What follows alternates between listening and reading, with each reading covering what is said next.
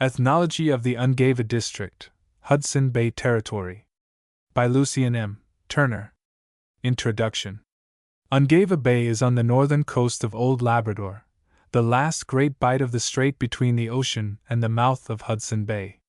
Its chief affluent is Coke Soak or South River, which is several hundred miles long and takes its rise in a picturesque festoonery of lakes looped through the highlands halfway down to Quebec. Fort Chimo and the surrounding region. Fort Chimo and the surrounding region. Fort Chimo is in longitude 68 degrees 16 west of Greenwich and latitude 58 degrees 8 north. The post is on the right bank of the Coke Soak River, about 27 miles from its mouth. The elevation of the level tract on which the houses are situated is but a few feet above high water mark. The location was selected on account of its comparative dryness, and also because the river affords a safer anchorage in that vicinity than lower down. The early Moravian missionaries, long before established on the Atlantic coast, desired to extend their labors for the conversion of the Eskimo to their teachings. About the year 1825, a vessel ascended the Coke Soak River for the purpose of selecting a new missionary station. Nearly opposite Fort Chimo is a beacon, yet standing, erected by the people of that vessel. Their reception among the natives was such that they gave a glowing account of it on their return. The Hudson Bay Company immediately took steps to erect a trading post upon the river, and a small party was sent in the year 1831 from Moose Factory to establish a trading post where the trade would appear to promise future development. The men remained there, obtaining a precarious subsistence, as the vessel delivering them supplies visited that place only once in 2 years. Their houses were simple, consisting of a single structure for the official in charge, another for the servants, and 2 more for the storage of goods. A palisade was erected around the houses to prevent the intrusion of the natives, Indians and Eskimo, who were so lately at war with each other that the rancorous feeling had not subsided and might break out afresh at any moment without warning. The remnants of the palisade were yet visible in 1882. The establishment of this trading post had a pacifying influence upon the natives, who soon found they could do better by procuring the many valuable fur-bearing animals than by engaging in a bloody strife, which the traders always deprecate and endeavor to prevent or suppress. After many trials to establish an overland communication with the stations on Hamilton Inlet, it was found to be impracticable, and in 1843 the station was abandoned. John M. Lean, in a work entitled 25 Years in the Hudson's Bay Territory, one gives an account of that portion of the country that came under his knowledge from the year 1838 to 1843. 1. In the year 1866 the steamer Labrador was built and sent with a party to re-establish the post at Fort Chimo. Since 1866 the post has been a paying station, and in later years a good profit has been made. Fort Chimo is the chief trading station of the Ungava District. The Ungava District proper is the area embraced by the watershed whose outflow drains into Ungava Bay. The eastern boundary is formed by the foothills on the west side of the Coast Range, which is the western limit of Labrador. This range has a trend northwest and southeast to latitude 60 degrees, where it makes a somewhat abrupt angle and pursues a nearly north course, terminating with Cape Chidley and the Buttons, the latter a low group of islets some 7 miles north of the Cape. The southern boundary is the height of land, near latitude 55 degrees. This region is estimated to be from 1,000 to 3,000 feet above sea level. The greater portion of it is comparatively level, and on its surface are innumerable lakes of various sizes, some of which are quite large. The western boundary is not so well known in the southern part of the region, as it has been seldom traversed.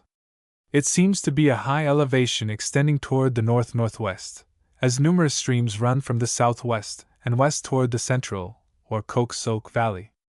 Eskimo who have traversed the region many times report that the elevated land abruptly ends near 58 degrees 30, and that there is formed a wide swampy tract, estimated to be about 80 miles wide, which opens to the northeast and southwest. The northwestern portion of the district is a great area abounding in abrupt hills and precipitous mountains of various heights. These heights, estimated to range no higher than 2,600 feet, terminate abruptly on the western end of the strait, and the numerous islands in that portion of the water are, doubtless, peaks of this same range continuing to the northwest. It will be thus seen that the district of Ungava is a huge amphitheater opening to the north. The interior of the district is excessively varied by ridges and spurs of greater or less elevation. The farther south one travels, the higher and more irregularly disposed are the hills and mountains. These spurs are usually parallel to the main ranges, although isolated spurs occur which extend at right angles to the main range. The tops of the higher elevations are covered with snow for the entire year. The summits of the lower ones are shrouded with snow as early as the 1st of September, and by the 1st of October the snow line descends nearly to their bases. The lower lands are full of swampy tracts, lakes, and ponds. The more elevated regions are totally destitute of vegetation, except the tripe de roches, which gives to the hills a somber color, anything but inspiring.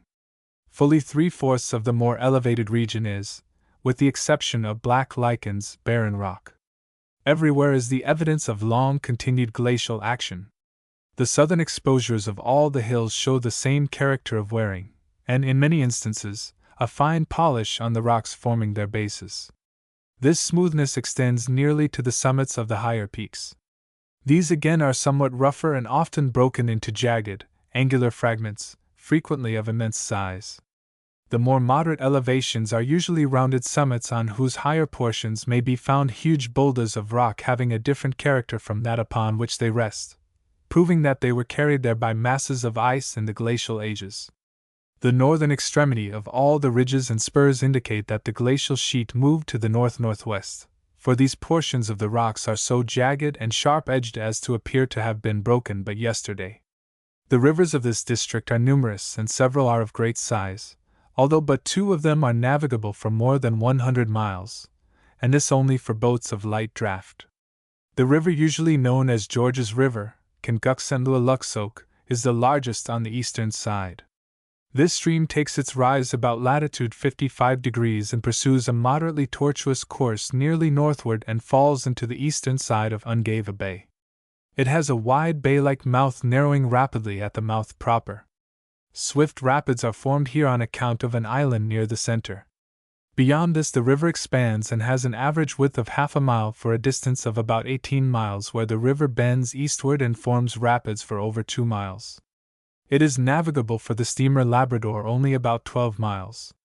Beyond the rapids it runs tolerably smooth and deep for nearly 40 miles and thence to the source is a series of rapids and falls, rendering portages frequent, and making it utterly impracticable for even a heavy skiff to ascend beyond 70 miles from the mouth. Indians assert that high falls occur about 150 miles from the mouth of the Georges River. The water is said to fall from a terrific height, almost perpendicularly, and it causes the ground to tremble so that the thundering noise may be heard for more than a day's journey from it. The tide at the mouth of Georges River rises 53 feet, and at the anchorage, opposite the newly established station of Fort George, some 12 miles from its mouth, 42 feet. Whale River is the next important river toward the east. Off the mouth of this river is a huge island, locally known as Big Island. This high island extends parallel to the course of the river, and a reef, connecting its upper end with the mainland, becomes dry at low water. The course of Whale River is not well known. About 40 miles up this stream it suddenly contracts and becomes a mere creek, forming the outlet of a large lake, whose position is not satisfactorily determined. It is to the banks of this lake that certain families of the Indians repair for summer fishing. The next large river is the Coxsackie. This stream is the largest in the district. It takes its rise from lakes situated on the plateau, the height of land, and pursues a course having a general direction north-northeast. On emerging from the lake it is rather small, but forks and unites again about 40 miles below. The current is sluggish at the upper end, and the eastern branch is so narrow that the Indians have to part the overhanging alders and willows to afford their canoes a passage. This branch is said to be the shorter way to the lake and is not so difficult to ascend, the eastern branch being shallow and containing a number of rapids. Below the junction of the branches the river rapidly becomes larger and contains several very high falls, below which the river flows northwest for a couple of 100 yards and then curves to the north-northeast for a distance of 5 miles. This portion is only about 700 feet wide. It then turns abruptly westward and rushes swiftly through a narrow gorge only 200 feet wide for a distance of about 7 miles. This course is noted for several rapids, through which a boat cannot make its way without great difficulty. At the end of this 7-mile run, the river again bends abruptly to the east, and continues that course with little northing until the last bend, some 65 miles below, is reached. At the lower end of the 7-mile run, the ledges and reefs are too numerous to count. From this place to the mouth of the Larch River, the Coxsackie is obstructed by islands, bars, and shoals. Below these, however, it becomes quite broad, until nearly opposite the high point or promontory below the mouth of the Larch, PL 36. From this locality it is monotonous till the last bend is reached, some 4 miles above Fort Chimo, where it suddenly turns to the north and pursues that direction to the sea with little variation. At the last bend, however, a large island, locally known as Big Island, not only obstructs but ends navigation for boats drawing over 6 feet. Small boats, such as skiffs and native boats, ascend to the lower end of 7-mile run. The principal obstruction to travel in any kind of vessel in the Coxsackie from Big Island to the mouth of the Larch River is the presence of 2 falls or rapids about 40 miles from Fort Chimo. 36. The extreme rise and fall of the tide at the mouth of the river is 62 feet 3 inches. The usual rise and fall is from 8 to 12 feet less, depending on the stage of the river. At Fort Chimo the tide rises as much as 31 feet. The backwater is held in check as far as the upper rapids in a common stage of water, and during a high rise in the month of June the water is backed some 3 miles beyond the upper rapids. The branches of the Coxsackie River are few and unimportant. The larger tributary is the Larch River. It is a rapid and almost unnavigable stream of variable depth, mostly shallow, and 100 to nearly 400 yards wide. At about 40 miles from its mouth the Larch forks, the lower or southwest fork draining the eastern sides of the same mountains whose western slopes are drained by the Little Whale River. This southwest fork of the Larch River is quite small and scarcely capable of being ascended, although it may, with great caution, be descended. This is the course followed by the Little Whale River Indians when they traverse the country to join the Naskapies of the Coxsackie Valley. The northwest branch of the Larch is still smaller, and is reported to issue from the swampy tract of land in about latitude 58 degrees 30. The next large river is the Leaf. Its mouth is about 34 miles northwest of Fort Chimo, and it flows into a peculiarly shaped bay named Tas-Ayak, or like a lake. The length of the river proper is estimated to be but 40 miles, flowing from a very long and narrow lake, having its longer axis extending southwestward and draining the greater part of the swampy tract lying in latitude 58 degrees 30. The southwestern portion of this tract is merely an area covered with innumerable small lakes so intimately connected by short watercourses that it is difficult to determine whether water or land constitutes the greater part of the area.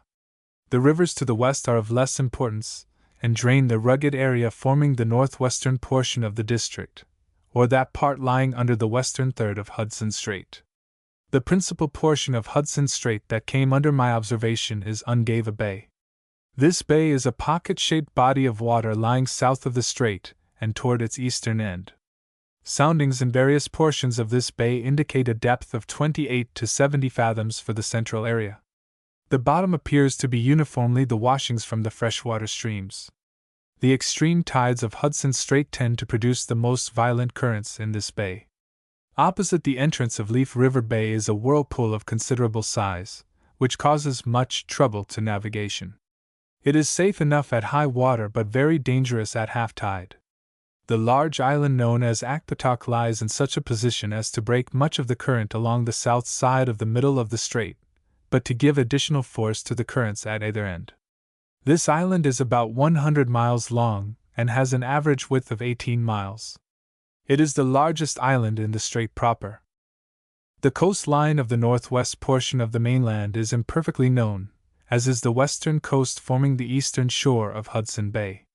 Navigation in any portion of Hudson Strait is attended with much danger, not alone from the tremendous energy of the tides but also from the quantity of ice to be found at all times. During the months of August and September the strait is comparatively free from large fields of ice, but after that date the harbors, coves, and other anchorages are apt to be frozen up in a single night. Climate. Climate. The temperature is controlled by the direction of the wind. The warmest winds are southeast, south, and southwest during the summer. The northeast winds bring, if backing, fog, rain, or snow. The north wind is usually cold and disposed to disperse the clouds. The northwest wind is always very cold in winter and chilly in summer. Westerly winds are moderate in winter and summer. The southerly winds are warm at all seasons if blowing hard, but very cold if blowing lightly in winter. I think the coldest light winds of the winter are from a point little west of south. They are doubtless due to the cold from the elevated region, the height of land. The greatest amount of cloudiness occurs in the spring and fall, rather less in July and August, and least during December, January, and February. The average cloudiness for the entire year is not less than 82/100ths of the visible sky. Sleet falls mostly from the middle of September to the beginning of December. Snow then succeeds it, and continues to be the only form of precipitation until the middle of April, when sleet and snow fall until the first rain sets in. The season of rain is very erratic. It may rain by the 1st of May, but rarely does. Snow falls every month in the year. The 2d of July and the 6th of August were the dates farthest apart for this form of precipitation. The character of the rain is usually moderate to hard for the summer showers, although several notable exceptions of abundant dashes occur during late June and all of July.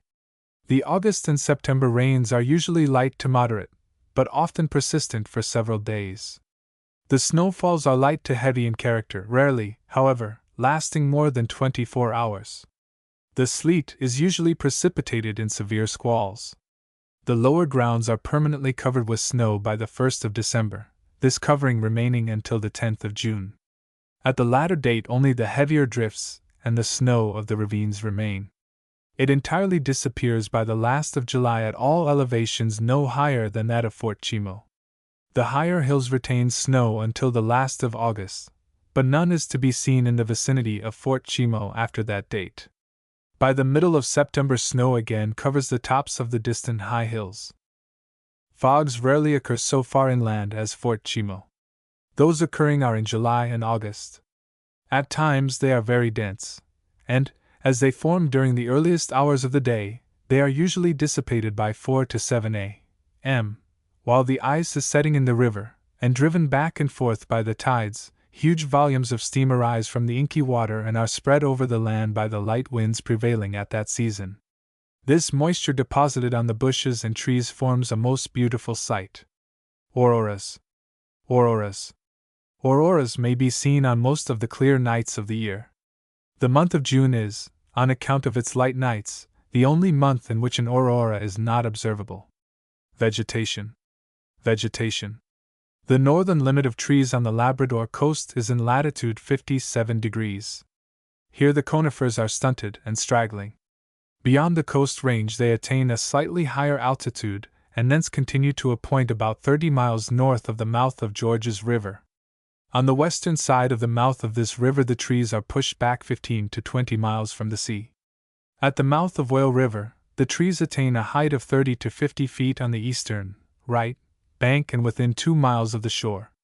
On the left bank the trees do not approach to within 10 to 15 miles of the coast.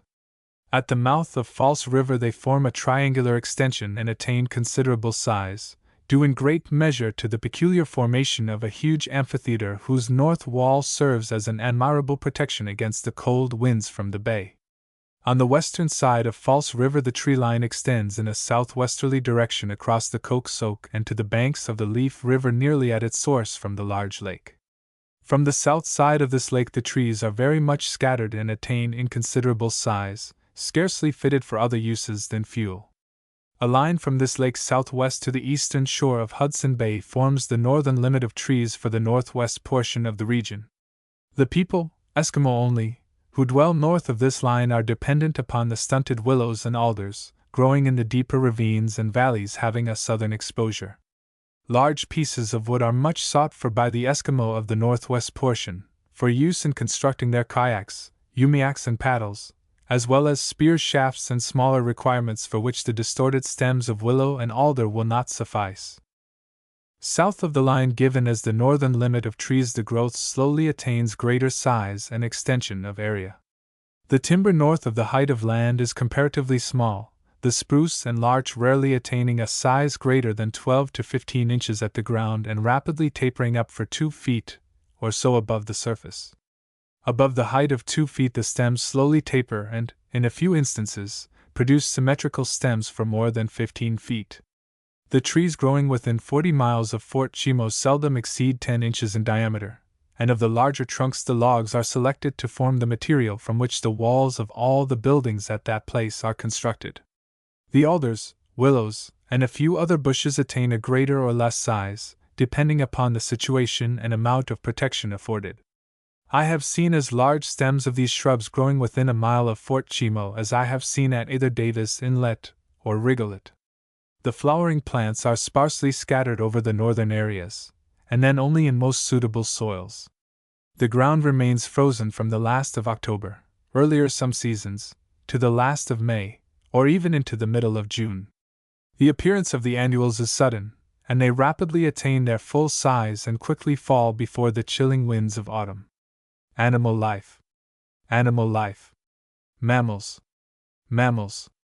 The marine mammals alone appear to be well known, but the number of cetaceans can certainly be increased above the number usually reported inhabiting the waters immediately bordering upon the region. The phocids are best known for the reason that off the shores of southeast Labrador the pursuit of species of this family is carried on each spring to an extent probably surpassing that anywhere else on the face of the globe. At the mouth of Little Whale River, the white whale is taken to the number of 500 each year, although the capture is steadily decreasing. The Indians here do the greater part of the labor of driving, killing, flaying, and preserving them. At Fort Chimo another station for the pursuit of white whales is carried on. Here the Eskimo do the driving and killing, while the Indians perform the labor of removing the blubber and rendering it fit for the oil tanks into which it is placed to put it beyond the action of the weather. The skin of the white whale is tanned and converted into a leather of remarkably good quality, especially noted for being nearly waterproof. Of the land mammals, the reindeer is probably the most abundant of all. It is found in immense numbers in certain localities, and forms for many of the inhabitants the principal source of subsistence, while to nearly all the residents its skins are absolutely necessary to protect them from the severity of the winter. The black, white, and brown bears are common enough in their respective areas. The former rarely ranges beyond the woodlands, never being found so far north as Fort Chimo. The white bear is common in the northern portions bordering the sea and is occasionally found as far south as the Strait of Belle Isle, to which it has been carried on icebergs or fields of ice. Akpatak Island and the vicinity of Cape Chidley are reported to be localities infested with these brutes. The brown or barren ground bear appears to be restricted to a narrow area and is not plentiful, yet is common enough to keep the Indian in wholesome dread of its vicious disposition when enraged. The smaller mammals occur in greater or less abundance according to the quality and quantity of food to be obtained. The wolves, foxes, and wolverines are pretty evenly distributed throughout the region. The hares are found in the wooded tracts for the smaller species and on the barren regions for the larger species. Birds. The actual residents were ascertained to be less than 20 species for the northern portion of the Ungava district. Of the actual residents, the 2 species of the genus Lagopus are the most abundant of all birds in the region, and form an important article of food for all classes of people inhabiting the district. The winter exerts an important influence on the smaller resident species. During the winter of 1882–83, the number of the 4 species obtained of the genus Acanthides was almost incredible. Their notes might be heard at any time during that season, which was cold, though regularly so, and not specially stormy. In the winter of 1883–84, not a single individual was observed from the middle of November to the last of March. The same remarks may well apply to the white-winged crossbill, Loxia leucoptera, which was very abundant the first winter, but during the last winter a very small flock only was observed, and these were apparently vagrants. Among the water birds, certain species which were expected to occur were conspicuously absent. The character of the country forbids them rearing their young, as there is little to feed upon, and only a few breed in the immediate vicinity of Fort Chimo. Among the gulls, Larus argentatus smithsonianus is certainly the only one breeding in abundance within Ungava Bay. Of the terns, the Arctic tern, Sterna paradisi, was the only one ascertained to breed in Hudson Strait. I am not certain that they do breed there every year. Although I saw them in early July, 1883, under conditions that led me to believe that they were on their way to their nests, yet it was not until 1884 that a number of eggs were secured near that locality. Of the smaller waders, but 2 species were actually ascertained to breed in the vicinity of Fort Chimo, yet 2 or 3 other species were observed under such circumstances as to leave no doubt that they also breed there. The native inhabitants of the country, general sketch. The native inhabitants of the country, general sketch. The Eskimo. The Eskimo. The northern portions of the coast of the region under consideration are inhabited by the Eskimo, who designate themselves, as usual, by the term Inuit, people, plural of Inuit, a person. That they have been much modified by contact with the whites is not to be doubted, and it is equally certain that their language is constantly undergoing modifications to suit the purposes of the missionary and trader, who, not being able to pronounce the difficult guttural speech of these people, require them to conform to their own pronunciation. The region inhabited by the Inuit is strictly literal. Their distribution falls properly into 3 subdivisions, due to the 3 subtribal distinctions which they maintain among themselves. The first subdivision embraces all the Inuit dwelling on the Labrador coast proper and along the south side of Hudson Strait to the mouth of Leaf River, which flows into Ungava Bay. These people apply the terms Suhai and I-Mayat to themselves and are thus known by the other subdivisions. This term is derived from Suhai Nuk, the sun, and the latter part of the word, meaning people, literally, those that dwell at or in. Hence, people of the sun, sunny side, because the sun shines on them first. At the present time these people are confined to the seashore and the adjacent islands, to which they repair for seals and other food. South of Hamilton Inlet I could learn of but one of these people. The Inuit of pure blood do not begin to appear until the missionary station of Hopedale is reached. Here a number of families dwell, although mostly at the instigation of the missionaries. Between this station and Hebron are several other Moravian missionary stations, at each of which dwell a greater or less number of pure Inuit. North of Hebron to Cape Chidley there are but few families, some 7 in all, embracing a population of less than 40 souls. On the west side of Cape Chidley, as far as the mouth of Georges River, only about 8 families live. These with the Georges River Inuit comprise less than 50 individuals. There is a stretch of coast bordering Ungava Bay, from Georges River to the Coxsoak River, which is uninhabited. The Coxsoak River people include only 4 or 5 families and number less than 30 souls. The next people are those dwelling at the mouth of Leaf River, but they are more properly to be considered under the next subdivision. The exact number of the Suhinamute could not be definitely determined. They are subdivided into a number of small communities, each bearing a name compounded of the name of their home and Mayat. The people of the inhabitants of Cape Chidley are known as Kilin Ig Mayat, from the word Kilinik, wounded, cut, incised, lacerated, hence, serrated, on account of the character of the rough rocks and mountains. The natives of Georges River are known as Kanguk Sentlua Luxoagmiat. Those of the Coxsoak River are known as Coxsoagmiat. The second subdivision includes the Inuit dwelling on the area lying between the mouth of Leaf River, thence northward, and along the south side of Hudson Strait. Their western and southern limit extends to about latitude 60 degrees. These Inuit are known by the other subdivisions as Tahag Mayat. They apply the same term to themselves. The word is derived from Tahak, a shadow, hence people of the shade or shadow as distinguished from the Suhai and I Mayat, or people of the light or sunshine. These people are but little influenced by contact with the white traders, who apply to them the term Northerners. Their habits and customs are primitive, and many appear to be entirely distinct from the customs of their neighbors south and east. The character of the region in which they dwell is very rugged.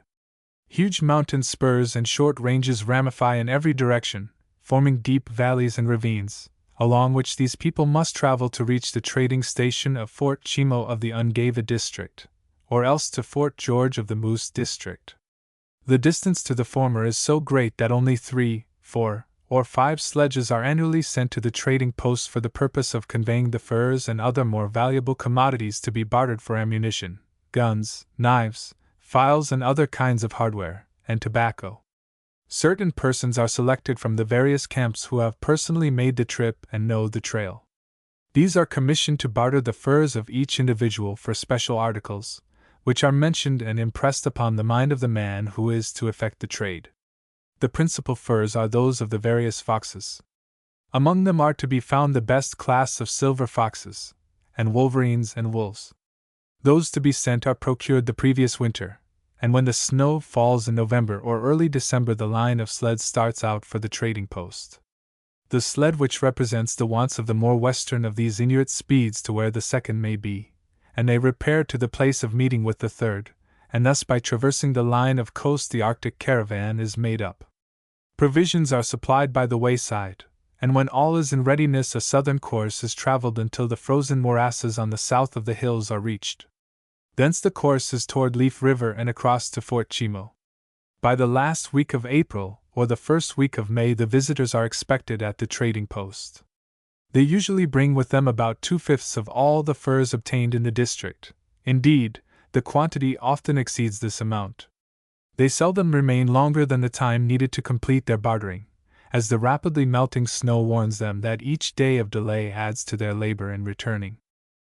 The homeward journey is more frequently made along the coast, as there the snow is certain to remain longer upon the ground. It is not infrequent that these travelers experience warm weather, which detains them so long that they do not reach the end of their journey until the middle of the summer, or even until the beginning of the next winter. Many of the Inuit who accompany these parties have never seen white men until they arrive at Fort Chimo. Women are often of the party. These people are usually tall and of fine physique. The men are larger than the average white man, while the women compare favorably in stature with the women of medium height in other countries. They have quite different customs from those of their present neighbors. Their language is dialectically distinct, about as much so as the Malimute differ from the Kaviagnute of Norton Sound, Alaska. The Tahagmiut have a rather harsh tone, their gutturals are deeper and the vowels usually rather more prolonged. They are much given to amusement, and still retain many of the old games, which the Suhi-Nimiut have forgotten, or no longer engage in. Their dead are treated with no ceremony. They simply lash the limbs of the deceased to the body and expose the corpse to the elements, removing it, however, from immediate sight of the camp. Old and infirm people are treated with severity, and when dependent upon others for their food they are summarily disposed of by strangulation or left to perish when the camp is moved. Women are held in little respect, although the men are very jealous of the favors of their wives, and incontinence on the part of the latter is certain to be more or less severely punished. The male offender, if notoriously persistent in his efforts to obtain forbidden favors, is usually killed by the injured lover or husband. Gambling is carried on to such a degree among both sexes that even their own lives are staked upon the issue of a game. The winner often obtains the wife of his opponent, and holds her until some tempting offer is made for her return. The only article they possess is frequently wagered, and when they lose they are greeted with derision. The women, especially, stake their only garment rather than be without opportunity to play. The usual game is played with a number of flattened pieces of walrus ivory. On one side are a number of dots forming various crude designs, which have received names from their fancied resemblance to other objects. These must be matched. The game somewhat resembles dominoes, and whether it is original with these Inuit I was unable to conclude. They stoutly maintain that it originated with themselves. I suspect, however, it had its origin in the imitation of someone who had observed the playing of dominoes on board of some of the whaling vessels visiting these waters. For other amusements these Inuit indulge in a number of tests of personal strength, such as wrestling and leaping. Feasts are held at stated times in huge structures built of snow blocks.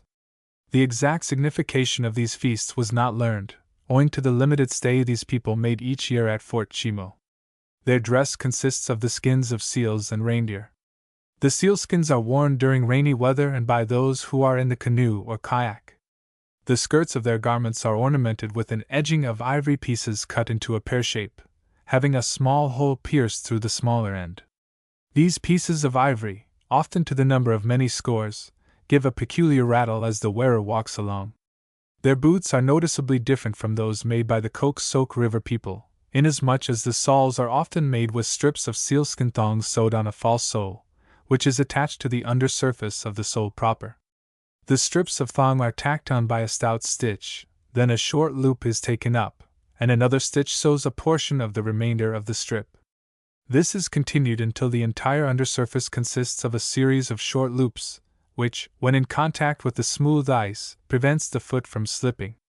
This sort of footgear is not made in any other portion of the district.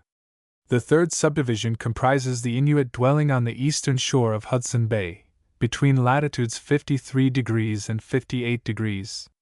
The number of these Inuit could not be definitely ascertained, as they trade, for the most part, at Fort George, belonging to the Moose District. Each year, however, a party of less than a dozen individuals journey to Fort Chimo for the purpose of bartering furs and other valuables. Those who come to Fort Chimo are usually the same each year. In language they differ greatly from the Coxsackie Inuit, inasmuch as their speech is very rapid and much harsher. Many of the words are quite dissimilar, and even where the word has the same sound it is not unusual that it has a meaning more or less different from that used by the Coxsackie Inuit. As these people have been long under the advice and teachings of the Missionary Society of London, it is to be expected that they, especially those nearer the trading station, are more or less influenced by its teachings. Their customs differ somewhat from the other Inuit, though this is due in a great measure to the impossibility of procuring the necessary food and skins for garments, unless they are constantly scouring the plains and hills for reindeer or the shore for seals and other marine creatures. These people are called by their neighbors and themselves Itv Mayat. Iti Vuk signifies the other, farther, distant side, of a portion of land, hence, the word Ativamut means people of the other side. The northern Ativamut are probably the most superstitious of all the Inuit dwelling in the region under consideration.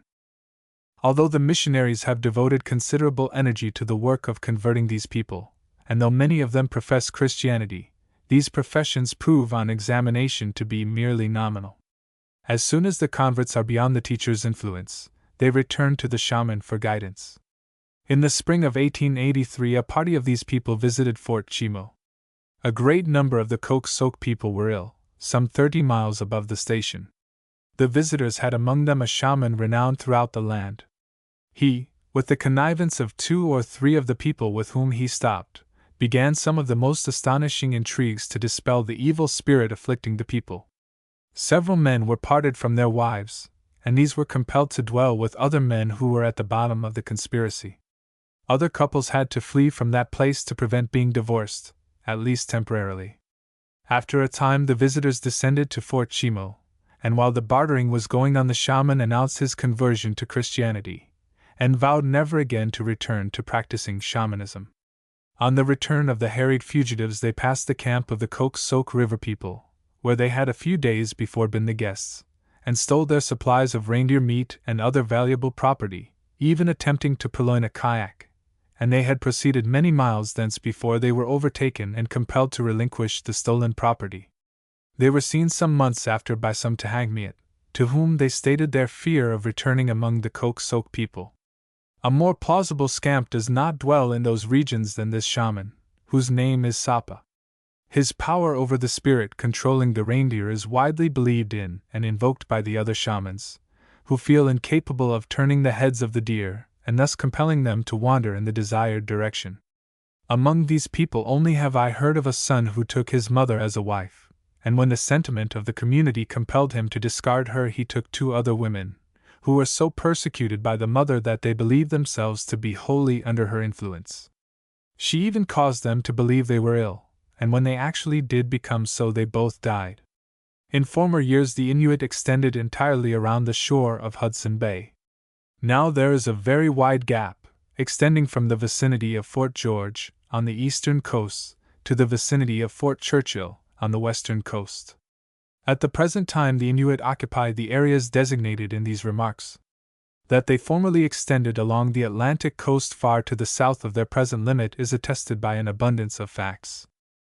The Inuit of the eastern shore of Hudson Bay, the Atikamekw, informed me that the Inuit dwelling on the islands of Hudson Bay, more or less remote from the mainland to the east, are termed Kigiktag-Mayat, or island people. They relate that those islanders have quite different customs from the mainland people, inasmuch as their clothing consists of the skins of seals and dogs, rarely of reindeer skins, as the latter are procurable only when one of their number comes to the shore to trade for such articles as cannot be obtained on his locality. The spear, kayak, bow, and arrow are used, and they have but little knowledge of firearms. These people are represented as often being driven to greatest extremity for food. It is said that their language differs considerably from that of their neighbors. The Inuit, as a rule, are peaceful and mild-tempered, except when aroused by jealousy. They are, however, quick enough to resent an insult or avenge an injury.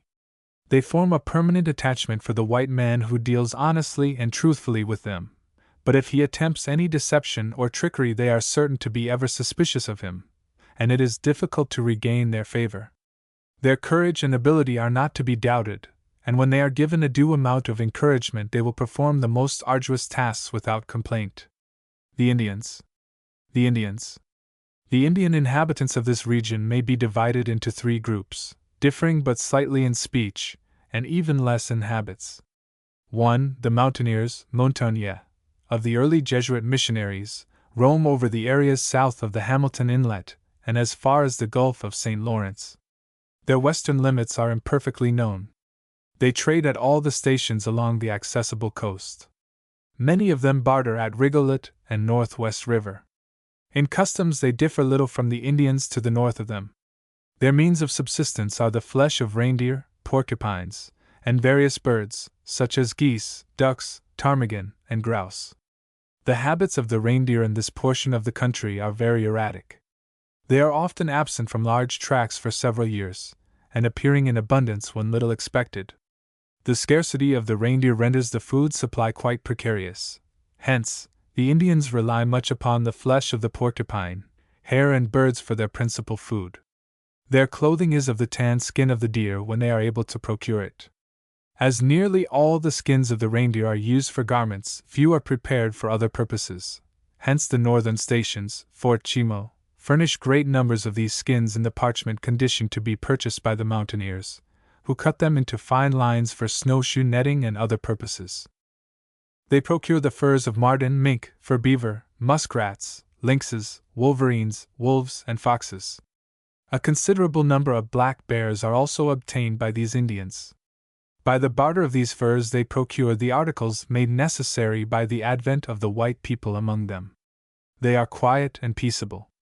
Many of them profess a regard for the teachings of the Roman missionaries, who have visited them more or less frequently for over 150 years.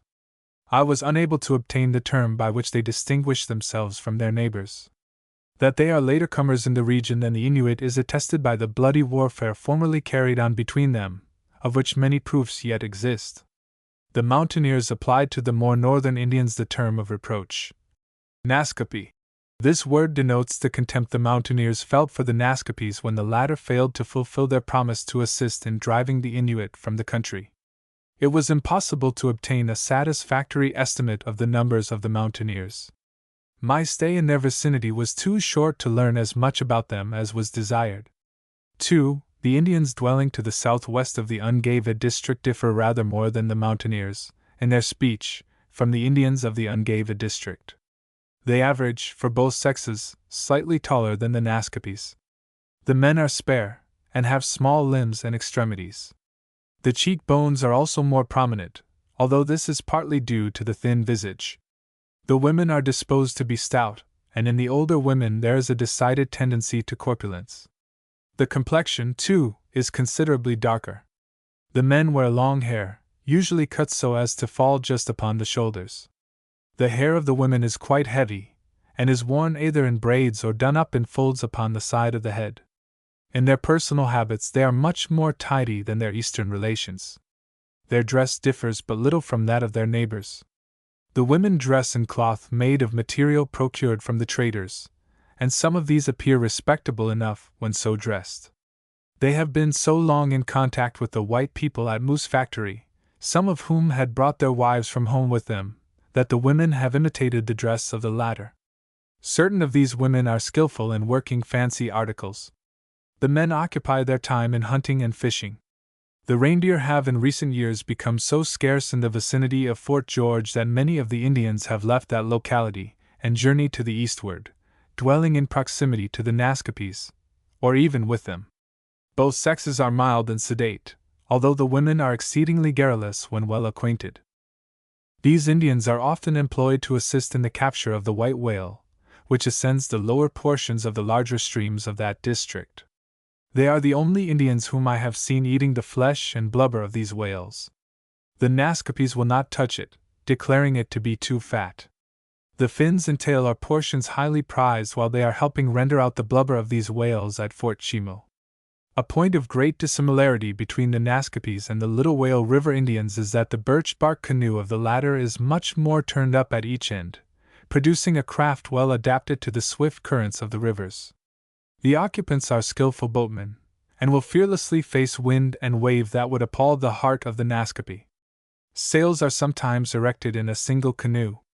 At times 2 canoes are lashed together, and a sail spread from a single mast. This double boat is very convenient for the traveler. These people are strongly addicted to the practice of polygamy, and while they are Christians externally, they are so only as long as they are within the reach of the missionary. Among those who had come to dwell in the Ungava district were several who had, because of the opportunity, taken 2 wives. The missionary E. J. Peck suddenly appeared among them as he was on his way to London. On learning of the conduct of the people, he gave them a sound rating and besought them to relinquish the practice. They assented, and sent the 2nd wives away until the missionary was out of the country, and then they took them back. Girls are often taken as wives before they attain puberty, and for this reason they seldom have large families. 2, 3, or 4 children form the usual number for each family. They are satisfied if the first child is a male, and to the mother who delivers only female children a term of contempt is often applied.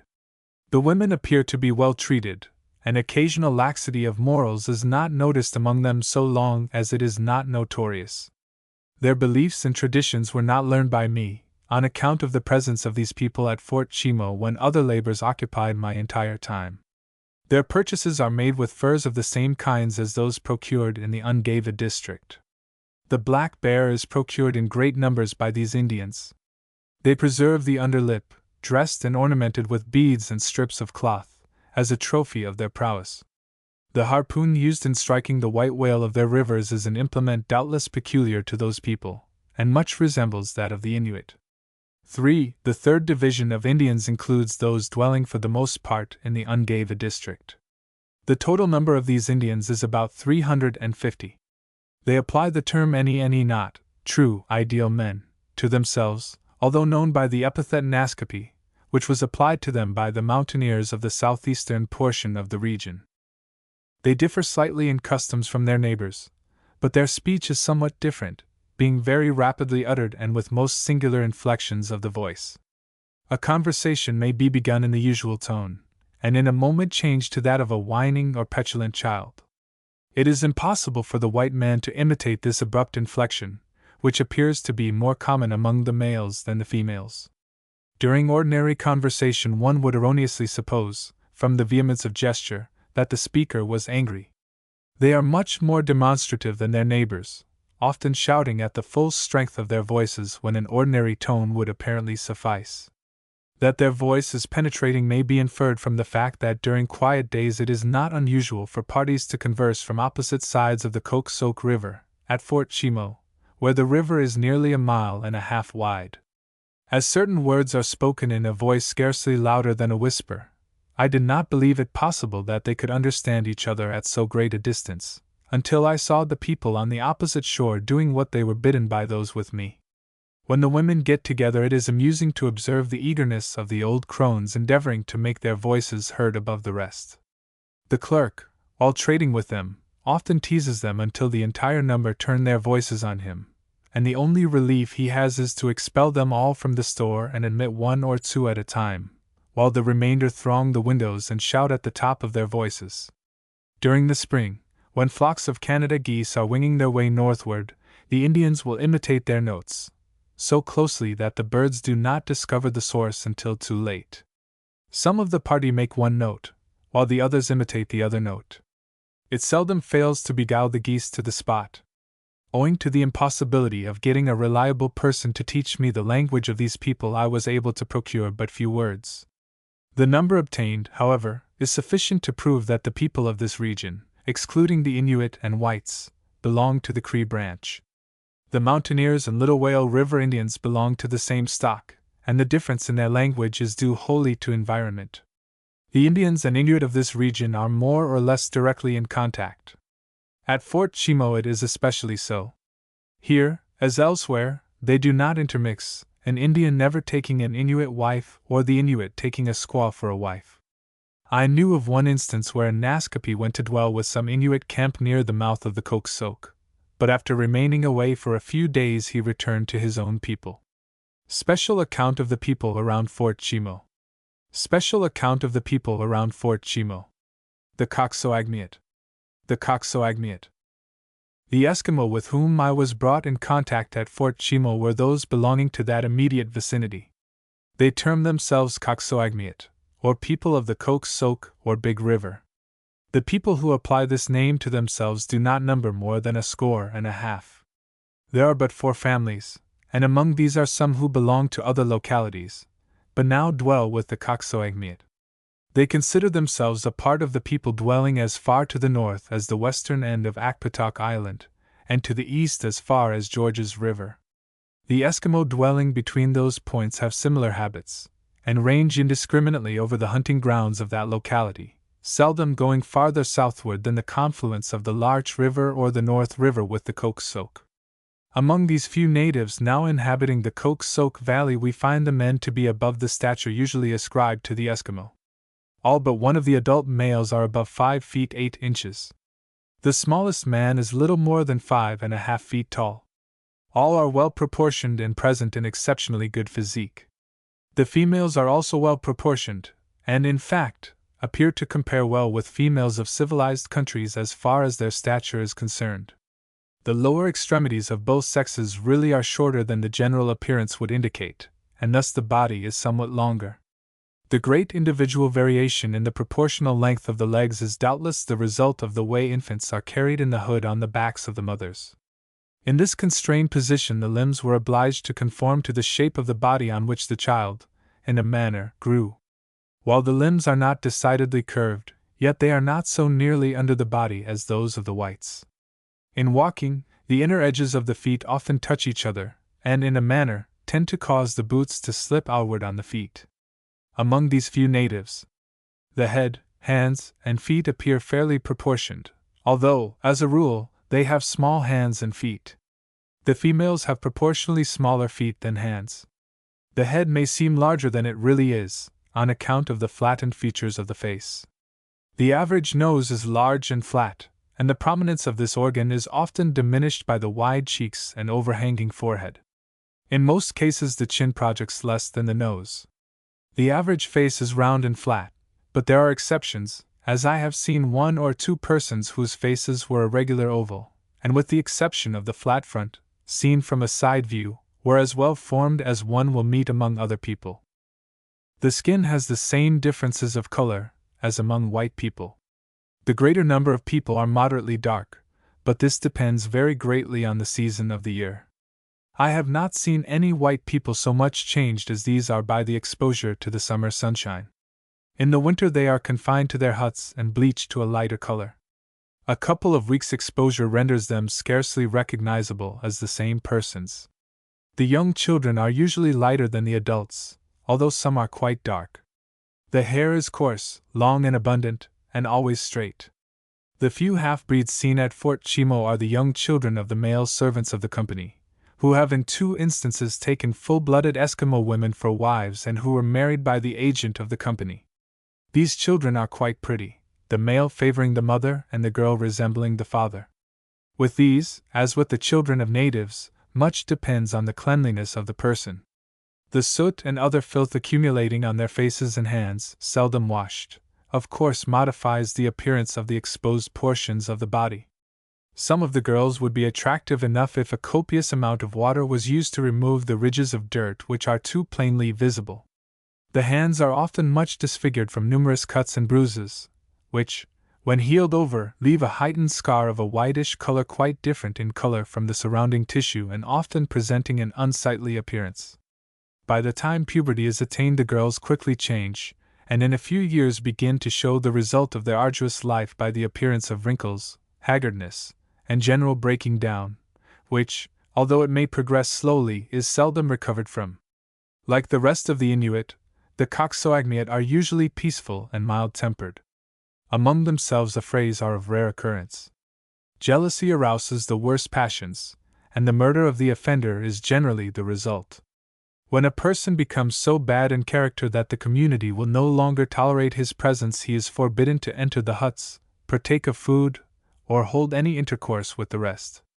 Nevertheless, as long as he threatens no one's life, but little attention is paid to him. Should he be guilty of a murder, several men watch their opportunity to surprise him and put him to death, usually by stoning. The executioners make no concealment of their action, and are supported by public opinion in the community. In the case of a premeditated murder, it is the duty of the next of kin to avenge the deed, though years may pass, while the murderer pursues his usual occupations undisturbed, before an opportunity occurs to the relative for taking him by surprise. Sometimes the victim is not overcome and turns upon the assailant and kills him. The man, now guilty of 2 murders, is suffered to live only at the pleasure of the people, who soon decree his death. That murder is not approved, either by the individual or the community, is well attested by the fact that the island of Akpatak is now tabooed since the murder of part of the crew of a wrecked vessel, who camped on that island. Such a terrible scene was too much, even for them, and now not a soul visits that locality, lest the ghosts of the victims should appear and supplicate relief from the natives, who have not the proper offerings to make to appease them. Aged people who have no relatives on whom they may depend for subsistence are often quietly put to death. When an old woman, for instance, becomes a burden to the community, it is usual for her to be neglected until so weak from want of food that she will be unable to keep up with the people, who suddenly are seized with a desire to remove to a distant locality. If she regains their camp, well for her, otherwise she struggles along until exhausted and soon perishes. Sometimes 3 or 4 of the males retrace their steps to recover a lost whip or a forgotten ammunition bag. They rarely go farther than where they find the helpless person, and if their track be followed, it will be found that the corpse has stones piled around it, and is bound with thongs. An old woman at Port Chimo had but one eye, and this was continually sore and very annoying to the people with whom she lived. They proposed to strangle her to relieve her from her misery. The next morning the eye was much better and the proposed cure was postponed. Cases of suicide are not rare, considering the few people of that locality. Pitching themselves from a cliff or producing strangulation are the usual methods. Sometimes a gun is used.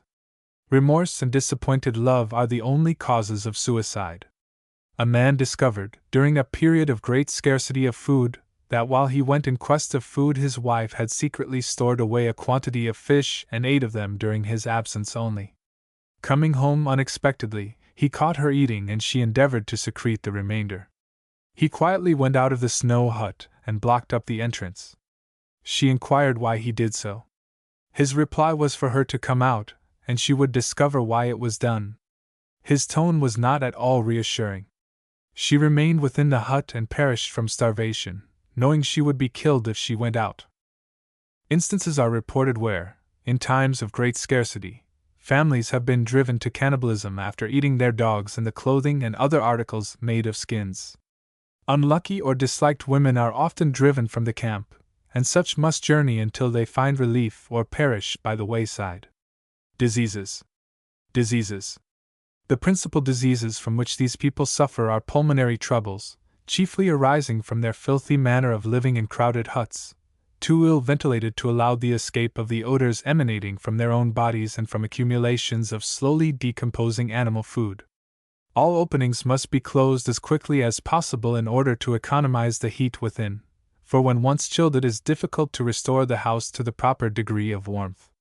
An Eskimo would always prefer to erect a new hut of snow rather than pass the night in one which has been deserted for only a single night if the doorway has not been tightly closed with a block of snow. Within the walls, reeking with the exhalations of various putrid matters, the people breathe and rebreathe the air filled with poisonous gases, so fully 1/2 of the Eskimo die of pulmonary troubles. The other prevailing diseases are those causing devitalization of the blood, such as scurvy. Sores break out on the shoulders, elbows, knees, and ankles. The ravages of these diseases proceed at an astonishing rate, soon carrying off the afflicted person. The means of relief usually employed are those which the shaman, or conjurer, as he is locally known, is able to effect by working on the imagination of the sick, who is in this condition easily influenced. The will power of both the patient and shaman is stretched to its utmost tension, and as faith with them, as with many others of fairer skins, often produces more of the relief than the ministrations of drugs or draughts, the cure is effected, or else the shaman, like the physician, has not the devil on his side. The magnitude of the disease is generally measured by the amount of the patient's worldly wealth. Marriage. Marriage. A woman is married as soon after puberty as a male comes along who has the requisite physical strength to force her to become his wife. Many of the females are taken before that period, and the result is that few children are born to such unions and the children are generally weakly. The ceremony between the couples is quite simple.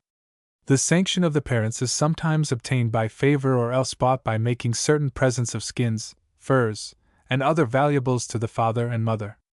The girl is sometimes asked for her consent, and if unwilling, often enlists the sympathy of the mother, and the affair is postponed to a more favorable opportunity, or till the suitor becomes disgusted with her and takes somebody else.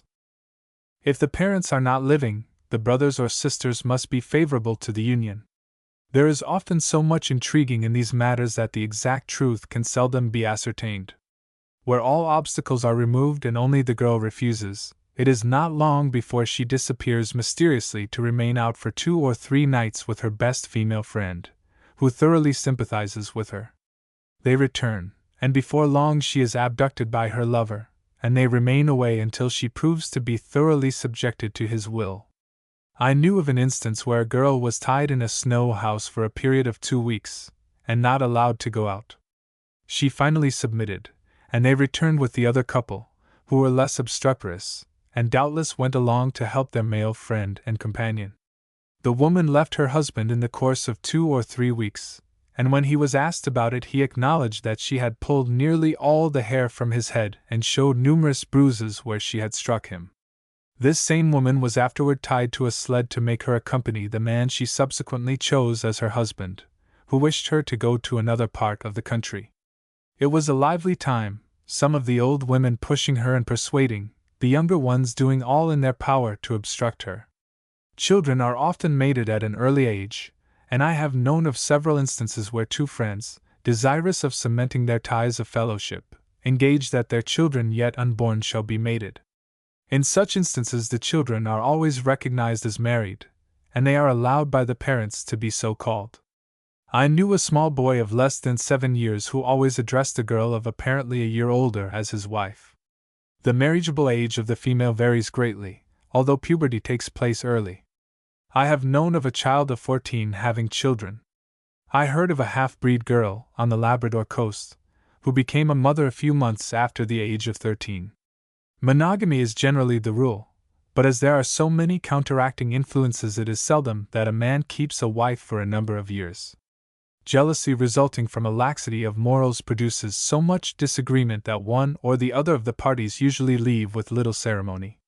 In rare instances, where there is a compatibility of temper and a disposition to continence, the pair remain together for life.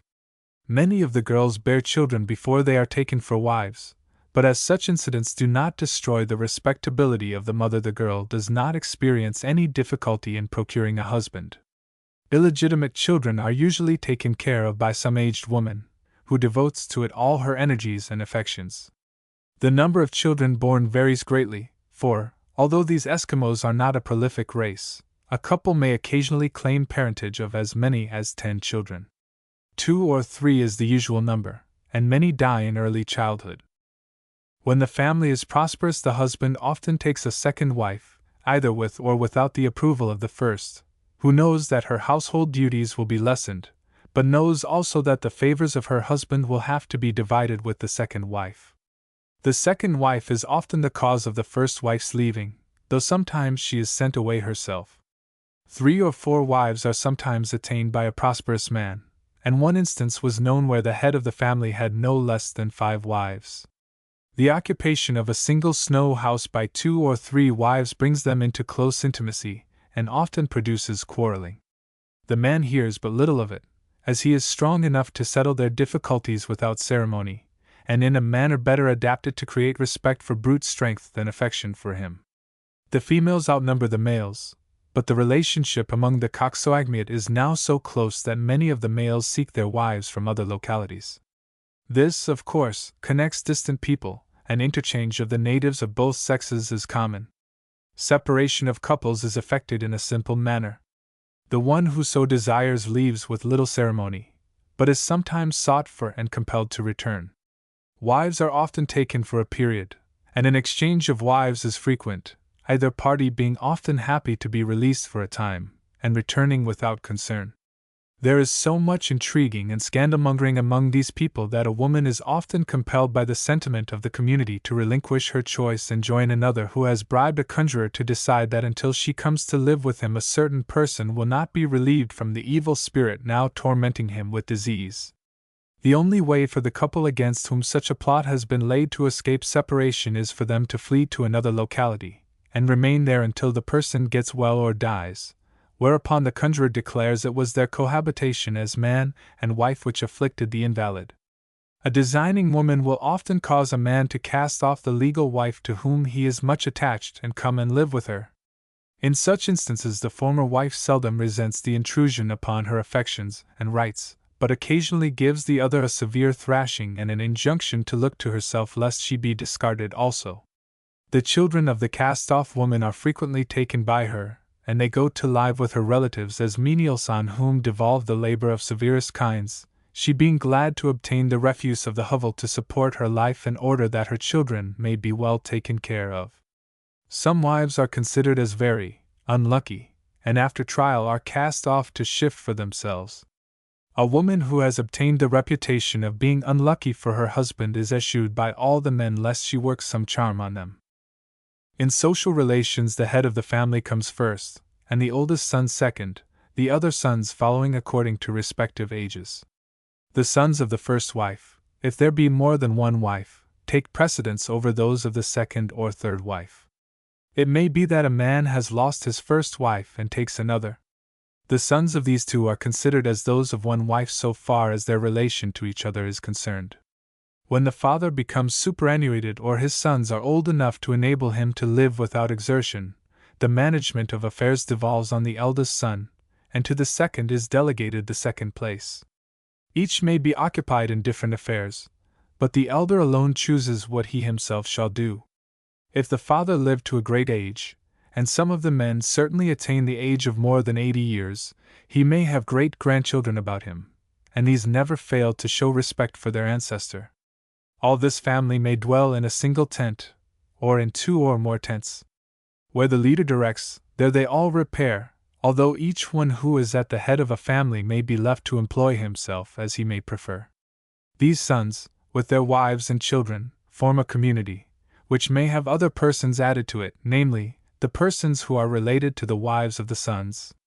There may be but one community in a locality, and this is locally known to the white people as the gang of the head man. Families whose members have decreased in number by death or by marriage may seek the companionship of one of these communities for protection. The new arrival at once acknowledges his dependence and is, in a manner, under the influence, if not control, of the leader of the community which he joins. Children. A new-born babe must not be washed until 6 or 8 hours have elapsed. It is then placed to the breast and rarely gets any water to drink until old enough to help itself to it. The child may be named while yet in utero. There being no distinctions for sex in names, the appellation can scarcely be amiss. Several names may be acquired from the most trivial circumstances. Old names may be discarded and new names substituted, or certain names applied by certain people and not used by others. Love for offspring is of the deepest and purest character.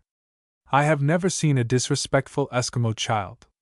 Mothers and fathers never inflict corporal punishment on their children, for these are early taught to obey, or rather they are quick to perceive that their parents are their protectors and to them they must go for assistance.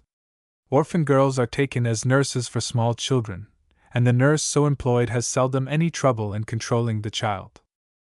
Among young children at play the greatest harmony prevails. An accident resulting in sufficient harm to cause tears obtains the sympathy of all, who strive to appease the injured child by offers of the greatest share of the game, the little fellow often smiling with the prospective pleasure, while the tears yet course down his begrimed cheeks.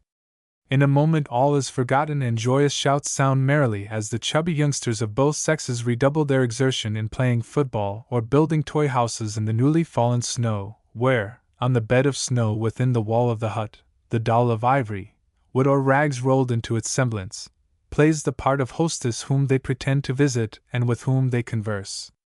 Among the younger boys and girls, of 10 or 12, there is a great spirit of cheerful rivalry, to prove their ability to secure such food as they are able to capture. If they can procure enough to purchase some ammunition with which to kill ptarmigan, they soon have a certain amount of credit. This enables them to provide some coveted luxury for their parents, who, of course, aid and encourage them to become successful hunters. Within the huts the girls display their skill by sewing fragments of cloth into garments for dolls or striving to patch their tattered clothes. The older boys look with contempt upon these childish occupations and, to show their superiority, often torment the younger ones until the father or mother compels them to desist. Pranks of various kinds are played upon each other, and they often exhibit great cunning in their devices to annoy. These boys are able to accompany their elders on hunting trips and run ahead of the team of dogs attached to the sled. Burial customs. Burial customs. When a person dies, the body is prepared by binding it with cords, the knees being drawn up and the heels placed against the body. The arms are tied down, and a covering of deerskin or sealskin is wrapped around the body and fastened. The nearest relatives on approach of death remove the invalid to the outside of the house, for if he should die within he must not be carried out of the door but through a hole cut in the side wall, and it must then be carefully closed to prevent the spirit of the person from returning. The body is exposed in the open air along the side of a large rock, or taken to the shore or hilltop, where stones of different sizes are piled around it to prevent the birds and animals from getting at it. See Figure 21. It is considered a great offense if a dog be seen eating the flesh from a body. In case of a beloved child dying, it is sometimes taken with the people to whom it belonged if they start for another locality before decomposition has progressed too far. The dying person resigns himself to fate with great calmness. During illness, even though it be of most painful character, complaint is seldom heard, and so great is fortitude that the severest paroxysms of pain rarely produce even a movement of the muscles of the countenance. The friends often exhibit an excessive amount of grief, but only in exceptional instances is much weeping indulged in.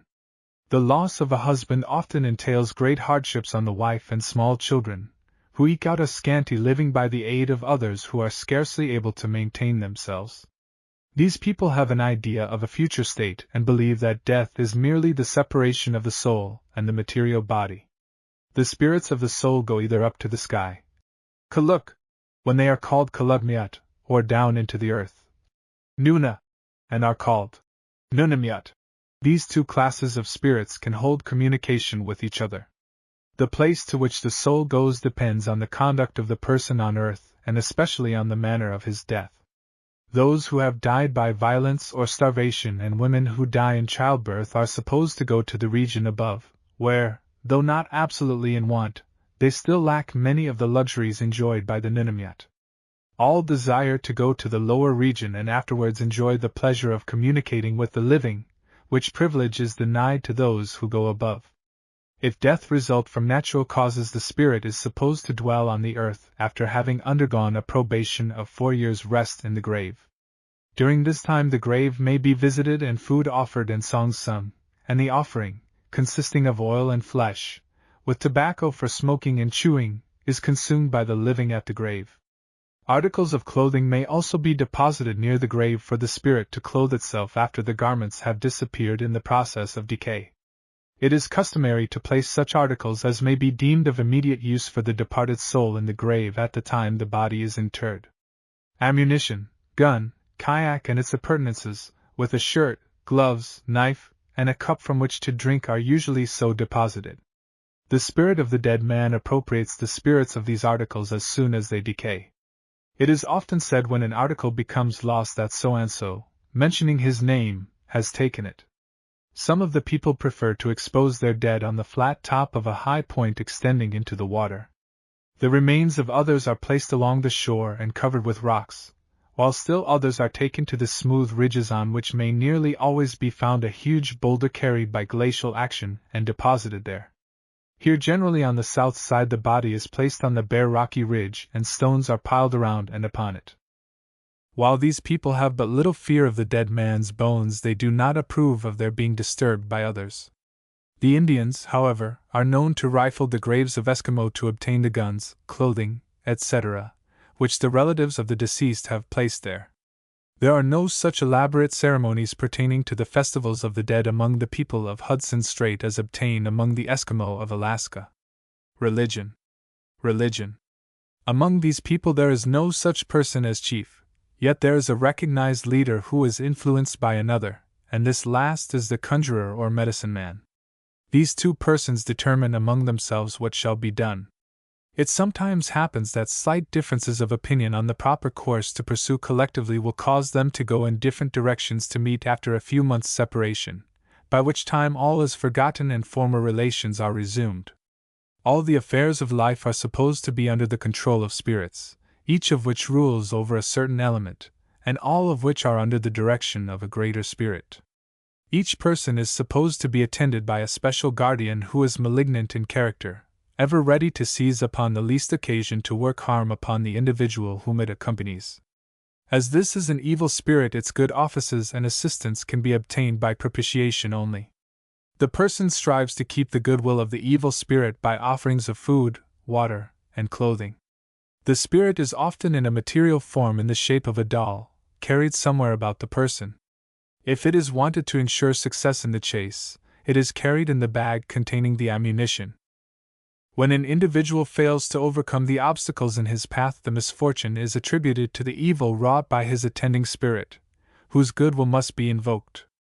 If the spirit proves stubborn and reluctant to grant the needed assistance, the person sometimes becomes angry with it and inflicts a serious chastisement upon it, deprives it of food, or strips it of its garments, until after a time it proves less refractory and yields obedience to its master. It often happens that the person is unable to control the influence of the evil-disposed spirit, and the only way is to give it to some person without his knowledge. The latter becomes immediately under the control of the spirit, and the former, released from its baleful effects, is able successfully to prosecute the affairs of life. In the course of time the person generally relents, and takes back the spirit he gave to another. The person on whom the spirit has been imposed should know nothing of it lest he should refuse to accept it. It is often given in the form of a bundle of clothing. It is supposed that if in hunting somebody merely takes the bag to hang it up, the influence will pass to him. The spirit is supposed to be able to exert its influence only when carried by some object having life. Hence the person may cast it away for a time, and during that period it remains inert. Besides this class of spirits, there are the spirits of the sea, the land, the sky, for be it understood that the Eskimo know nothing of the air, the winds, the clouds, and everything in nature. Every cove of the seashore, every point, island, and prominent rock has its guardian spirit. All are of the malignant type and to be propitiated only by acceptable offerings from persons who desire to visit the locality where it is supposed to reside. Of course, some of the spirits are more powerful than others, and these are more to be dreaded than those able to inflict less harm. These minor spirits are under the control of the Great Spirit, whose name is Tung-ak. This one Great Spirit is more powerful than all the rest besides. The lesser spirits are immediately under his control and ever ready to obey his command. The shaman, or conjurer, alone is supposed to be able to deal with the tongue ak. While the shaman does not profess to be superior to the tongue ak, he is able to enlist his assistance, and thus be able to control all the undertakings his profession may call for.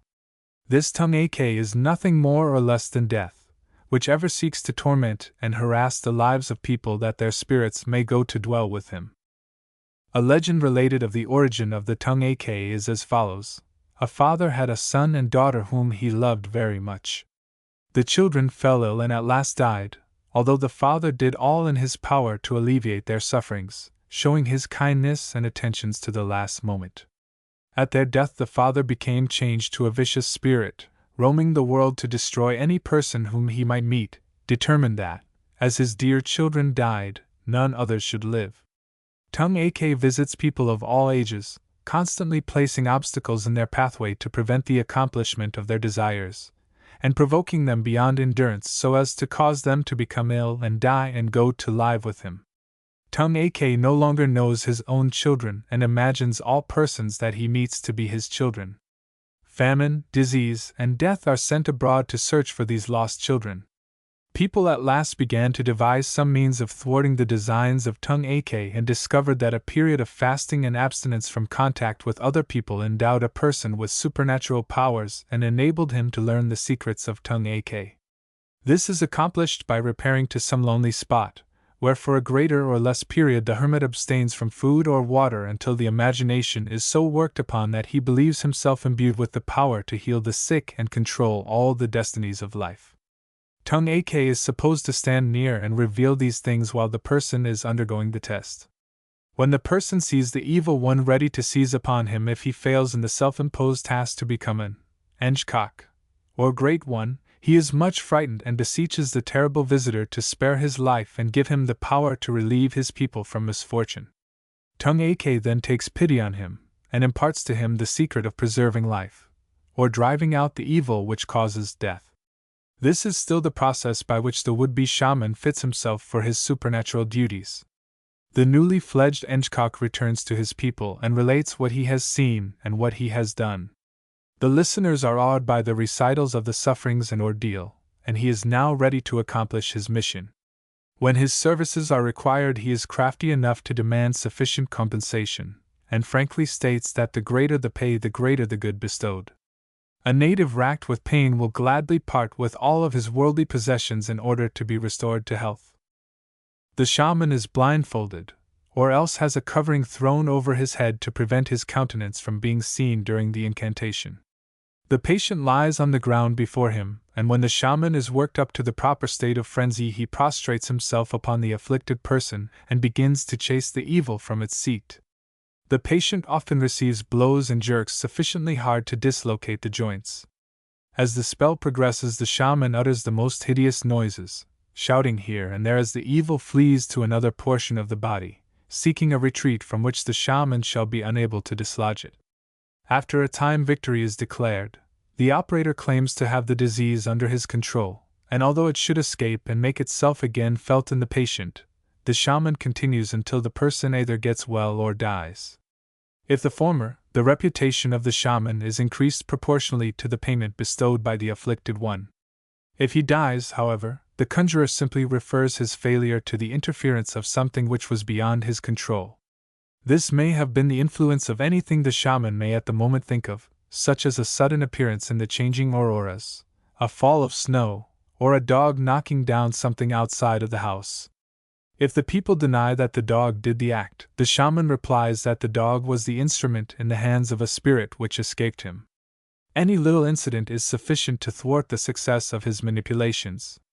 If any person be the subject of the shaman's displeasure, he or she must undergo some sort of punishment, or do an act of penance for the interference. It is not unusual to see a person with the harness of a dog on his back. This is worn to relieve him, or somebody else, of a spell of the evil spirit. The tail of a living dog is often cut from its body in order that the fresh blood may be cast upon the ground to be seen by the spirit who has caused the harm, and thus he may be appeased. Numerous mutilations are inflicted upon animals at the command of the conjurer, who must be consulted on nearly all the important undertakings of life in order that he may manage the spirits which will ensure success.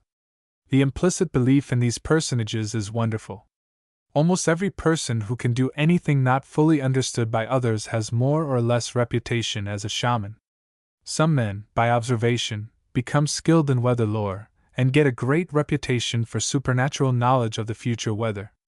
Others again are famous for suggesting charms to ensure success in hunting, and in fact, the occasions for consulting the conjurer are practically innumerable. One special qualification of a good shaman is the ability to attract large numbers of deer or other game into the region where he and his friends are hunting. Some of these shamans are superior hunters and, as their experience teaches them the habits of the deer, they know at any season exactly where the animals are and can anticipate their future movements, influenced greatly by the weather.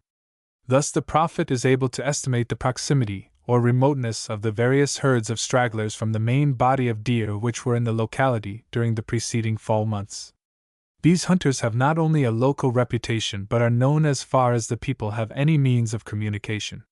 In order to cause the deer to move toward the locality where they may be desired, the shaman will erect, on a pole placed in a favorable position, an image of some famous hunter and conjurer. The image will represent the power of the person as conjurer, and the various paraphernalia attached to the image assist in controlling the movements of the animals. I obtained one of these objects at Fort Chimo. Figure 22. It is quite elaborate and requires a detailed description. It is intended to represent a celebrated conjurer living on the eastern shore of Hudson Bay. He occasionally visited Fort Chimo where his reputation as a hunter had preceded him. His name is S.A. Pa. He is dressed in a complete suit of the woolen stuff called strouds, at Fort Chimo, trimmed with black and with fancy tartan gartering. In the belt of polar bear skin, kakungut, figure 23, are hung strings of colored beads and various amulets. These are, first, a wooden doll, figure 24, an udwak, a little man, hung to the belt so that he faces outward and is always on the alert. Then, 2 bits of wood, a gowak, figure 25, to which hang strands of beads and lead drops. Next, a string of 3 bullets, figure 26, to symbolize the readiness of the hunter when game approaches. And last, a semicircular piece of wood ornamented with strings of beads, figure 27. This last is called the 2A6 talk, or hastener. The hunter holds it in his hand when he sights the game, and the tighter he grasps it the faster he is supposed to get over the ground. It is supposed that by the use of this one may be able to travel faster than the wind and not even touch the earth over which he passes with such incredible speed that he overtakes the deer in a moment. The entire affair, as it hung on the pole, was called Tung Wa Jian Nagong, or a materialization of a Tung Ak. This object hung there for several days until I thought it had served its purpose and could now afford to change ownership. The local conjurer was thus compelled to invoke the assistance of another. I am happy to add that the deer did come, and in thousands, actually running among the houses of the station. The shaman of the community possesses great influence over its members.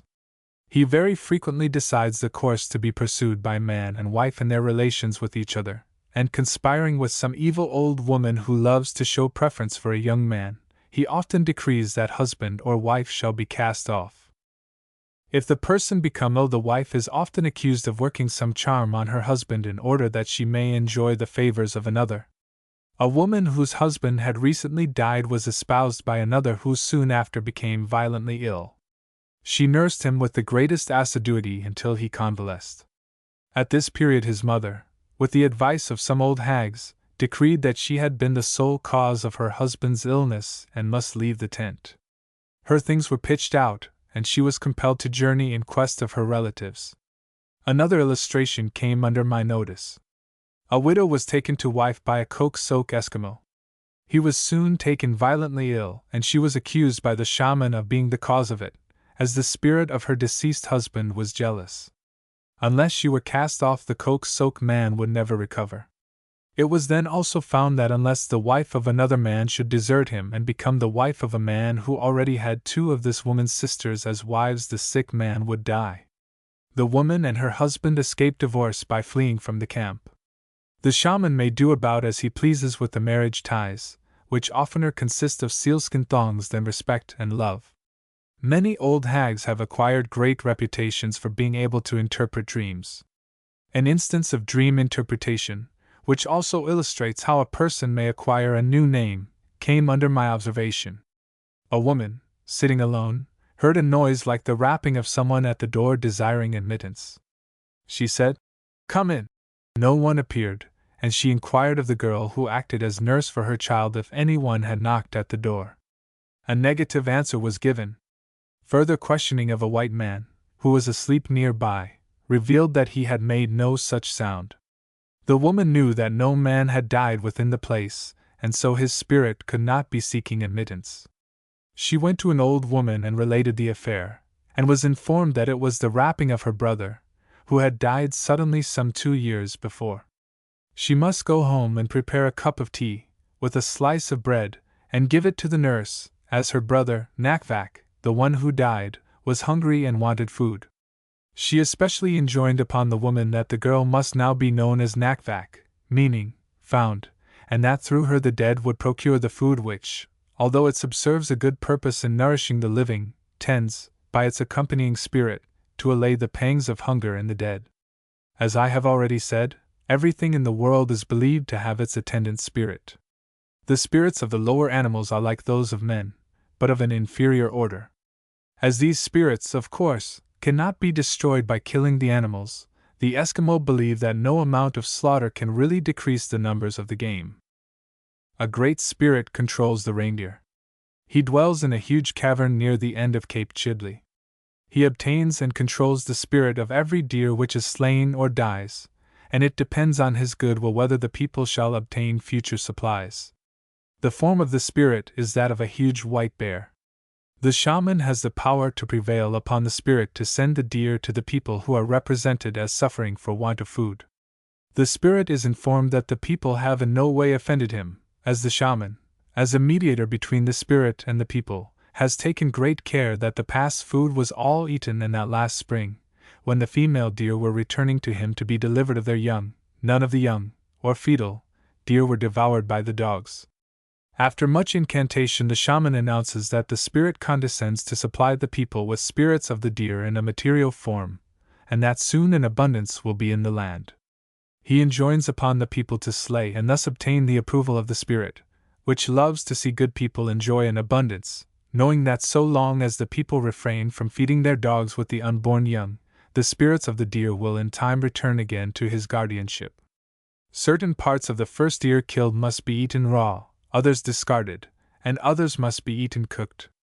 The dogs must not be allowed to taste of the flesh, and not until an abundance has been obtained must they be allowed to gnaw at the leg bones, lest the guardian spirit of the deer be offended and refuse to send further supplies. If by some misfortune the dogs get at the meat, a piece of the offending dog's tail is cut off or his ear is cropped to allow a flow of blood. Ceremonies of some kind attend the capture of the first slain animal of all the more important kinds. I unfortunately had no opportunity of witnessing many of these ceremonies. As a natural consequence of the superstitious beliefs that I have described, the use of amulets is universal. Some charms are worn to ward off the attacks of evil-disposed spirits. Other charms are worn as remembrances of deceased relatives. These have the form of a headless doll depending from some portion of the garment worn on the upper part of the body. As many of their personal names are derived from natural objects, it is usual for the person to wear a little image of the object for which he is named or a portion of it, for example, a wing of the bird, or a bit of the animal's skin. This is supposed to gratify the spirit of the object. Strange or curious objects never before seen are sometimes considered to bring success to the finder. 2 articles selected from my collection will illustrate different forms of amulets. The first, number 3018, is a little wooden model of a kayak. The other, 3090, figure 28, was worn on the back of a woman's coat. It is a small block of wood carved into 4 human heads. These heads represent 4 famous conjurers noted for their skill in driving away diseases. The woman, who came from the eastern shore of Hudson's Bay, was troubled with rheumatism and wore this charm from time to time as she felt the twinges of pain. She assured me that the pain always disappeared in a few hours when she wore it. It was with the greatest difficulty that I persuaded her to part with it. She was, however, about to return home, and could get another there. Outdoor life. Outdoor life. The Eskimo acquire an extended knowledge of the country by early accompanying their parents on hunting trips, and as they have to rely upon memory alone, they must be observant and carefully mark the surroundings from all the views afforded. The faculty of memory is thus cultivated to an astonishing degree, and seldom fails, even in the most severe weather, to ensure safety for the individual. I knew a native stick his ramrod in the ground among scattered stalks of grass which attained the height of the rod, yet after several hours he found the spot again without the least hesitation. Every rise of land, every curve of a stream, every cove in the seashore, has a name descriptive of something connected with it, and these names are known to all who have occasion to visit the place. Though the aspect of the land is entirely changed by the mantle of snow which covers all the smaller objects, a hunter will go straight to the place where the carcass of a single deer was cached many months before on the open beach. The Eskimo are faithful guides, and when confidence is shown to be reposed in them, they take a pride in leading the party by the best route. In traveling by night, they use the North Star for the guide. Experience teaches them to foretell the weather, and some reliance may be placed on their predictions. Their knowledge of the seasons is also wonderful. The year begins when the sun has reached its lowest point, that is, at the winter solstice, and summer begins with the summer solstice. They recognize the arrival of the solstices by the bearing of the sun with reference to certain fixed landmarks. The seasons have distinctive names, and these are again subdivided into a great number, of which there are more during the warmer weather than during the winter. The reason for this is obvious. So many changes are going on during the summer, and so few during the winter. The principal events are the return of the sun, always a signal of joy to the people, the lengthening of the day, the warm weather in March when the sun has attained sufficient height to make his rays less slanting and thus be more fervent, the melting of the snow, the breaking up of the ice, the open water, the time of birth of various seals, the advent of exotic birds, the nesting of gulls, eiders, and other native birds, the arrival of white whales and the whaling season, salmon fishing, the ripening of salmonberries and other species of edibles, the time of reindeer crossing the river, the trapping of fur-bearing animals and hunting on land and water for food. Each of these periods has a special name applied to it, although several may overlap each other. The appearance of mosquitoes, sandflies, and horseflies are marked by dates anticipated with considerable apprehension of annoyance. In order to sketch the annual routine of life, I will begin with the breaking up of the ice in spring. The Koksoak River breaks its ice about the last of May. This period, however, may vary as much as 10 days earlier and 20 days later than the date specified. The ice in Ungava Bay, into which that river flows, must be free from the greater portion of the shore ice before the river ice can push its way out to sea. The winds alone influence the bay ice, and the character of the weather toward the headwaters of the river determines its time of breaking. The Eskimo has naturally a keen perception of the signs in the sky and is often able to predict with certainty the effects of the preceding weather. When the season has sufficiently advanced, all the belongings of each family are put together and transported down the river on sleds to where the ice has not yet gone from the mouth of the river. It is very seldom that the river ice extends down so far. To the edge of the ice the tent and dogs, with the umiak, kayak, and other personal property, are taken and then stored on shore until the outside ice is free. The men wander along the beach or inland hunting for reindeer, ptarmigan, hares, and other land game. The edge of the water is searched for waterfowl of various kinds which appear earliest. Some venturesome seals appear.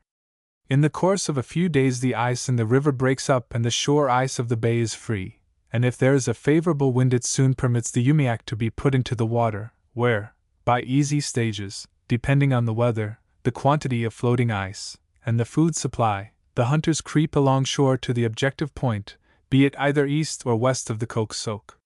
Sometimes the party divide, some going in one direction and others in another. The men seek for seals, hunting in the kayak, the women and children searching the islets and coves for anything edible. As soon as the season arrives for the various gulls, eiders, and other sea birds to nest, the women and children are in high glee. Every spot is carefully examined, and every accessible nest of a bird is robbed of its contents. By the 25th of June, the people have exhausted the supply of eggs from the last situations visited and now think of returning, as the birds have again deposited eggs and the seals are becoming scarcer. The Eskimo arrange to assist the company to drive white whales when the season arrives. This is as soon as they appear in the river at a sufficient distance up to warrant that the measures pursued will not drive them out of the fresh water, for if they left they would not soon return. The date usually fixed upon is about the 12th of July. The natives are summoned, and a large sailboat, or the small steam launch, is sent along the coast to the place where the people were expected to arrive the 5th of the month. The natives are brought to the whaling station, where they encamp, to await the setting of the nets forming the sides of the enclosure into which the whales are to be driven. The natives spear the whales in the pound, drag them ashore, skin them, and help take the oil and skins to the post, some 8 miles farther up the river. The same natives who engaged in the whaling are employed to attend the nets for salmon, which arrive at variable dates from the 25th of July to the 1st of September. 2 or more adult male Eskimo, with their relatives, occupy a certain locality, generally known by the name of the person in charge of that season's work. The place is occupied until the runs of the fish are over, when it is time for the natives to be up the river to spear reindeer which cross the river. This hunting lasts until the deer have begun to rut, and the males have lost the fat from the small of the back. The season is now so far advanced that the ice is already forming along the shore, and unless the hunter intends to remain in that locality, he would better begin to descend the river to a place nearer the sea.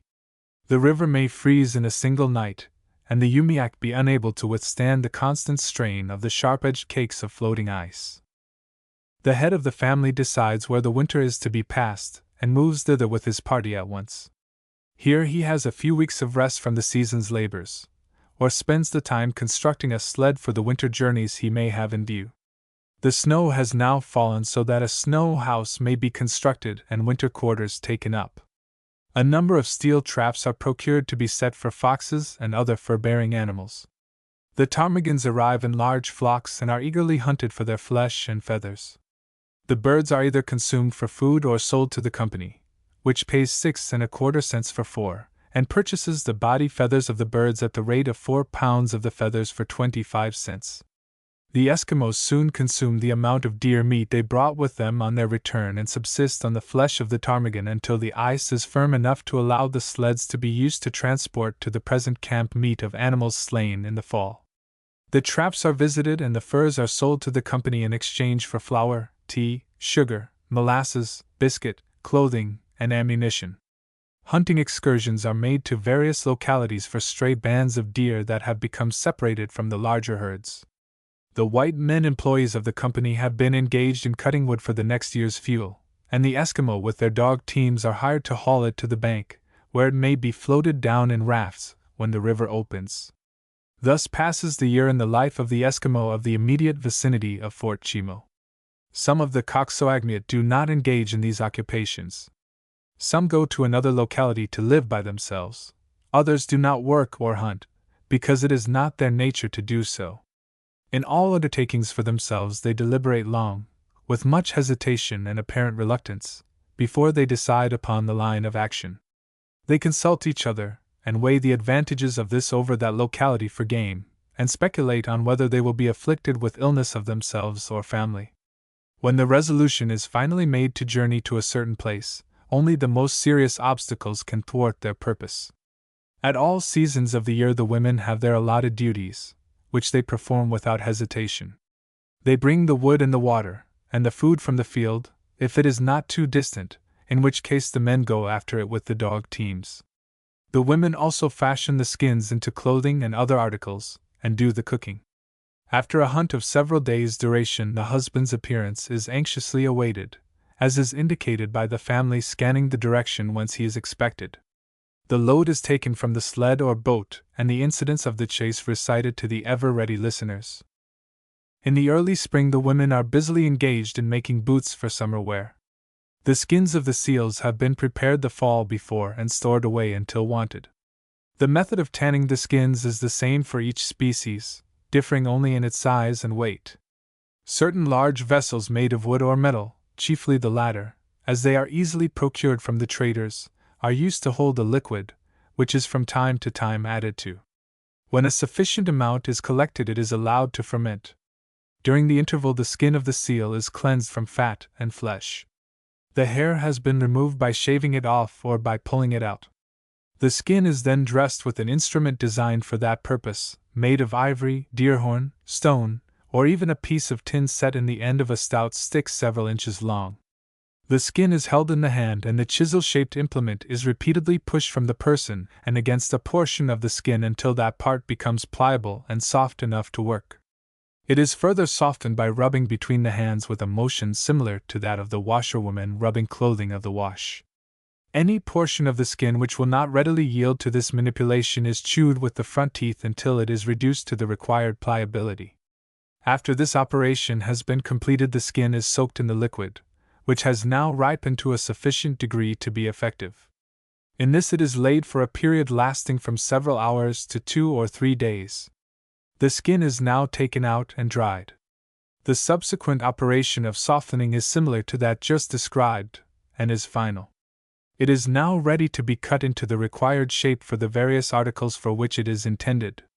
If it is designed for boots for a man, the measure of the height of the leg is taken. The length and width of the sole is measured by the hand, stretching so far and then bending down the long or middle finger until the length is measured. The width of 1, 2, or more fingers is sometimes used in addition to the span. The length is thus marked and the skin folded over so as to have it doubled. The knife used in cutting is shaped like the round knife used by the harness maker or shoemaker. There is in our collection a wooden model of this form of knife, number 3022, which nowadays always has a blade of metal. Formerly slate, flint, or ivory was used for these blades.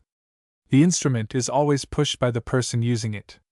The eye alone guides the knife, except on work for a white man, and then greater care is exercised and marks employed indicating the required size. This round knife is called gillo. Another important duty of the women is taking care of the family boots. When a pair of boots has been worn for some time, during a few hours in warm weather they absorb moisture and become nearly half an inch thick on the soles. When taken off, they must be turned inside out and dried, then chewed and scraped by some old woman, who is only too glad to have the work for the 2 or 3 biscuits she may receive as pay. Any leak or hole is stitched, and when the sole has holes worn through it, it is patched by sewing a piece on the underside. The thread used in sewing the boots is selected from the best strips of sinew from the reindeer or seal. Some women excel in boot making, and at some seasons do nothing but make boots, while the others in return prepare the other garments. When the time comes in spring for making sealskin clothes, the women must not sew on any piece of deerskin which has not yet been sewed, lest the seals take offense and desert the locality which has been selected for the spring seal hunt, to which all the people look forward with longing, that they may obtain a supply of food different from that which they have had during the long winter months. As there can be no harm in killing a deer at this season, the flesh may be used, but the skin must be cast away. As before stated, the entire family accompany the expeditions, and as the females are often the more numerous portion of the population, they row the umiak at their leisure, now and then stopping to have a few hours' run on shore and again embarking. While thus journeying, they are at times a sleepy crowd, until something ahead attracts attention. Then all become animated, pursuing the object, if it be a half-fledged bird, until it is captured. Great amusement is thus afforded for the time, after which they relapse until some excitement again arouses them from their apparent lethargy. At the camp the men go in quest of larger game, leaving the women and children, who search the shore for any living creature they may find, destroying all that comes in their way. Smoking, eating, and sleeping occupy them until they arrive at a locality where food is abundant. There they earnestly strive to slay all that comes within reach, and thus often obtain much more than they require, and the remainder is left to putrefy on the rocks. The women do the skinning of the seals and birds obtained on this trip. The skins of birds are removed in a peculiar manner. The wings are cut off at the body, and through the incision all the flesh and bones are taken out. The skin is then turned inside out. The grease is removed by scraping and chewing. The skin is dried and preserved for wear on the feet or for the purpose of cleansing the hands, which have become soiled with blood or other offal, and skinning large game. When the season arrives for hunting the reindeer for their skins, with which to make clothing for winter, the women help to prepare the flesh and bring the wood and water for the camp, while the men are ever on the alert for the herds of deer on the land or crossing the water. The women hang the skins over poles until the greater portion of the animal matter is dry, when they roll them up and store them away until the party is ready to return to the permanent camp for the winter. Here the skins collected are carefully examined and suitable ones selected for winter garments. The skins are moistened with water, and the adherent fleshy particles are removed with a knife. They are then roughly scraped and again wetted, this time with urine, which is supposed to render them more pliable. The operation is practically the same as that of tanning sealskins. The hair is, of course, left on the skin.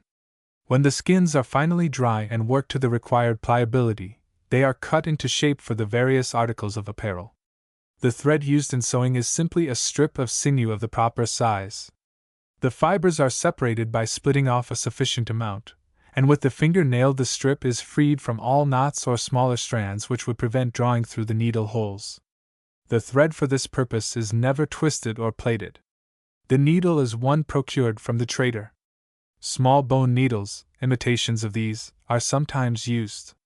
In former years the bone needle was the only means of carrying the thread, but this has now, except in the rarest instances, been entirely superseded by one of metal. The thimble is simply a piece of stiff sealskin sewed into a ring half an inch wide to slip on the first finger, and has the same name as that member. In sewing of all kinds the needle is pointed toward the operator. The knife used in cutting skins is the same as that previously described. Scissors are not adapted to cutting a skin which retains the fur. So far as my observations goes, scissors are used only for cutting textile fabrics procured from the store. In the use of a knife women acquire a wondrous dexterity, guiding it to the desired curve with much skill, or using the heel of the blade to remove strips which may need trimming off. Tattooing. In former years the women were fancifully tattooed with curved lines and rows of dots on the face, neck, and arms, and on the legs up to mid-thigh. This custom, however, fell into disuse because some shaman declared that a prevailing misfortune was the result of the tattooing.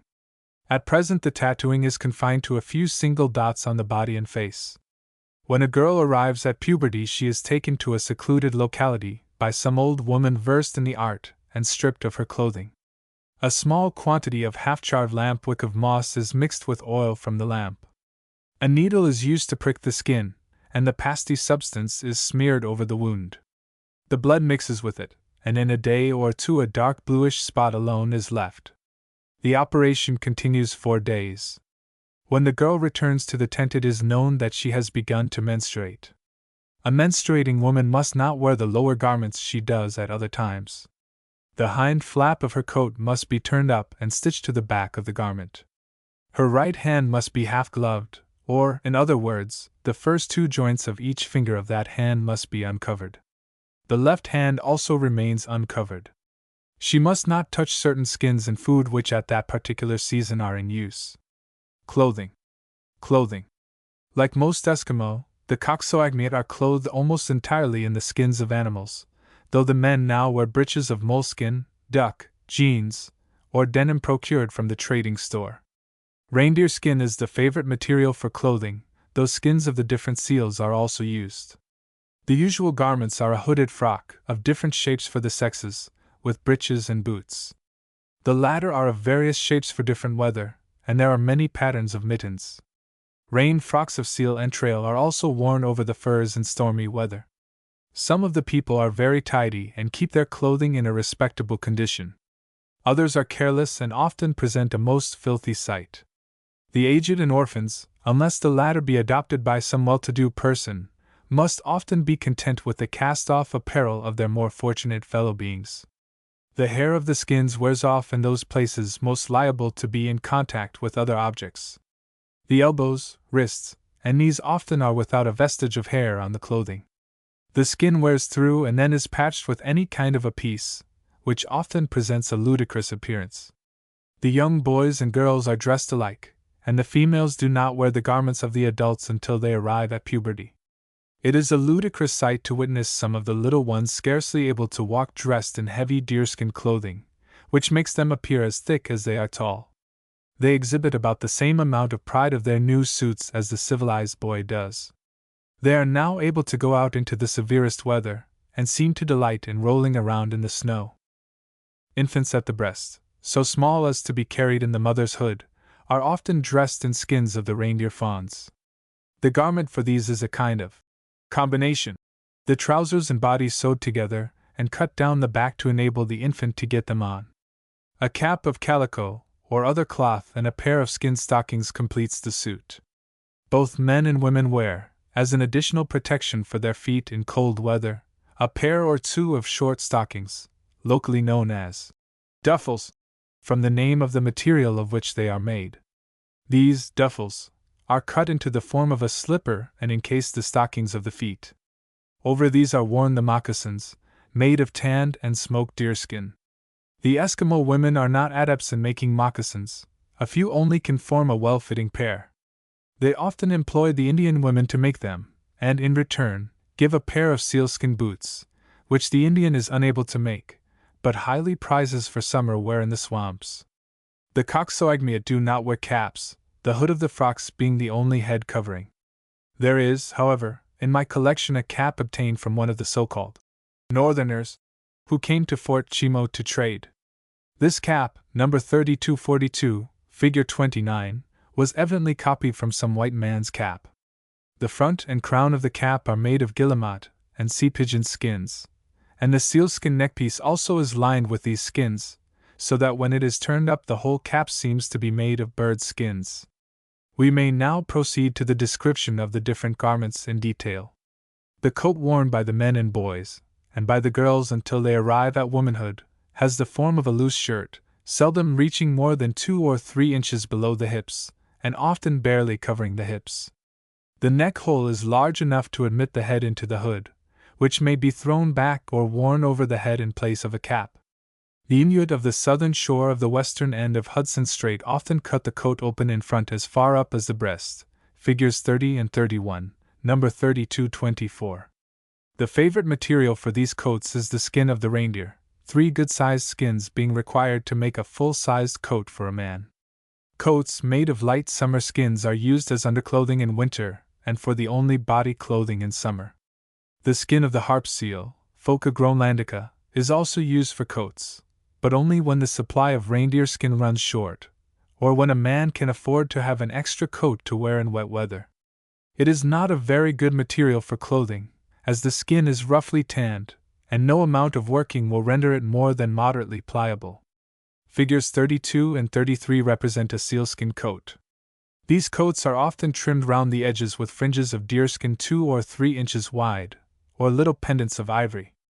The collection contains 11 of these coats, numbers 3221, 3498 to 3500, and 3558 of deerskin, and numbers 3228, 3533 to 3537 of sealskin. The peculiar shape of the woman's coat is best understood by reference to the accompanying figures, figures 34 and 35 and 36, 37 and 38. The enormous hood is used for carrying the infant.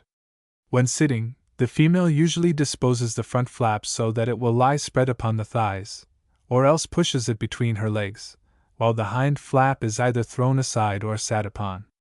It is not unusual for the women to display considerable taste in ornamenting their garments, using the steel-gray pelt of the harp seal to contrast with the black of the harbor seal, and so on.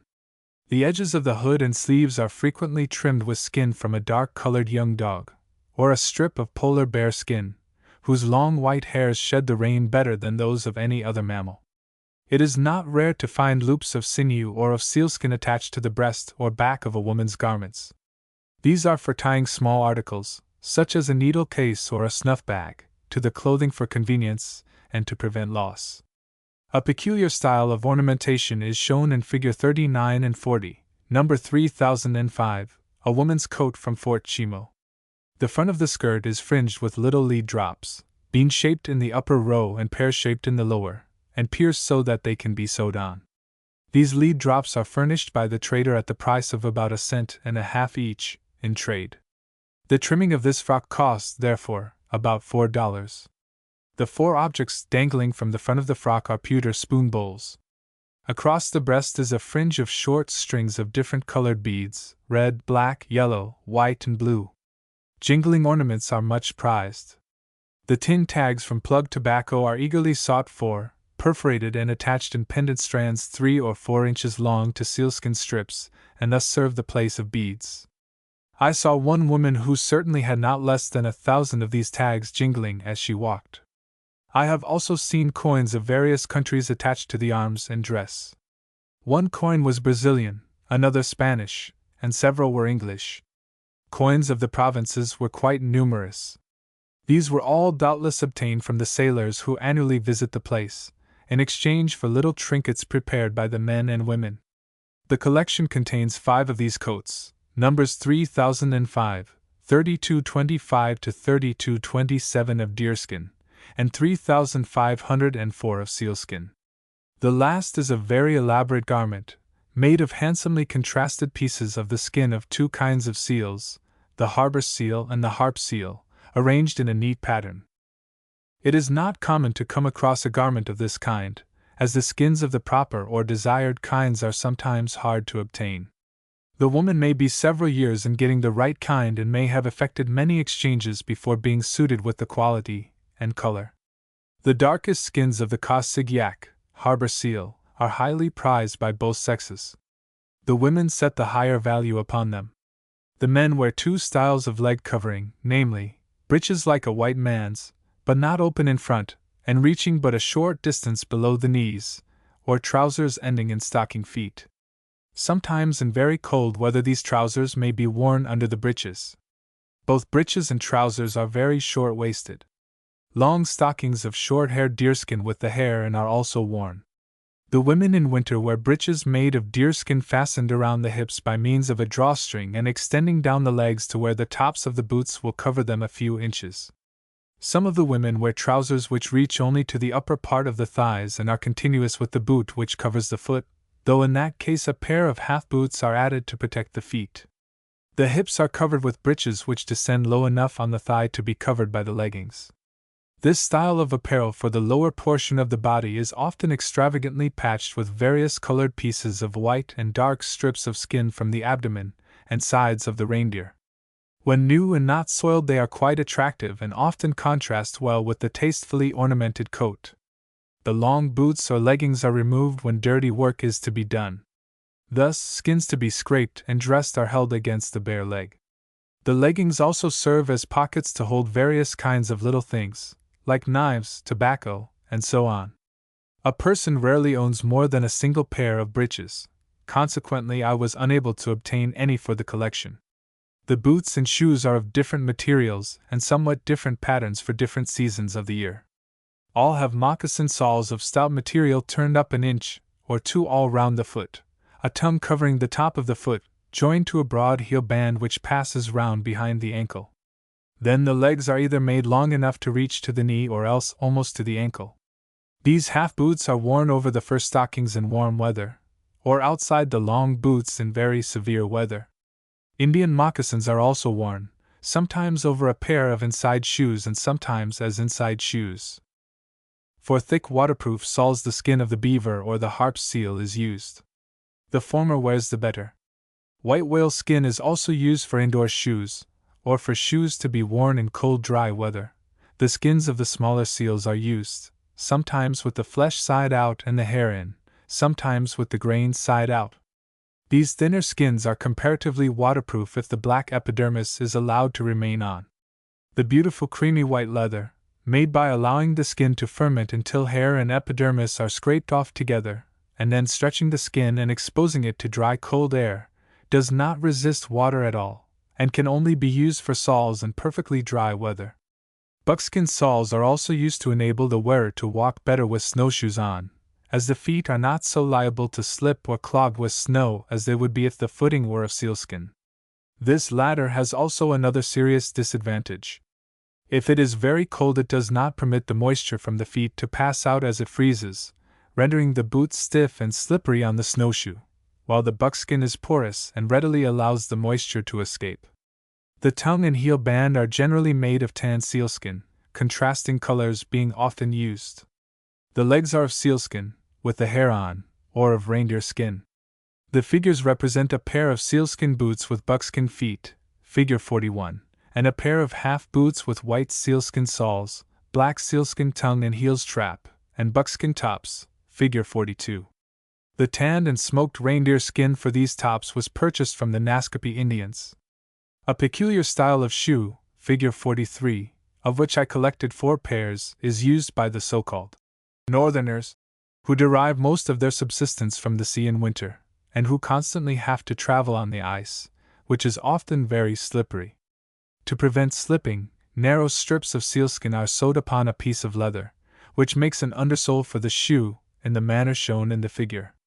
One end of the strip is first sewed to the subsole and the strip pushed up into a loop and stitched again, and so until a piece is made big enough to cover the sole of the shoe, to which it is sewed.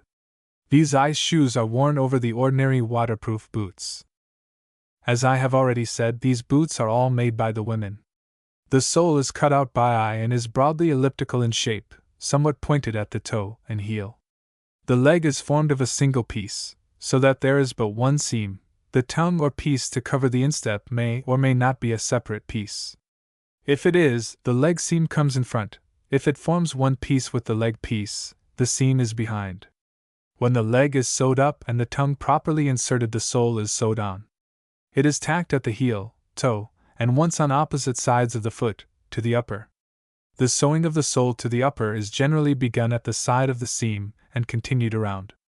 Perpendicular creases at the heel, and more numerously around the toes, take up the slack of the sole and are carefully worked in.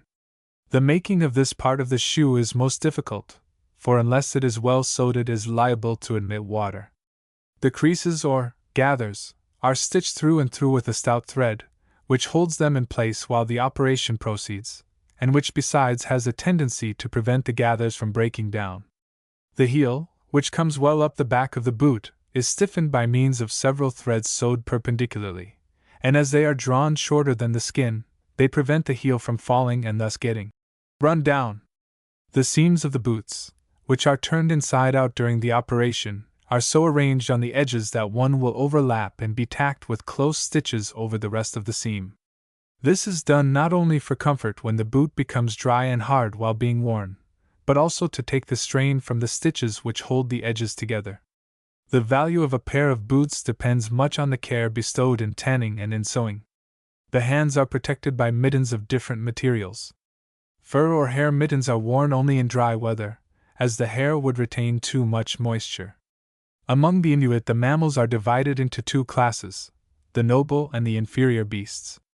The skins of the former are used, though not exclusively, by the men, while the latter may be worn only by the women. No man would debase himself by wearing a particle of the fur of the hare or of the white fox. The skins of these timid creatures are reserved for the women alone. Either sex may wear the skins of all other mammals, except at certain times, under restrictions imposed by superstition. The women wear mittens of hare or fox skin, with palms of sealskin or Indian tan bird skin. Reindeer skin with the hair on is also used for mittens.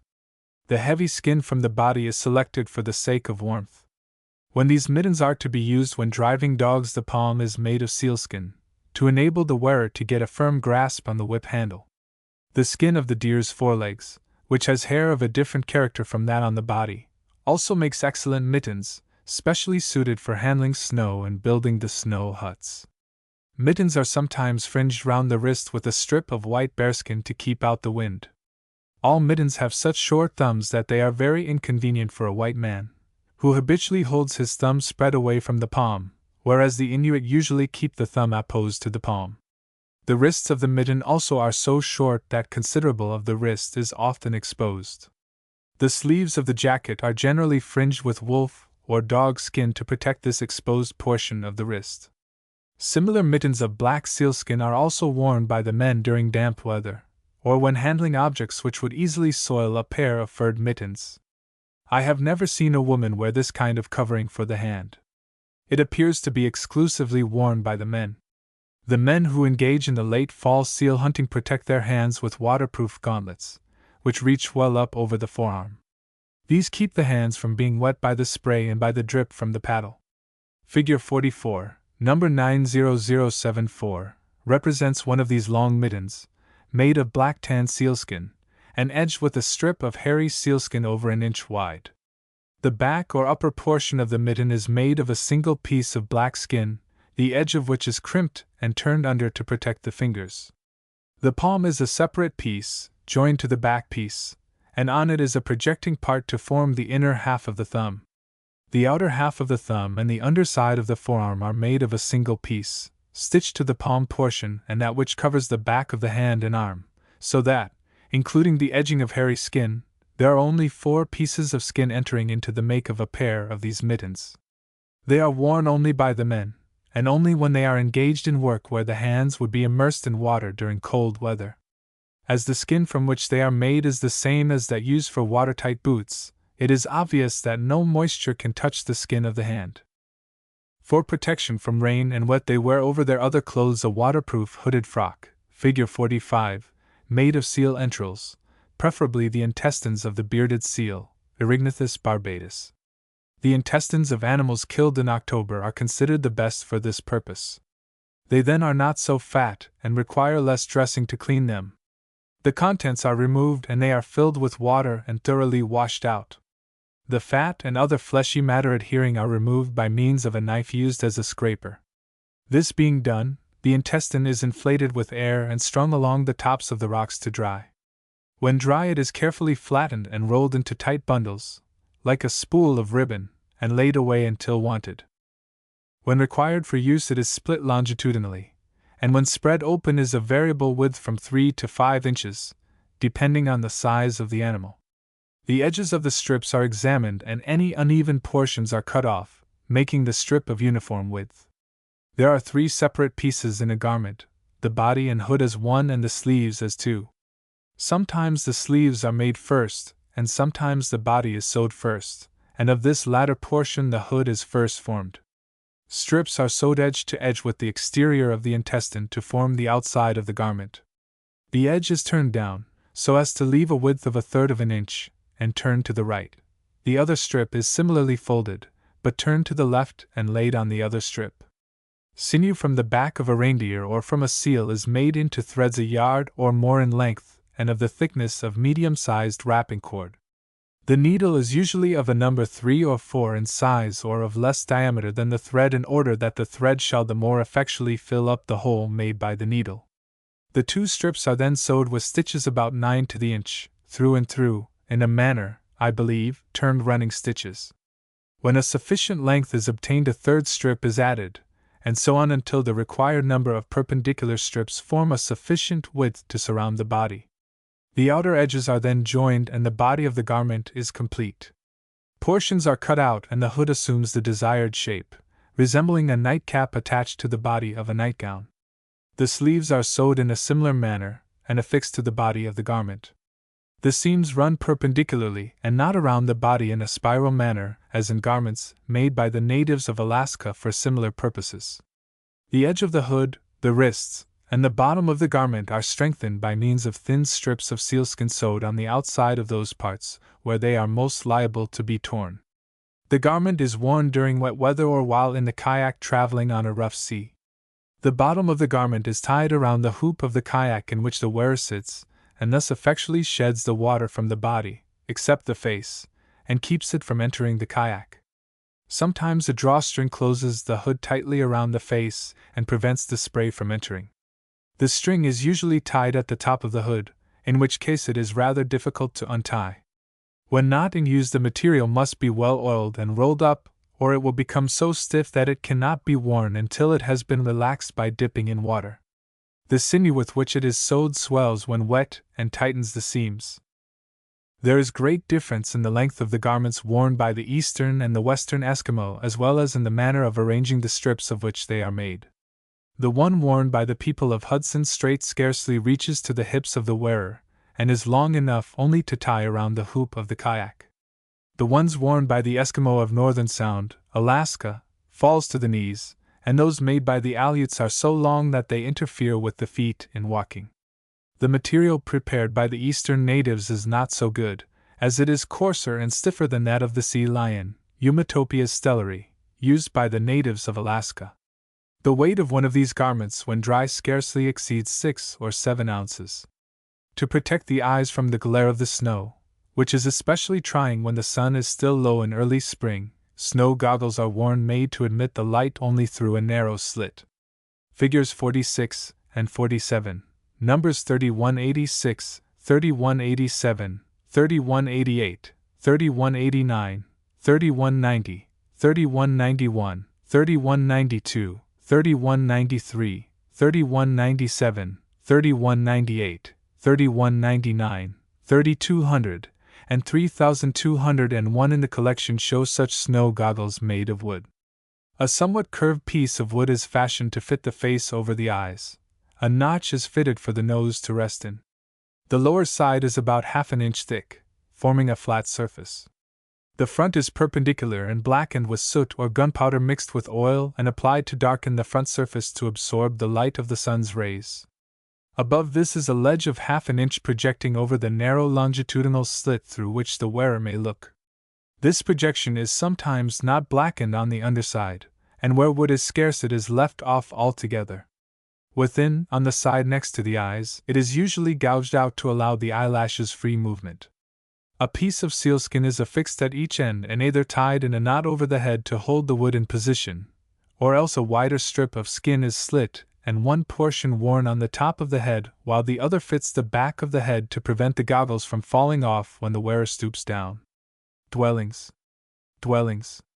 The winter dwellings of the Eskimo of Hudson Strait consist of the usual form of snow house. In this connection I may as well state that the popular impression that the snow house described by Arctic travelers is the only thing to be called an igloo is quite erroneous.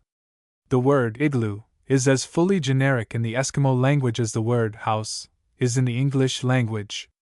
The correct term, as applied by the Eskimo, to the snow house used as a dwelling is iglu gak. Figure 48. The first requisite for a snow house is snow. It must be of sufficient depth and possess certain well-defined qualities. The snow may fall, but until it has acquired sufficient depth for the size of blocks required and firmness enough for strength to withstand the superposed weight of the structure, it is useless. An instrument termed snow knife, punuk, shaped like a short sword, is used for the purpose of cutting the blocks. The Eskimo seeks a place where the insertion of the knife into the bed of snow will prove that the snow is in the proper condition. He must then cut out a block of a size convenient to be lifted. This is usually rejected as it may be irregular or broken. Additional blocks, in size from 8 to 10 inches thick, 2 feet wide, and slightly more in length are cut by a motion much resembling the act of sawing, cutting the depth of the blade. The knife then cuts the bottom off squarely and the block is lifted out, the builder standing where the first blocks were cut from. The blocks are arranged on the bank of snow around the pit in which the man stands. The first block usually is somewhat triangular in shape for a purpose hereafter mentioned. The second block is cut out and placed near the first, the end clipped with the knife to allow the first joint to be close together. A third block is cut and placed by the end of the second. It will now be seen that the line of blocks is not straight, but curved concavely within. Additional blocks are cut and placed end to end with each other until the first one laid is reached. Here a longer block is cut to lay upon the inclined side of the triangular-shaped block first used, and so placed as to break the joints, and thus render the structure more stable. Additional blocks are placed on the first row, and as the operation proceeds it will be seen that the blocks lie in a spiral form, gradually drawing in as the structure rises, forming a dome-shaped wall of snow. The key block at the top is carefully cut to fit the aperture and inserted from the outside by the assistance of another person. All the joints are carefully stopped up with spalls of snow or with snow crushed between the hands and forced within the crevices. The floor of the snow house is the bed of snow from which the building material was taken. The door is cut by taking blocks of snow from under the bottom row of the foundation blocks. A trench is made, and along the side of it the blocks are placed. An arched covering of the material forms a sheltered passageway to the door.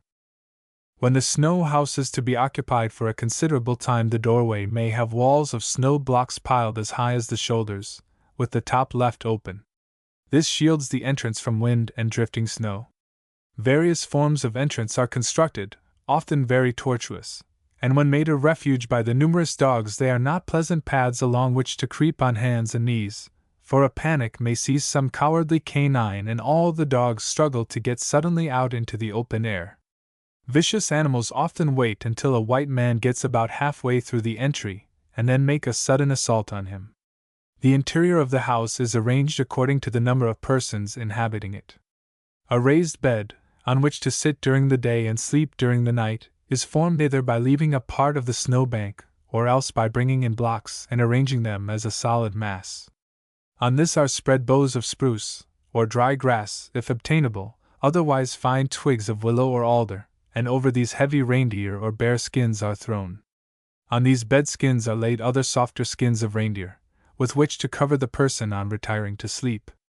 A window is sometimes set in the side of the structure toward the sun. This is simply a piece of thick, clear ice, from a lake, set in the wall of the dome.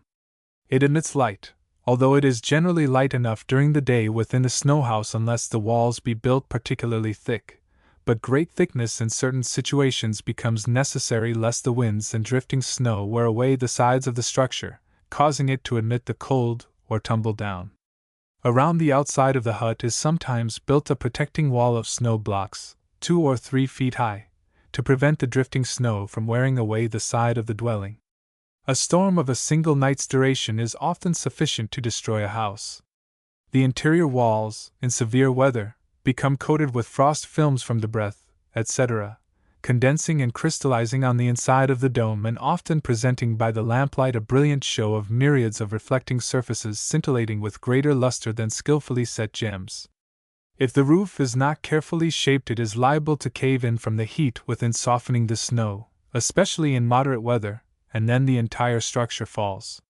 Where the owner of the house has considerable possessions which must be protected from the dogs and the weather, a similar structure is prepared alongside of the dwelling and often connected with it by means of a communicating passageway.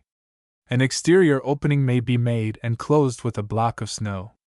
The larger articles, such as bags of oil and bundles of skins, are put inside before the walls are up, if intended to be stored for some time.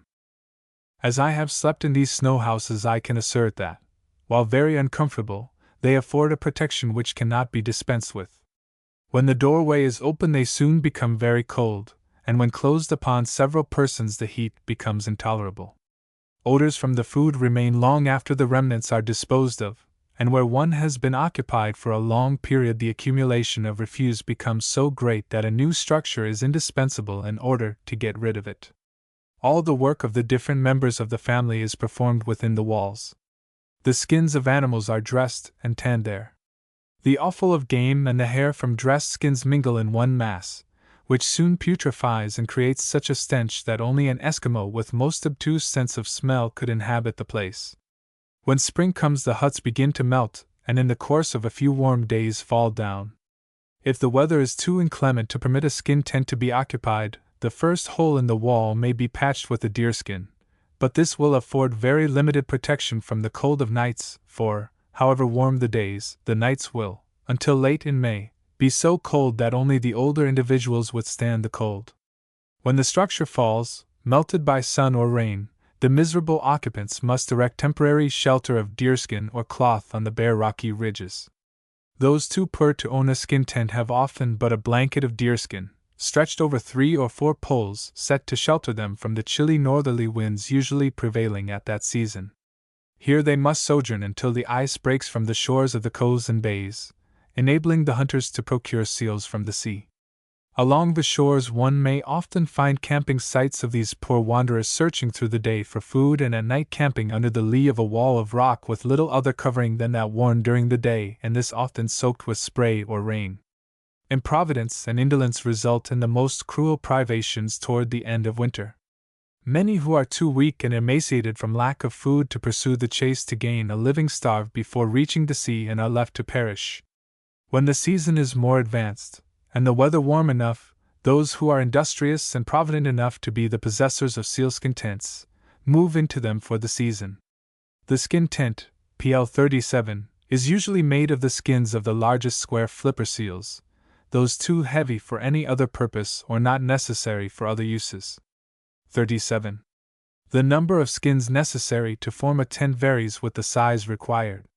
Generally, as many as 10 to 15 are used, and such a tent will accommodate a good-sized family. The hair is seldom removed from the skin, which is simply stretched as it comes from the animal and freed from fat and fleshy particles. The edges are trimmed and a sufficient number of skins are sewed together to form a length for one side of the tent. The length of the individual skins makes the height of the tent. A similar width is prepared for the opposite side.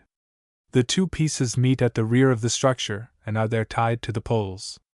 A separate piece forms the door and may be thrown one side when a person enters or goes out. The poles of the tent are arranged as follows. 2 pairs of poles are joined near the ends with stout thongs and erected with the lower ends spread to the proper width, forming the ends of the tent, on which the ridgepole is laid. A single pole is now placed near each end of the ridgepole, resting on the upright pairs, to prevent lateral motion. 2 more such braces are placed on each side and spread so as to give a somewhat rounded end to the tent. Near the middle of the ridgepole is a pair of shorter poles leaning against it to prevent the weight of the sides from bending the ridgepole. It will be seen that 11 poles are necessary to support a long tent, as the skins are very heavy. The skins and poles can be transported when the umiak is able to carry them. In case of continued rains, the skins are placed so as nearly to meet over the ridge and additional skins cover the space left between the edges. When the tent is to be taken down, the 2 widths are folded over, each by itself, and then rolled into a compact bundle by beginning at each end and folding toward the center, leaving sufficient space between the rolls for a person to get his head and shoulders in. 2 persons, one for each roll, now assist the carrier, who kneels, bows his head, and places the load on his head and shoulders. The 2 assist him to rise, and the heavy load is taken to the umiak and placed in the bottom for ballast. The shorter poles are first laid in on the ribs of the boat to keep the skins from the water should any seep through the seams. The second bundle of tenting is laid on the first. The tent of skins is the usual shelter during the season from the first rain until a sufficient fall of snow occurs in the early winter from which to construct an igloo geek. The interior of the skin tent is necessarily quite roomy on account of the number of occupants. The farther end often has a stick of timber laid across the floor, and behind this is the bedding for the owner, his wives, and children. A man who is able to own a tent of this character is also wealthy enough to have 2 or more wives. Along the remainder of the sides within lie the other occupants, either in groups or singly, depending on the degree of relationship existing between them. Guests and others temporarily abiding with the host are assigned any portion of the tent that the host may choose to select, usually, if great honor is to be shown, the place lately occupied by himself. The central portion is reserved for a fireplace for cooking and heating purposes. In this structure is carried on all manner of work incidental to the season. The tent is taken from place to place by means of the umiak when the food supply of a locality is exhausted or another region promises greater abundance. All these summer occupations require a number of persons to successfully prosecute them, hence the number dwelling in one tent is not often detrimental, as the adults walk along the shore to drag the boat or relieve it from their weight. The owner of a tent is considered an important individual, and his favor is retained by every means. A period of illness may cause him to lose all his belongings, and then on recovery he has to start life anew. Several seasons may elapse before a sufficient number of skins will be procured for him to make a tent, and this is immovable without a boat to transport it, for when a sled might be used for that purpose there is always enough snow from which to erect a shelter. During the winter the skins are stored away on posts erected for the purpose, or on piles of rocks where the various species of small animals will not destroy them by eating holes in the oily skin. Mice and ermines are very destructive to these skins, often causing sad havoc in a short time. By the spring the owner may be miles away from the scene of the previous autumnal hunt and be unable to go after the tent, which, with the summer rain and decay, becomes useless, imposing the severe task of collecting skins for a second tent. In former times these people inhabited permanent winter houses like those used by the Eskimo elsewhere, as is shown by the ruins of sod and stone houses to be seen in various parts of the country. These appear to have had walls of stone built up to support the roof timbers, with the interstices filled up with turf or earth. From the depression remaining in the inside of these ruins, the floor seems to have been excavated to a greater or less depth. The present inhabitants relate that their ancestors dwelt in these huts, but cannot explain why they were deserted, or why such structures are not erected at the present day. Household articles. Household articles. There is very little in these dwellings that can be called furniture, besides the bed places already referred to. The other articles requisite for housekeeping consist of a lamp of soapstone, kettles to hang over it, a frame suspended above the lamp for drying various articles, and sundry wooden bowls, buckets, and cups, besides similar vessels made of sealskin. The lamp, Pakala, which is the only source of heat and light in the snow house, is, roughly speaking, a large shallow bowl of soapstone filled with oil, which is burned by means of a wick of moss, arranged round one edge of the bowl. The material from which these lamps are made occurs in isolated boulders on the surface of the ground at various places in the region. These boulders are often of great size. The general form of these lamps, which will be best understood from the figures 49 and 51, is nearly always the same, the variations being apparently due to the lack of material. The cavity for holding the oil varies in capacity, according to the size of the lamp, from half a pint to nearly 3 quarts. It is, however, never filled to the brim, for fear it should run over. The consumption of oil depends upon the number of wicks lighted at once, and also on the character of the wick. The wick in general use is prepared from a kind of moss, which grows in large patches close to the ground, the stalks rising perpendicularly, and the whole so matted together that it may be cut into any desired form. From these patches pieces are cut an inch or 2 wide, a third of an inch thick and 2 or 3 inches in length, and laid away to dry. When one of these is to be used, the woman squeezes the fibers together with her teeth, trims it, and sets it in the oil, and lights it. The light from one of these wicks is nearly equal to that of an inch wick fed with a good quality of kerosene. The heat is very great. For cooking, a larger wick is used, or 2 of the smaller ones set side by side.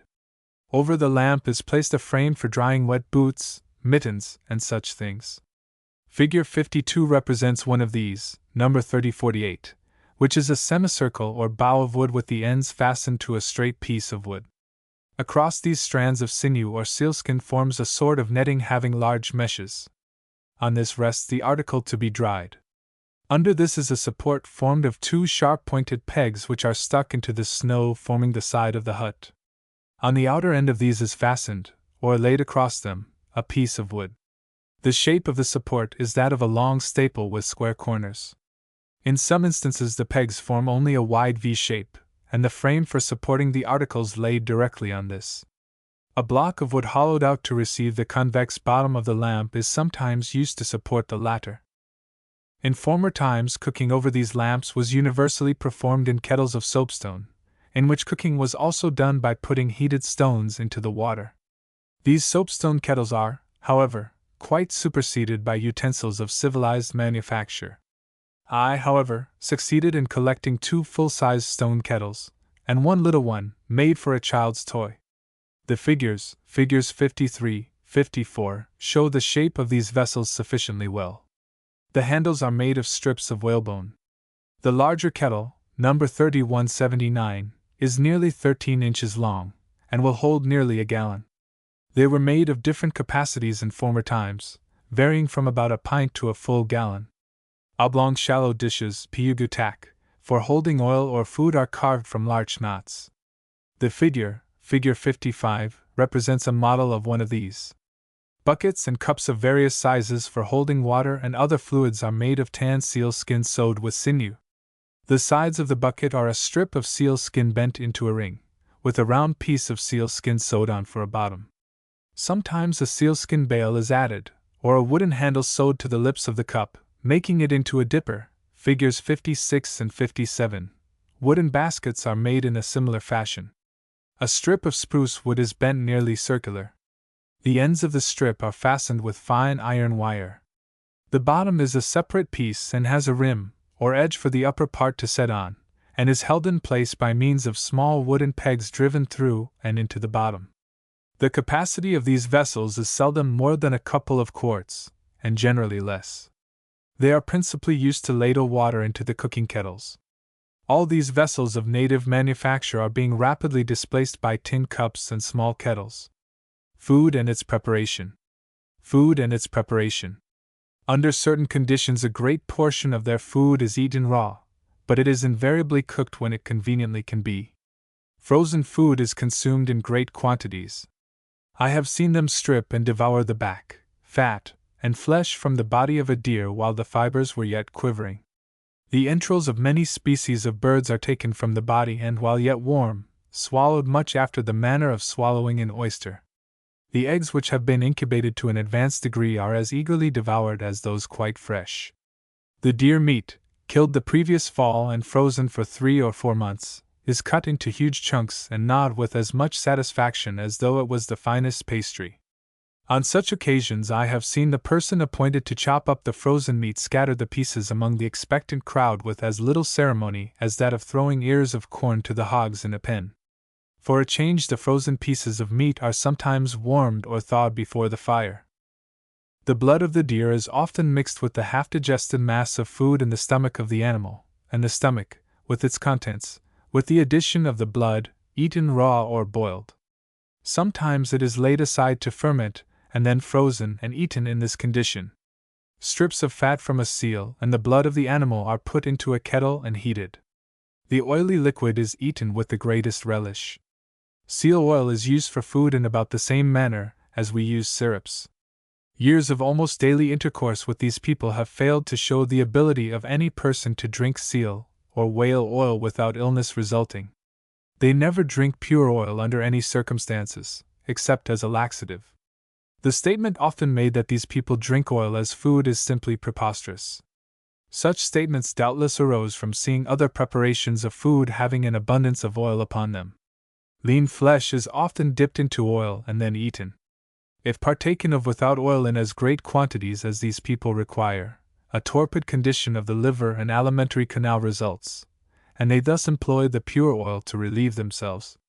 Vegetable food is little used except in the vicinity of the trading stations.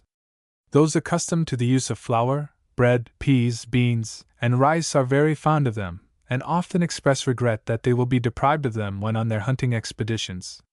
Native plants afford little help as food. During the season when the various berries are ripe, all the people gorge themselves.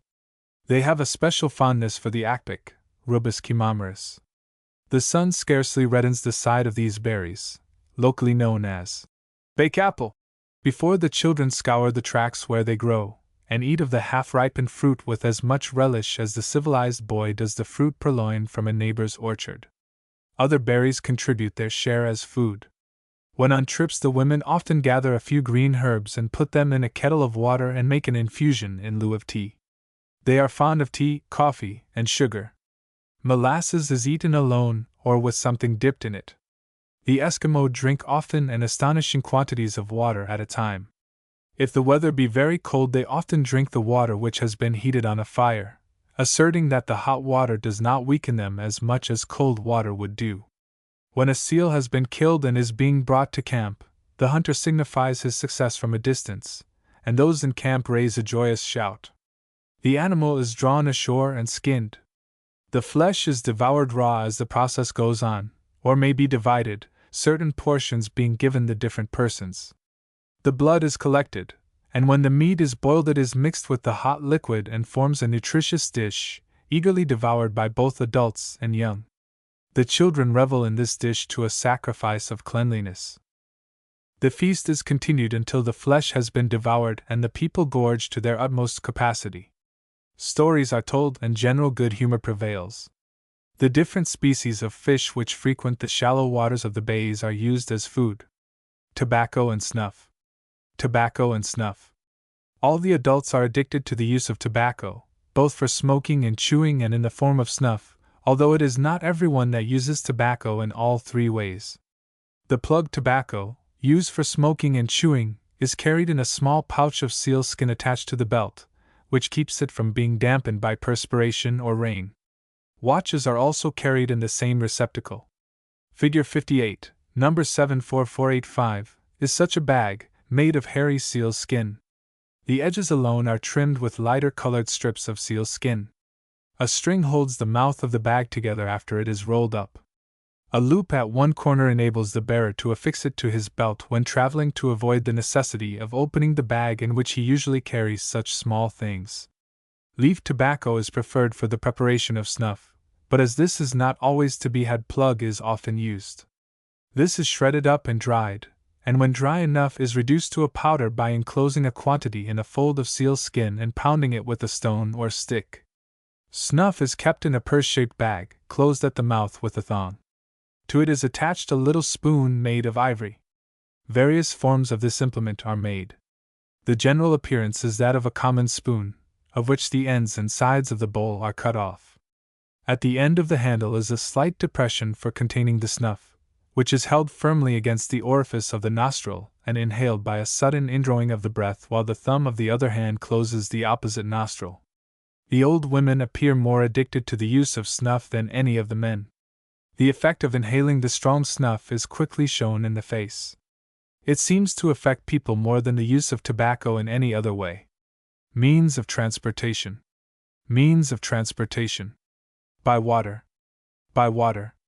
The principal means of conveyance by water with the Eskimo of Hudson Strait is the umiak, referred to by most writers as the woman's boat. This appellation is not more applicable than would be the term family boat. The women use the boat alone only on rare occasions, and then in quiet water and for short distances.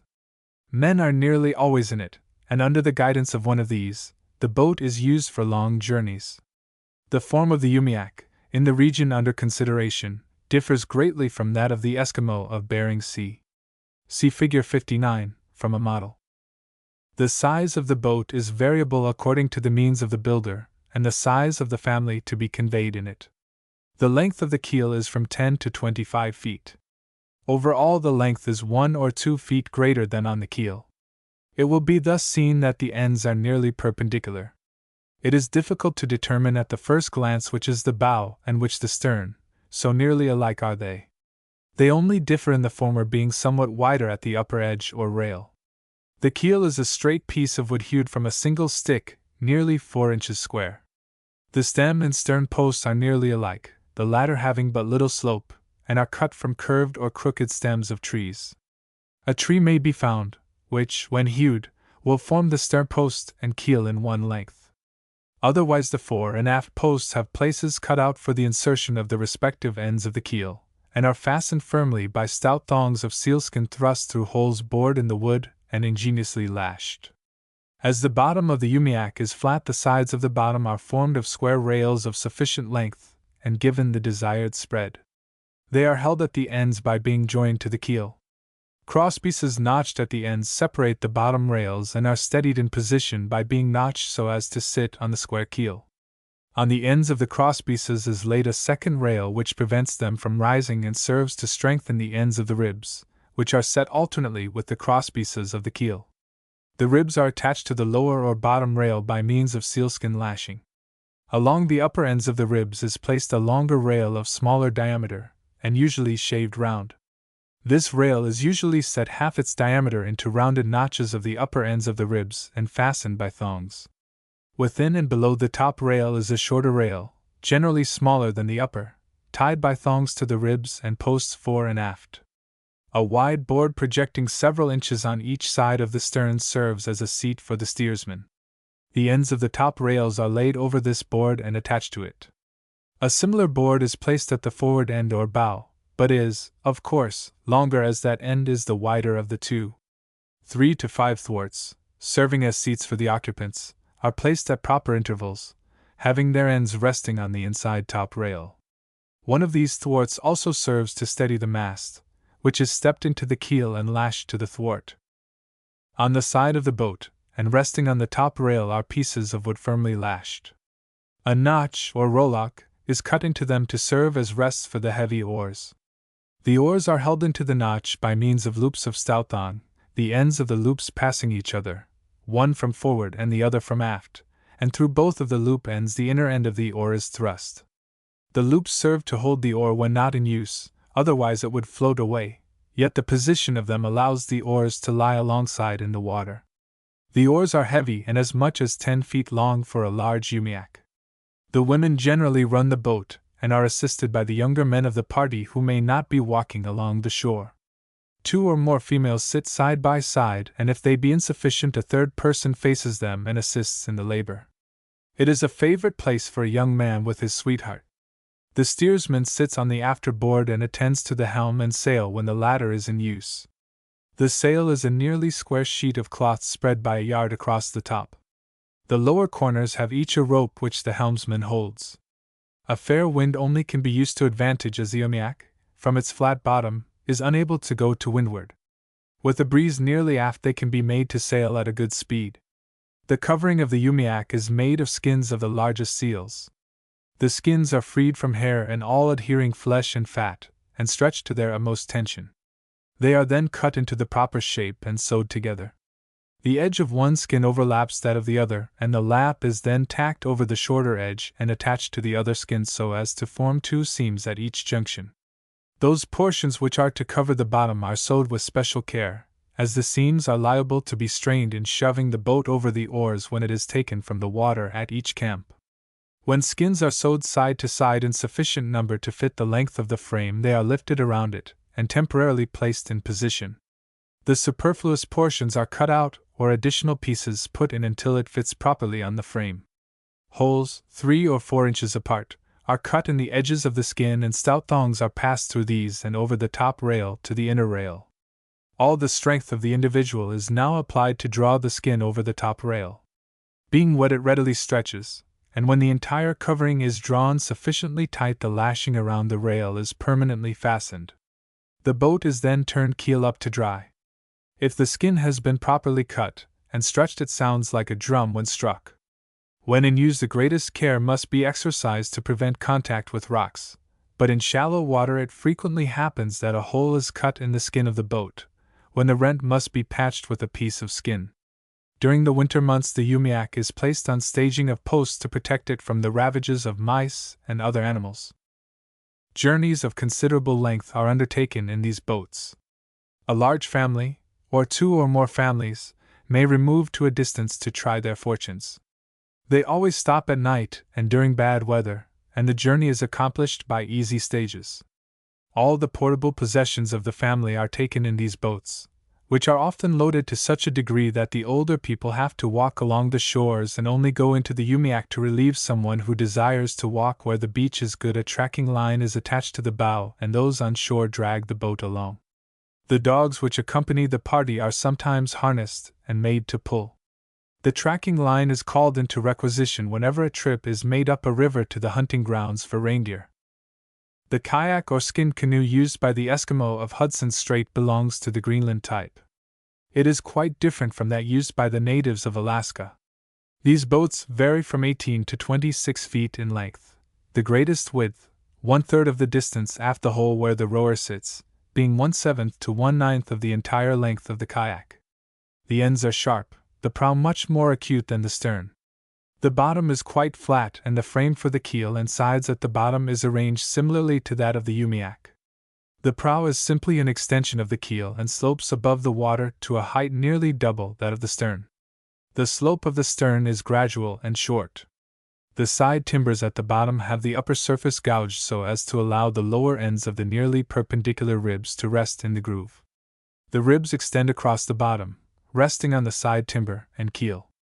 Their upper ends are inserted in the upper rail, which extends the entire length of the kayak. The upper rails are held apart by crosspieces of different lengths, according to position. On the top of these upper crosspieces is laid a piece which extends to the nose of the kayak. A similar, but shorter one, is laid from the hole where the rower sits to the stern of the kayak. The hole for his body is placed between a pair of crossbars where the equilibrium will be best maintained. The hoop of wood which outlines the hole is variable in shape, but resembles half of a short ellipse, the posterior of which is slightly curved to fit the back of the rower. Just forward of the seat, the upper surface of the canoe is somewhat elevated by the curvature of the crossbars, and it thus enables the rower to have greater freedom for his limbs than he otherwise would. This particular part, the elevation just forward of him, alone resembles any portion of the kayaks used by the Alaskan Eskimo, and of these, only the subtribes in the vicinity of Bering Strait, and thence to Point Barrow. J.M. have that part of the kayak so fashioned. With that exception, the top of the Hudson Strait kayak is flat on the top. Just forward of the hatch, 2 or 3 stout thongs are sewed to the outer edge of each side of the boat and extend across the top. A similar thong is placed behind. Under these thongs are placed the paddle, also the spears, and other hunting gear. Small game is sometimes tied to these. J.M. The outfit, consisting of spears and their appurtenances, properly belongs with the kayak. Of these implements, there are different kinds, depending on the game and the season of the year. As the kayak is used only during the seasons of open water, it is laid aside during the winter. I remember an instance occurring opposite Fort Chimo. A kayak had been left until the ice in the river was firm enough to enable the vessel to be brought over on it to the station. One day a woman declared that she could see a wolf tearing the skin from the frame. It was scarcely credited, but in the course of half an hour the wolf started across towards the post. It was met and showed some disposition to attack, but was shot. I watched to see where the men went to look at the kayak, and when they reached the place I was astounded that the woman could discern even the kayak at such a distance. The spear used for white whales and large seals consists of a wooden shaft of 6 or 8 feet in length, having a projection on the side, made of ivory and shaped like the fin of a fish. This fin-shaped piece rests against the forefinger, while the remainder of the hand grasps the shaft. The lower end of the shaft terminates in a piece of bone or ivory of 1 to 1 1/3 inches in diameter. Figure 67. A socket is made in the end of the bone portion, and the wooden shaft is nicely fitted into it, and fastened either by thongs or rivets. At the farther end of the bone head is a thimble-shaped hole gouged out, and into this a short piece of straight bone or ivory is fitted, having the ends so shaped that they will work smoothly into the hole at the end of the bone head of the spear. The farther end of this bone shaft is so shaped that it will work into the bone or ivory portion of the piece into which the spear point is fastened. The point is shown in the accompanying figure, Figure 68, and is not much varied in general shape. There are 2 joints between the spear point and the bone shaft head. This enables the spear point to become easily detached when the game is pierced. If this were not so, the bone or ivory would soon break with the violent motions of the animal, and the implement would be rendered useless until repaired. Thongs connect the various parts together, also connecting them with the main shaft of the spear. A long line, usually left lying in a coil just in front of the hunter, gives ample scope for play until the animal is exhausted. If the sea is rough or the hunter unable to cope with the quarry, the float, to be described below, is thrown over and the seal or whale allowed to take its course, the hunter following and endeavoring to harass the animal as much as possible, giving it a stab with the hand spear whenever occasion offers. Figure 67. Figure 68. In addition to the whale or seal spear, the hand spear, float, and paddle, the kiker may have a wooden shaft, on the end of which are 3 prongs of barbed iron, each prong 8 to 10 inches long, and set in the form of a diverging trident. With this implement, small seals and the white-coated young are killed. Birds, too, are sometimes speared with this trident. The hand board, or implement with which certain spears are hurled, is a piece of wood of such shape that a description will give but little idea of its form. It is about 14 inches long, flat, and has a groove on one side into which the rear end of the spear shaft rests, and is supported by the 3 fingers of the hand, while the index finger fits into a hole cut through the board, of the shape to accommodate that digit. The tip of the finger rests against the shaft of the spear. Other notches are cut along the side of the board to enable the 3 fingers to lie in position to give a firm grasp on the end or handle of the board. The thumb turns over so as to lie directly on the spear, to steady it, while the other fingers give the spear the necessary straight motion when the arm is drawn back and raised nearly perpendicularly. When it reaches that position, the motion is arrested and the fingers release the implement held along the groove. The hand board or thrower is retained and the spear recovered if the object has not been struck. If the aim was good, the spear remains attached to the struggling animal, and the hand board is quickly placed under one of the thongs stretched across the top of the kayak. The paddle is held in the left hand and ready for instant use. The paddle is quite heavy and of variable length, having long, narrow blades, which are alternately dipped into the water. The use of the paddle requires some practice before one becomes accustomed to it. When in use, the paddle rests on the edge of the hook, forming the rim of the hatch, and moves along it in the motion of propulsion. As the paddle dips into the water, the dripping often causes the clothing to become wet. To obviate this, these people use a piece of plaited rope or skin to slip nearly to the beginning of the blade. This causes the dripping to fall outside of the kayak, and in cold weather is very necessary, unless heavy mittens of tanned sealskin be worn. An implement used for hooking into the body of a sunken seal or whale is made in the following manner. A piece of wood is prepared about 8 feet long and 3/4 of an inch thick, having a width of 1.5 inches. The lower end of this has a strong hook made of stout iron set into it. Along the inner edge of the wooden shaft 2 or 3 notches are cut. The end near the person has a V-shaped notch cut into it. This is used for all the purposes of a boat hook, and also to retrieve a sunken animal. A weight is attached to near the hook end to keep the shaft perpendicular in the water. A line of sufficient length is attached to it. The hunter has marked the locality, and with the hook, feels the bottom for the game.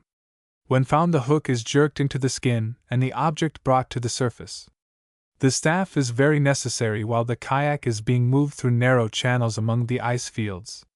It is, in fact, available in many instances where the paddle would, from its length, be useless. The kayak outfit would be incomplete without the hook. A young man starts out in life with a gun and ammunition with which to procure game. If he has the energy to become a successful hunter, he will soon be able to make a kayak, and thus procure the marine mammals whose skins will afford a covering for an umiak and in the course of time additional skins for a tent. These possessions usually come in the order laid down, and when they are all procured, he is generally able to have others under his direction assist in transporting them from place to place, and thus he becomes the head of a gens or family, including his brothers and sisters with their husbands, wives, and children. These usually move in a body wherever the head may dictate, and all their possessions accompany them on the journey. Brothers often live together and own the tent and umiak, the remainder of the household affairs being considered as individual property, and not to be used by all without permission. Some of the men are too improvident to prepare these skins when they have the opportunity, and thus they are unable to own a kayak, which prevents them from providing themselves with the umiak and tent. These persons must live with others or dwell by themselves and pass a miserable existence, scarcely noticed by their fellows even during a season of abundance. The collection contains one full-sized kayak, with all its fittings, and their models, including a toy kayak cut from a walrus tusk. The model is just 9 inches long and quite perfect in form. The double-bladed paddle accompanying is made from the same material, and is 6 inches long. On land. On land. The universal means of transportation on land is the sled, drawn by dogs. The number of dogs used to draw a sled varies according to the distance to be traveled, the character of the country, the condition of the animals, and the weight of the load to be drawn. From 1 to 20 dogs may be used. The common team for general purposes is 7 or 9 animals. The method of constructing sleds differs slightly in different parts of the region, and then only where the material may be difficult to obtain, or a heavy sled may not be needed. A tree of a suitable size is selected, generally larch, because of its greater strength, although somewhat heavier than the spruce. It is necessary, for greater strength, that each runner be of a single piece of timber. The length of the runner is from 12 to 16 feet, the height varies from 10 to 12 inches. The piece must be as nearly free from knots and cross-grain as possible, for these defects render the wood very brittle during cold weather. The runners are roughly hewn at the place where originally cut, and when needed, they are brought to the temporary camping place of the Eskimo, and they're dressed with plane and sawed to the required form. The bottom of the runner is usually 2.5 to 3 inches thick, gradually becoming thinner by 1/2 inch to an inch toward the top. This enables the sled to make a wider track at the bottom and encounter less friction of the runner sides against the snow crust. The curve at the forward end is long and very gradual. There may be as much as 3 feet of the curved part, which rises above the level of the lower edge of the runner. This enables the sled to creep easily over any obstruction. The runners are now placed parallel, separated by a distance of 14 to 16 inches, and on these are fastened crossbars 3 inches wide, of sufficient length to allow about an inch to project over the outer edge of each runner. Near the ends of these slats is cut a notch on each edge. Sometimes a hole is also bored through the slat between the notches. These are for the purpose of fastening the slats to the runners. A sufficient number having been prepared, and placed 1 or 2 inches apart, they are now laid on the flat top of the runner. Holes are bored through the top of the runner to correspond with the holes and notches of the slats. Through these and over the slats a stout piece of heavy sealskin line is threaded, and so on through and over the slats and runner until it is firmly fastened. The line must be well soaked in water to render it flexible and allow it to stretch, otherwise the joints where it was tied would soon work loose.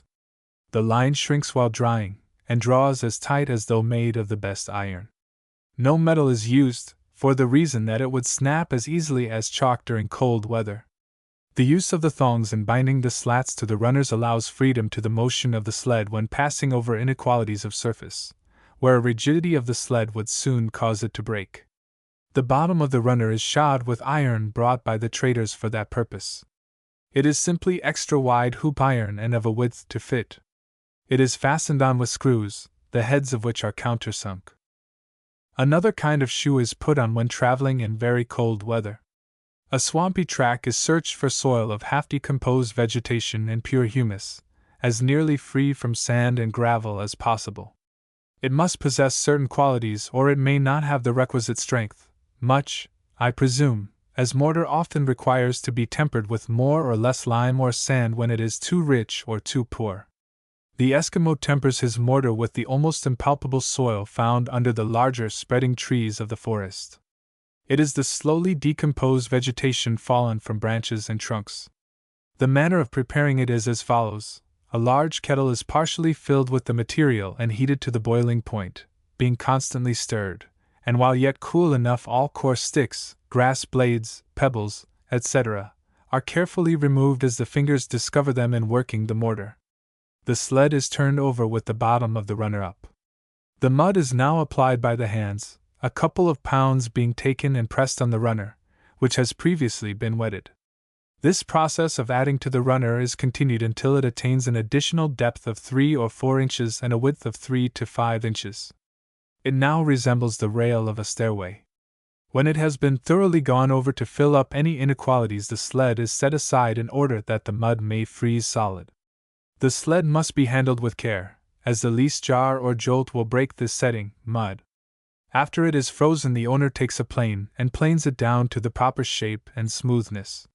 It is somewhat difficult to describe the shape in words, unless it be compared to the upper part of the T-rail of a railroad inverted, either rounded nor flat, but so fashioned as to give the best bearing surface with the least friction.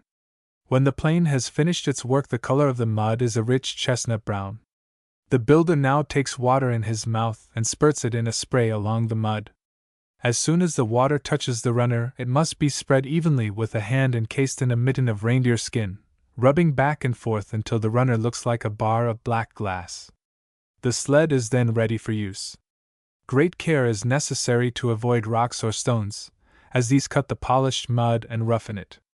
If a sudden lurch causes a portion of the mud to drop out, the piece is frozen on again by means of water, or if crumbled, a piece of ice is cut to the shape and caused to adhere by water freezing it to the runner. T. It is not often that one may find a sled shod with bone, as is the custom with the Eskimo farther north, and especially farther west. The only instance where I have seen bone used was by some of the people from the western extremity of Hudson Strait. These had only a portion of the curve and a part of the runner shod with bone and pieces of reindeer horn, secured to the runner by means of pegs. The greatest objection to the use of mud is that a few hours of warmth may cause it to loosen and render it worthless. The polish suffers when traveling over rough ice, and especially where sand has drifted from some exposed bank to the surface of the snow. This causes very hard pulling, and soon roughens the running surface of the sled. To repair such damage, the native stops, at a convenient place, to obtain water, which is spurred on the runner and rubbed evenly until it acquires a thickness of 1/8 of an inch.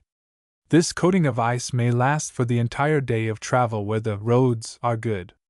The harness for the dogs consists of 2 large nooses, placed one above the other.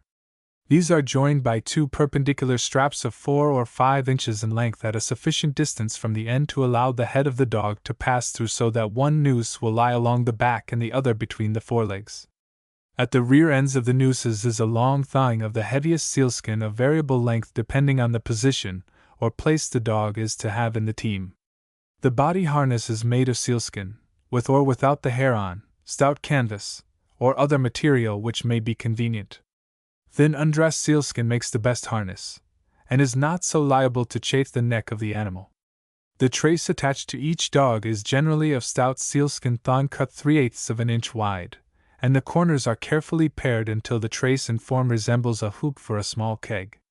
The trace varies from 10 to 30 feet in length, and is attached to a longer but much stouter thong of heavier sealskin or walrus hide prepared in the form described for the trace. The thong to which all of the traces of variable lengths are fastened is termed the bridle. The bridle has, usually, a piece of ivory called toggle at the end farthest from the sled. A few inches back of the toggle is a short piece of stout thong plaited in the bridle end. This thong has a slit cut in the farther end. It is passed through slits cut in the end of each trace and then looped on the toggle. It will now be understood that the traces all start from one place, but their different lengths give different positions to the dogs of the team so that they may move freely among rough pieces of ice without interfering with each other. This has some advantages, but it necessitates watching the traces as they are liable to catch around any projection above the surface. The bridles are also of varying lengths, from 15 to 40 feet. The rear end has 2 stout thongs plaited into it, forming a loop for each thong. These are known as the yoke, and are looped over toggles, one on each inner side of the runner. Any load to be carried on the sled is usually placed so as not to project much over the side, for in deep snow, with the crust too weak to support the weight, it would simply act as a drag and seriously impede travel if not entirely stop it. The load must also be distributed to the best advantage along the sled so as not to have too great a weight at either the front or rear, although generally a heavier portion is placed behind to allow the sled to steer or follow. The runners are so low that the sled seldom upsets unless the ice is very rough, in which case it often requires 2 men to attend to it, another to free the traces from obstructions, and a 4th to lead or drive the dogs. A smaller number render traveling under such conditions very tedious. The driver is always armed with a whip, figure 60. There appear to be as many kinds of whips as there are individuals using them. Each whip characterizes, in a manner, the person who makes it. A great amount of ingenuity is expended in preparing the lash, which is simply indescribable. The handle of the whip is from 9 to 11 inches in length, and shaped somewhat like the handle of a sword without the guard. A stout loop of thong is affixed to the stock above where the hand grasps it. This loop is thrown over the wrist to prevent the weight of the whip drawing the stock from the hand and also to retain the whip when it is allowed to trail behind. At the farther end of the stock a portion of the wood is cut out to allow the insertion of the end of the lash, which is fastened by means of finer thongs. The butt end of the lash is 5/16 of an inch thick and nearly 2 inches wide. It is composed of 8 heavy thongs plaited in a peculiar manner, depending on the number of thongs used and the fancy of the maker. The thongs are plaited by inserting the end of each thong through a succession of slits cut at the proper distance, and so matted together that it is difficult to determine the run of the thong. The size decreases from the handle by dropping out a strand until at 18 inches from the stock only 4 thongs are left, and these form a square plate for a foot in length. This square form is succeeded by only 2 thongs which make a flat plate of 2 feet in length. At the end of this a simple piece of heavy thong completes the lash. The length of a whip may be as much as 35 feet, weighing 3 or 4 pounds. Some of the natives acquire a surprising dexterity with this formidable weapon, often being able to snip the ear of a particular dog at a distance of the length of the whip. I have known them to snap the head from a ptarmigan, sitting along the path of the team. Children practice with the whip as soon as they can manage it. The Eskimo dog fears nothing but the whiplash. They attack each other with savage ferocity, and several dogs may be engaged in terrific battles, yet the swish of a whip or even a stick thrown hurtling through the air is sufficient to cause them to slink off in abject terror, whining piteously in fear of the expected lash. The weight or load put upon a sled may be as much as 1,200 pounds. The character of the road alone determines the weight, number of dogs, and rate of travel. The latter may average over a smooth surface 5 miles hourly for 12 hours continuously, excluding the few minutes given the dogs to blow, rest, etc. I knew an instance where 3 men with empty sled and 7 dogs traveled 94 miles in 18 hours. I have gone 19 miles in 3 hours. And again I have known only 3 or 4 miles to be made in 10 hours, through rough ice or deep, newly fallen snow. The disposition and condition of the dogs chiefly determines the number attached to the sled. With these animals there is the same difference as is to be found in horses or other beasts of draught. Some are energetic and well behaved, others as stubborn or lazy as is possible. Strange dogs in the team are liable to be pitched upon by all the others, and with the long traces ensues such an entanglement of lines, dogs, and flying snow as is difficult to conceive. The good qualities of the driver are manifested by his ability in keeping the dogs in order, and showing promptness in separating them when quarreling.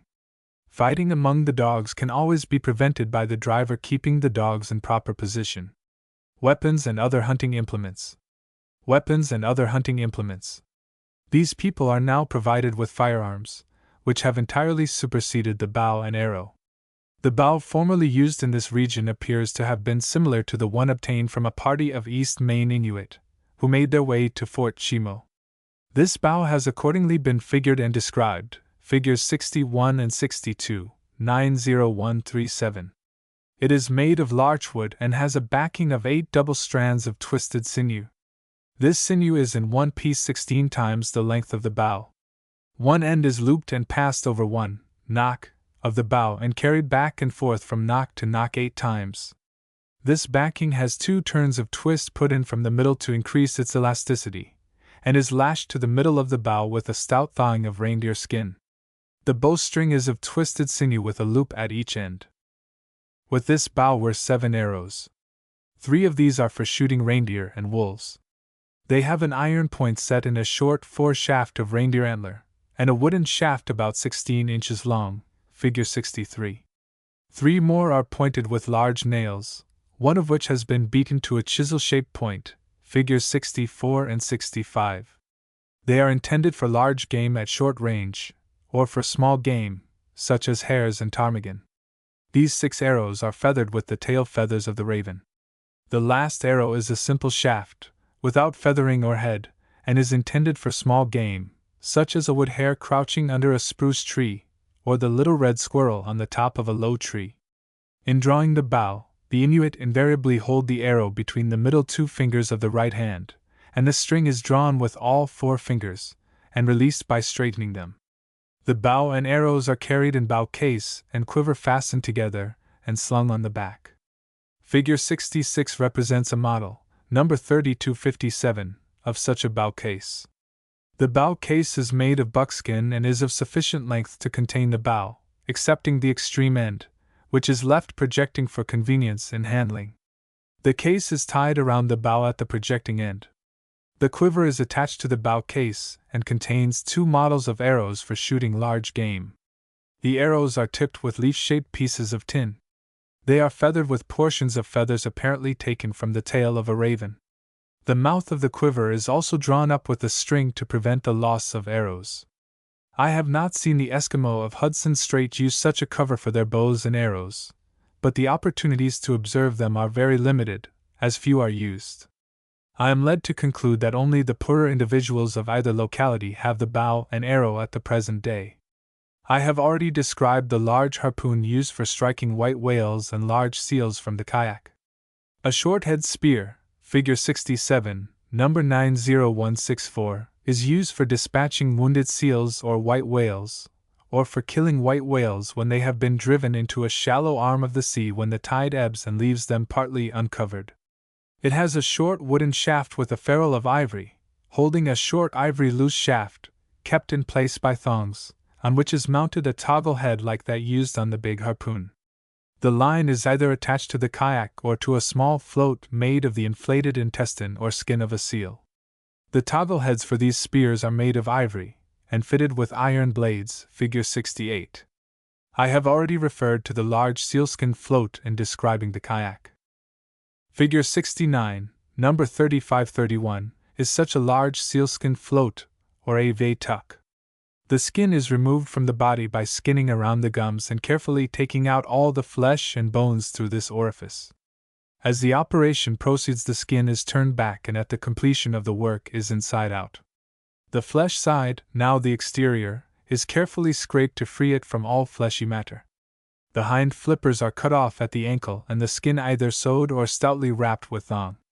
The fore flippers are usually left attached to the skin after the flesh has been scraped from them. The skin is now inflated with air and hung up to dry. In a few hours it is turned with the hairy side out and again inflated for a while. The mouth and all other openings in the skin are carefully sewed up. A large button of ivory, shaped much like a pulley, nearly 2 inches in diameter, is put where the mouth of the skin is and a portion of the skin carefully wrapped around it, thongs of sealskin tightening the moist skin in the groove of the mouthpiece. This piece has a hole about 1/3 of an inch in diameter bored through it.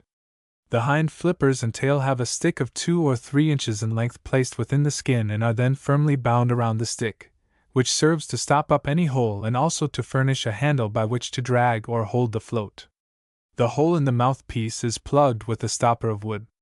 When the float is wanted for use, the skin is inflated. When inflated, the float has a diameter about 2/3 the length. If it is to be attached to a tracking line, the float is fastened by the stick, which is secured within the skin of the hind flippers and dragged backwards. The function of the float in this instance is to prevent the tracking line from becoming fouled among the rocks and stones of the beach along which the line runs in towing a boat, or umiak. In a similar manner it is affixed to the harpoon line used for large marine mammals, such as the white whale and the larger species of seals. This float not only retards the flight of the speared animal, but it serves to mark the spot where it sinks, for at certain seasons the seals sink as soon as they die. A speared animal always sinks more quickly than one shot dead with a ball, probably because its struggles are more prolonged in the first instance and exhaustion of breath is more complete. The hair of the animal whose skin is intended for a float is sometimes scraped off before the skin is removed from the body, otherwise it may be left until the skin is partly dry and then be shaved off. The manner of loosening the hair is similar to that used by butchers of hogs, only that the boiling water is poured on and a small patch of hair pulled off at a time, instead of submerging the entire animal. The hair from the green skin must be carefully pulled out, or else the black scurf adhering will be detached, and thus render the skin less nearly waterproof. The skins or bags used for holding oil and fat are prepared in a similar manner, excepting that the hair is left on the skin and the hairy side left within. The oil and fat are put in the skin at the posterior end and it is then tied up like a float. The largest sealskins are used for oil bags, and may contain as much as 300 pounds of fat or oil. When a sack of oil is sold, the bag is usually returned to the seller, who again fills it with oil or converts the skin into bootlegs or soles. The leather, having become thoroughly impregnated with the oil, makes the best for wear, often resisting moisture for 3 or 4 days of continuous wet. Before leaving the subject of weapons and their accessories, I may mention number 3069, a small pouch made of thick sealskin. The shape is somewhat like that of a leg of mutton. This is used for carrying gun caps. The neck is only large enough to permit one cap to fall out at a time. Hunting. I have already referred briefly to the various methods of taking seals, white whales, and other game, while describing the boats, spears, and other apparatus used in their pursuit. The most important hunt of the year, however, comes in the autumn, when the reindeer are migrating in large herds and crossing the rivers. The deer are wanted now for their flesh for food and their skins for clothing. Everything necessary for the chase is taken in the umiak, or, perhaps, a whaleboat, to a locality convenient to where the animals cross over. Here the tent is pitched, and a camp is made. The hunters scour the neighboring land for herds of reindeer, which are seen running about under the impulse to seek the opposite sex. As they arrive from different directions, those of one sex must cross the river. Since the females furnish the lighter skins for clothing, and the males the greater amount of meat and a heavier skin for various purposes, deer of both sexes are equally useful.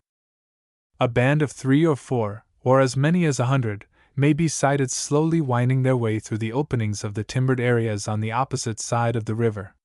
The native with telescope, or binocular in focus, observes their movements until they pause a moment on the bank and then plunge quickly into the water, where they keep well together until the opposite shore is reached.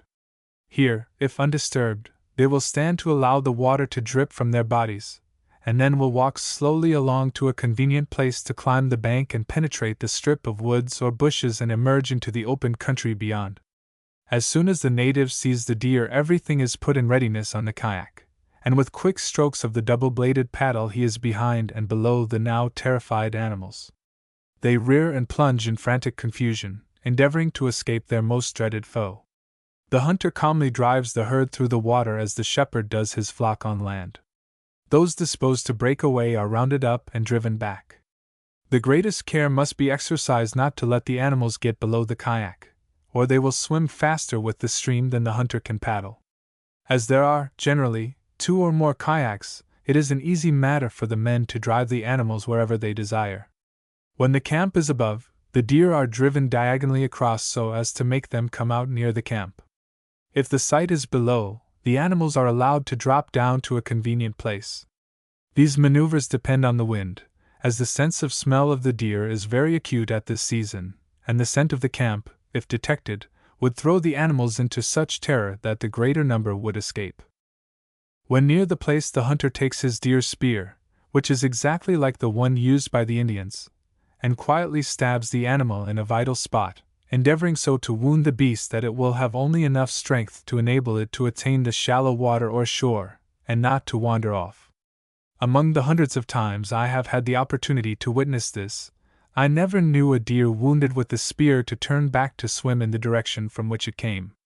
They appear to dread the water, and strive most frantically to regain the land where, if mortally wounded, they stand, the limbs gradually diverging to sustain their trembling body, the eyes gazing piteously at the foe, who often mocks their dying struggles, or pitches a stone at their quivering legs to make them fall.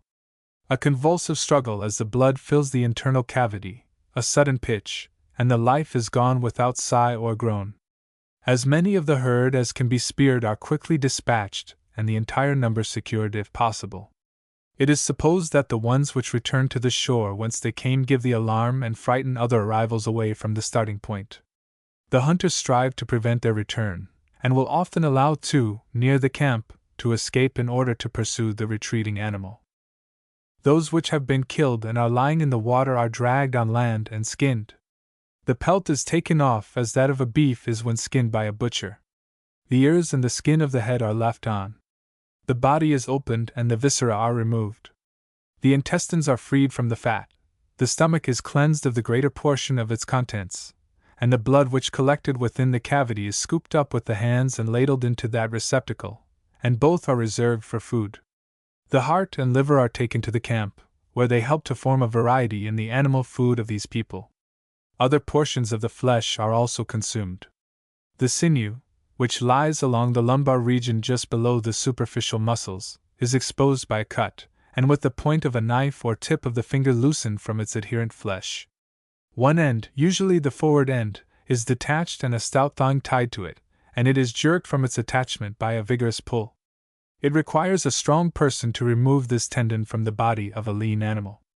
A stroke of the knife frees the wide layer of sinew from blood and particles of flesh. This is now laid aside for a while, then washed to free it from the blood, which would stain it dark in color and also tend to diminish the strength of the fibers by rotting them. It is now spread out and allowed to dry. The body is cut across the small of the back and laid aside. The head is severed from the neck and discarded if there be no portion of the horns which is needed to serve some purpose, such as a handle for a knife or other tool. If the head be that of a young deer, it is often taken to the camp and put into a pot and boiled in the condition in which it comes from the field. When cooked for a long time, it becomes very soft, the muscles of the jaw being reduced to a semi-gelatinous condition, which makes an excellent article of food. The tongue is invariably taken out entire, and is considered the greatest delicacy, either frozen, raw, or cooked, or dried and smoked. In fact, a tongue from the reindeer is good at any time or condition. The hindquarters are seldom separated, but are placed within the thoracic cavity, and either cached near the scene of slaughter or placed on the kayak and taken to a spot where others are deposited from which supplies may be taken when the food for the winter is required. Here and there along the bank will be placed the body of a single deer, sometimes 2 or 3, which have been killed too far from the present camp for the hunter to bring them home. These spots are marked or remembered by some visible surrounding, lest the deep snows of winter obscure the locality, and often the place cannot be found when wanted. The cache in which the flesh is deposited is simply a few stones or boulders laid on the ground and the meat put upon them. A rude sort of wall is made by piling stones upon the meat until it is hidden from the ravages of ravens, gulls, foxes, wolves, and the detested wolverine. As soon as the hunter considers that the deer of that particular locality have ceased to cross, he will repair to another station and go through the same process. The deer which are first slain, when the hunting season arrives and the weather is still so warm that the flies and decomposition ruin the meat, are reserved for supplies of dog food. Miscellaneous implements. Miscellaneous implements. I have already, in the earlier pages of this paper, referred to various tools and implements. In addition to these, the Coxswaigmiad have comparatively few tools. In former ages, stone and ivory were fashioned into crude implements for the purposes which are now better and more quickly served by instruments of iron or steel. These people have now been so long in more or less direct contact with traders who have supplied them with these necessaries that it is rare to find one of the knives used in former times. Certain operations, however, are even to this day better performed with a knife made of ivory. The ice from the kayak bottom or the sides of the boat may best be removed by means of an ivory knife, resembling a snow knife but shorter. The steel knife is always kept sharp, and if so used would, on the unyielding, frozen skin covering of those vessels, quickly cut a hole. The Eskimo living remote from the trading stations use a snow knife made from the tusk of a walrus or the main stem of the reindeer antler. That steel or iron is deemed an improvement on the former materials from which cutting instruments were made is shown by the crude means now employed. If the person has not a knife, an unused spearhead, having an iron point, is often employed instead for skinning animals and dressing the skins.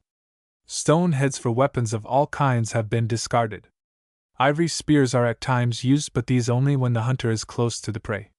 Some of the men have acquired considerable skill in fashioning iron into the required shape. They eagerly stand around anyone who may be at work, and evince the greatest curiosity in anything new. The collection contains 2 of the snow knives referred to above.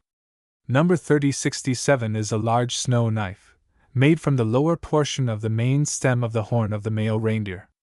It is simply half of the split horn with the middle scooped out. The length is 12 inches.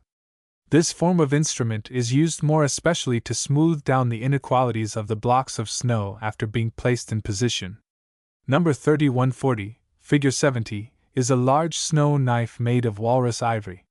It is 13 inches long and nearly 2 inches wide for the greater part of the blade, which terminates in a rounded point.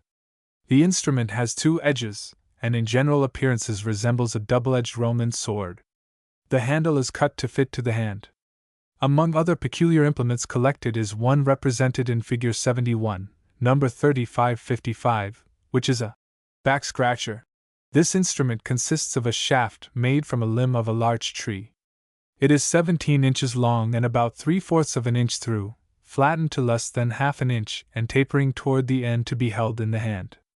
On the lower end is a dish-shaped piece of reindeer horn, 2 1/8 inches long and 7/8 of an inch wide. Through the center of the piece of horn an oblong hole has been cut for the insertion of the shaft or handle. The edges of the horn piece are sharp as can be made. This piece is 1/3 of an inch thick, and having the sharp edge up is convenient for thrusting down the back to scratch oneself in places where the hand could not reach on account of thick deerskin clothing. The Eskimo name of the instrument is kumiyutik, or that which removes lice. The steel needles obtained from the traders are kept in a little ivory receptacle of various shapes, two of which are shown in figures 72 and 73. This is hollow and filled with any sphagnum moss. One end is permanently closed by a wooden or ivory plug, held in by little pegs. The plug in the other end is easily taken out.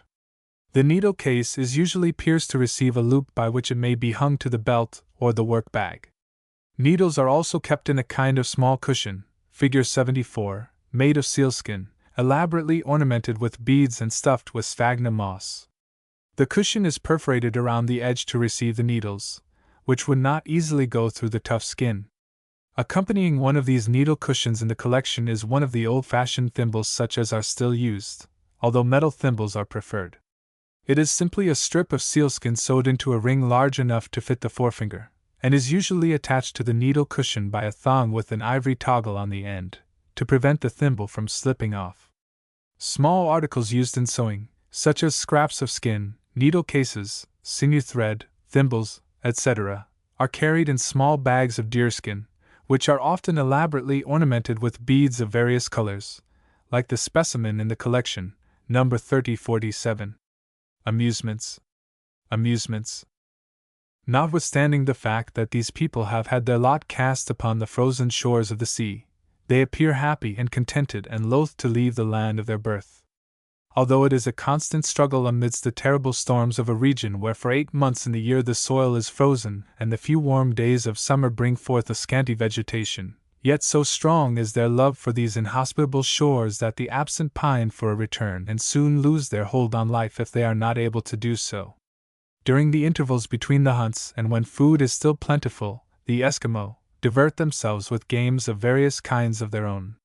They are also quick to adopt other games which require outdoor exercise. Football calls out everybody, from the aged and bent mother of a numerous family to the toddling youngster scarcely able to do more than waddle under the burden of his heavy deerskin clothes. Wrestling among the men is indulged in for hours at a time. The opponents remove all their superfluous garments, seize each other around the waist and lock hands behind each other's backs. The feet are spread widely apart, and each endeavors to draw, by the strength of the arms alone, the back of his opponent into a curve and thus bring him off his feet. Then with a lift he is quickly thrown flat on his back. The fall must be such that the head touches the ground. Where the contestants are nearly matched, the struggle may continue so long that one of them gives up from exhaustion. The feet are never used for tripping. Such a procedure would soon cause the witnesses to stop the struggle. The Eskimo and Indians often engage in comparative tests of their strength in wrestling. The Eskimo prove the better men in these engagements. Throwing stones at a mark is a sport for the younger men, some of whom acquire surprising dexterity. If a pack of playing cards can be obtained, they engage in games which they have learned from the white people and teach each other. Small stakes are laid on the result of the game. The women appear to exhibit a greater passion for gambling than the men do. They will wager the last article of clothing on their persons till the loser appears in a nude condition before spectators. Then the winner will usually return at least a part of the clothing, with an injunction to play more and lose less. The young girls often play the game of taking an object and secreting it within the closed hand. Another is called upon to guess the contents. She makes inquiries as to the size, color, etc., of the object. From the answers she gradually guesses what the thing is. A favorite game, something like cup and ball, is played with the following implements. A piece of ivory is shaped into the form of an elongate cone and has 2 deep notches or steps cut from one side, figure 75. In the one next the base are bored a number of small holes and 1 or 2 holes in the upper step. The apex has a single hole. On the opposite side of the base 2 holes are made obliquely, that they will meet, and through them is threaded a short piece of thong. To the other end of the thong is attached a peg of ivory, about 4 inches long. The game is that the person holding the plaything shall, by a dexterous swing of the ball, catch it upon the ivory peg held in the hand. The person engages to catch it a certain number of times in succession, and on failure to do so allows the opponent to try her skill. The skull of a hare is often substituted for the ivory ball, and a few perforations are made in the walls of the skull to receive the peg. It requires a great amount of practice to catch the ball, as the string is so short that one must be quick to thrust the peg in before it describes the part of a small circle. The children sometimes use a stick or other sharp-pointed instrument to make a series of straight lines in the newly fallen snow and at the same time repeat certain gibberish. This was at first very confusing to me, but a woman repeated the words and I guessed from her description where the idea sprang from. These people had heard of the teachings of the Labrador missionaries, Moravians, all of whom are Germans, and as the Eskimo of that coast use the German numerals in preference to their own, the natives of that region have at some time repeated the names of those numerals to certain of the Hudson Strait people, and they have taught each other. The names of the German numerals as sounded by the Coxswain are as follows. The numbers are 1 to 15, consecutively. Aii, Chuvii, Talii, Pi-ula, Pi-li Pi, Tsekasai, Tse Pa, Ak Ta, Nai Na, Tse Na, Ailu Puk, Chuvailu Puk, Talak Si Na, Pi Uk Si Na, and Pi Lip Si Na. I have already referred to the game of football as played by these people. Figure 76 represents the football, number 3070, and the whip for driving it. The Eskimo are very fond of this game. All the people of every age, from the toddling infant to the aged female with bended back, love to urge the Aiuk tuk, as the ball is termed. The size of the ball varies from 3 to 7 inches in diameter. They have not yet arrived at perfection in making a spherical form for the ball, but it is often an apple shape. It is made by taking a piece of buckskin, or sealskin, and cutting it into a circular form, then gathering the edges and stuffing the cavity with dry moss or feathers. A circular piece of skin is then inserted to fill the space which is left by the incomplete gatherings. This ball is very light, and is driven either by a blow from the foot or else by a whip of peculiar construction. This whip consists of a handle of wood 8 to 12 inches in length. To prevent it from slipping out of the hand when the blow is struck, a stout thong of sealskin is made into the form of a long loop which is passed over the hand and tightens around the wrist. To the farther end of the whip handle are attached a number of stout thongs of heavy sealskin. These thongs have their ends tied around the handle and thus form a number of loops of 12 to 20 inches in length. These are then tied together at the bottom in order to give them greater weight when the ball is struck by them. A lusty Eskimo will often send the ball over 100 yards through the air with such force as to knock a person down. At Fort Chimo the game is played during the late winter afternoons when the temperature is 30 degrees or 40 degrees below zero. It is exciting and vigorous play where a large crowd joins in the game. Sometimes the ball is in the form of two irregular hemispheres joined together, making a sphere which can be rolled only in a certain direction. It is very awkward and produces much confusion by its erratic course. Numbers 3461, 3287, and 3460 are footballs of the pattern first described. The Inuit who come from the western end of Hudson Strait, the so-called Northerners, have a game which they play with sets of pieces of ivory cut into irregular shapes, and marked on one face with spots arranged in different patterns, figure 77. The number of pieces in a set varies from 60 to 148. The name of the set is a Mazualat, and somewhat resembles our game of dominoes. The game is played in the following manner: 2 or more persons, according to the number of pieces in the set, sit down and pile the pieces before them. One of the players mixes the pieces together in plain view of the others. When this is done, he calls them to take the pieces. Each person endeavors to obtain a half or third of the number if there be 2 or 3 players. The one who mixed up the pieces lays down a piece and calls his opponent to match it with a piece having a similar design. If this cannot be done by any of the players, the first has to match it, and the game continues until one of the persons has exhausted all of the pieces taken by him. The pieces are designed in pairs, having names such as kamyo tik, sled, kayak, canoe, kale sack, navel, a ma zut, many, a tau sik 1, ma kok 2, pinga sut 3, sita mut 4, and ta li mat 5. Each of the names above must be matched with a piece of similar kind, although the other end of the piece may be of a different design. A kamudik may be matched with an amazut if the latter has not a line or bar cut across it, If it has the bar, it must be matched with an amazut. This game is known to the people of the Ungava district, but those only who have learned it from the northerners are able to play it. The northern Eskimos stake the last article they possess on the issue of the game. Their wives are disposed of temporarily, and often are totally relinquished to the victor. I have heard that the wives so disposed of often sit down and win themselves back to their former owners. The little girls play with dolls like civilized children, and build little snow huts, where they have all their playthings and play at keeping house. The collection contains 11 dolls, most of them elaborately and accurately dressed, as shown by the illustrations, figures 78 and 79 and 80, 81, and large quantities of doll clothing. The only musical instrument which I observed among these people was a violin of their own manufacture, made, of course, in imitation of those they had seen used by the whites.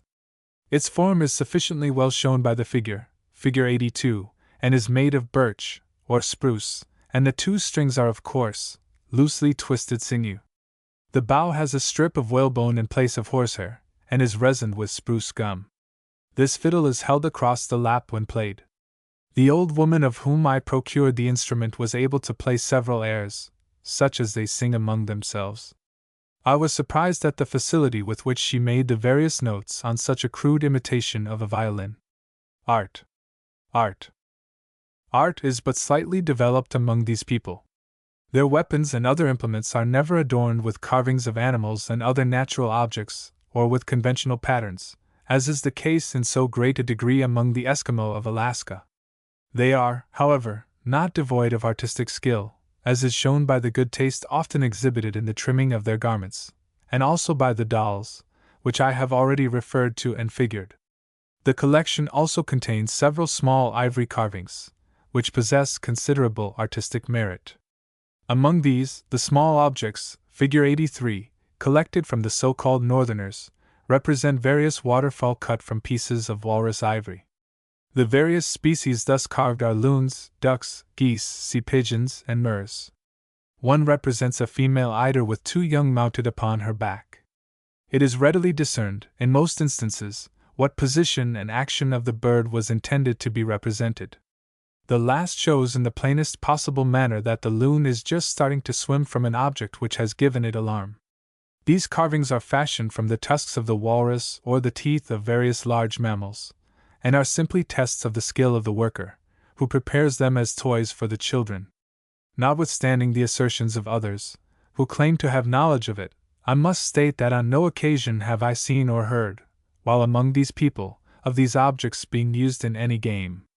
In addition to these we have a very artistic figure of a polar bear, and two human figures, 1 3/4 inches long, figure 84, representing tattooed women, and two carvings representing bags of oil.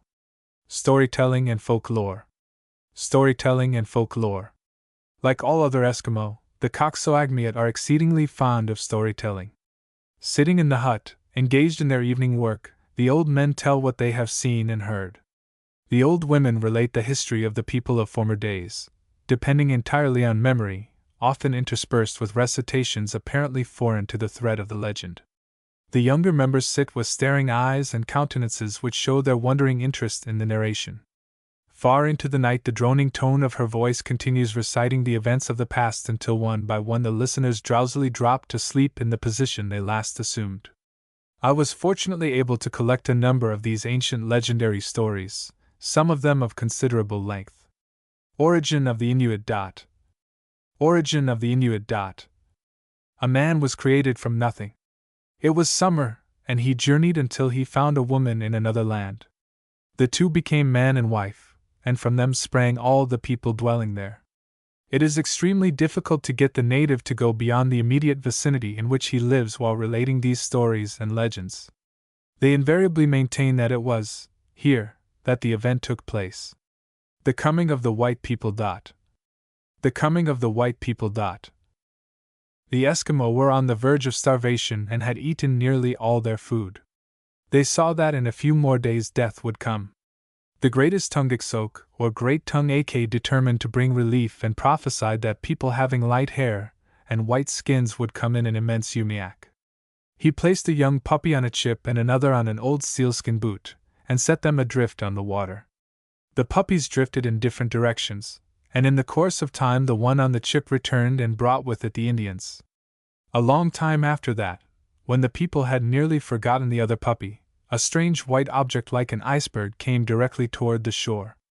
In a few moments the puppy, now a man, announced that the people had come with many curious things in their vessel. The man immediately became a dog. Origin of living things on the earth and in the water. Origin of living things on the earth and in the water. A long time ago a man who was cutting down a tree observed that the chips continued in motion as they fell from the blows. Those that fell into the water became the inhabitants of the water. Those that fell on the land became the various animals and in time were made the food of mankind. This was the version given me by a person living at Fort Chimo.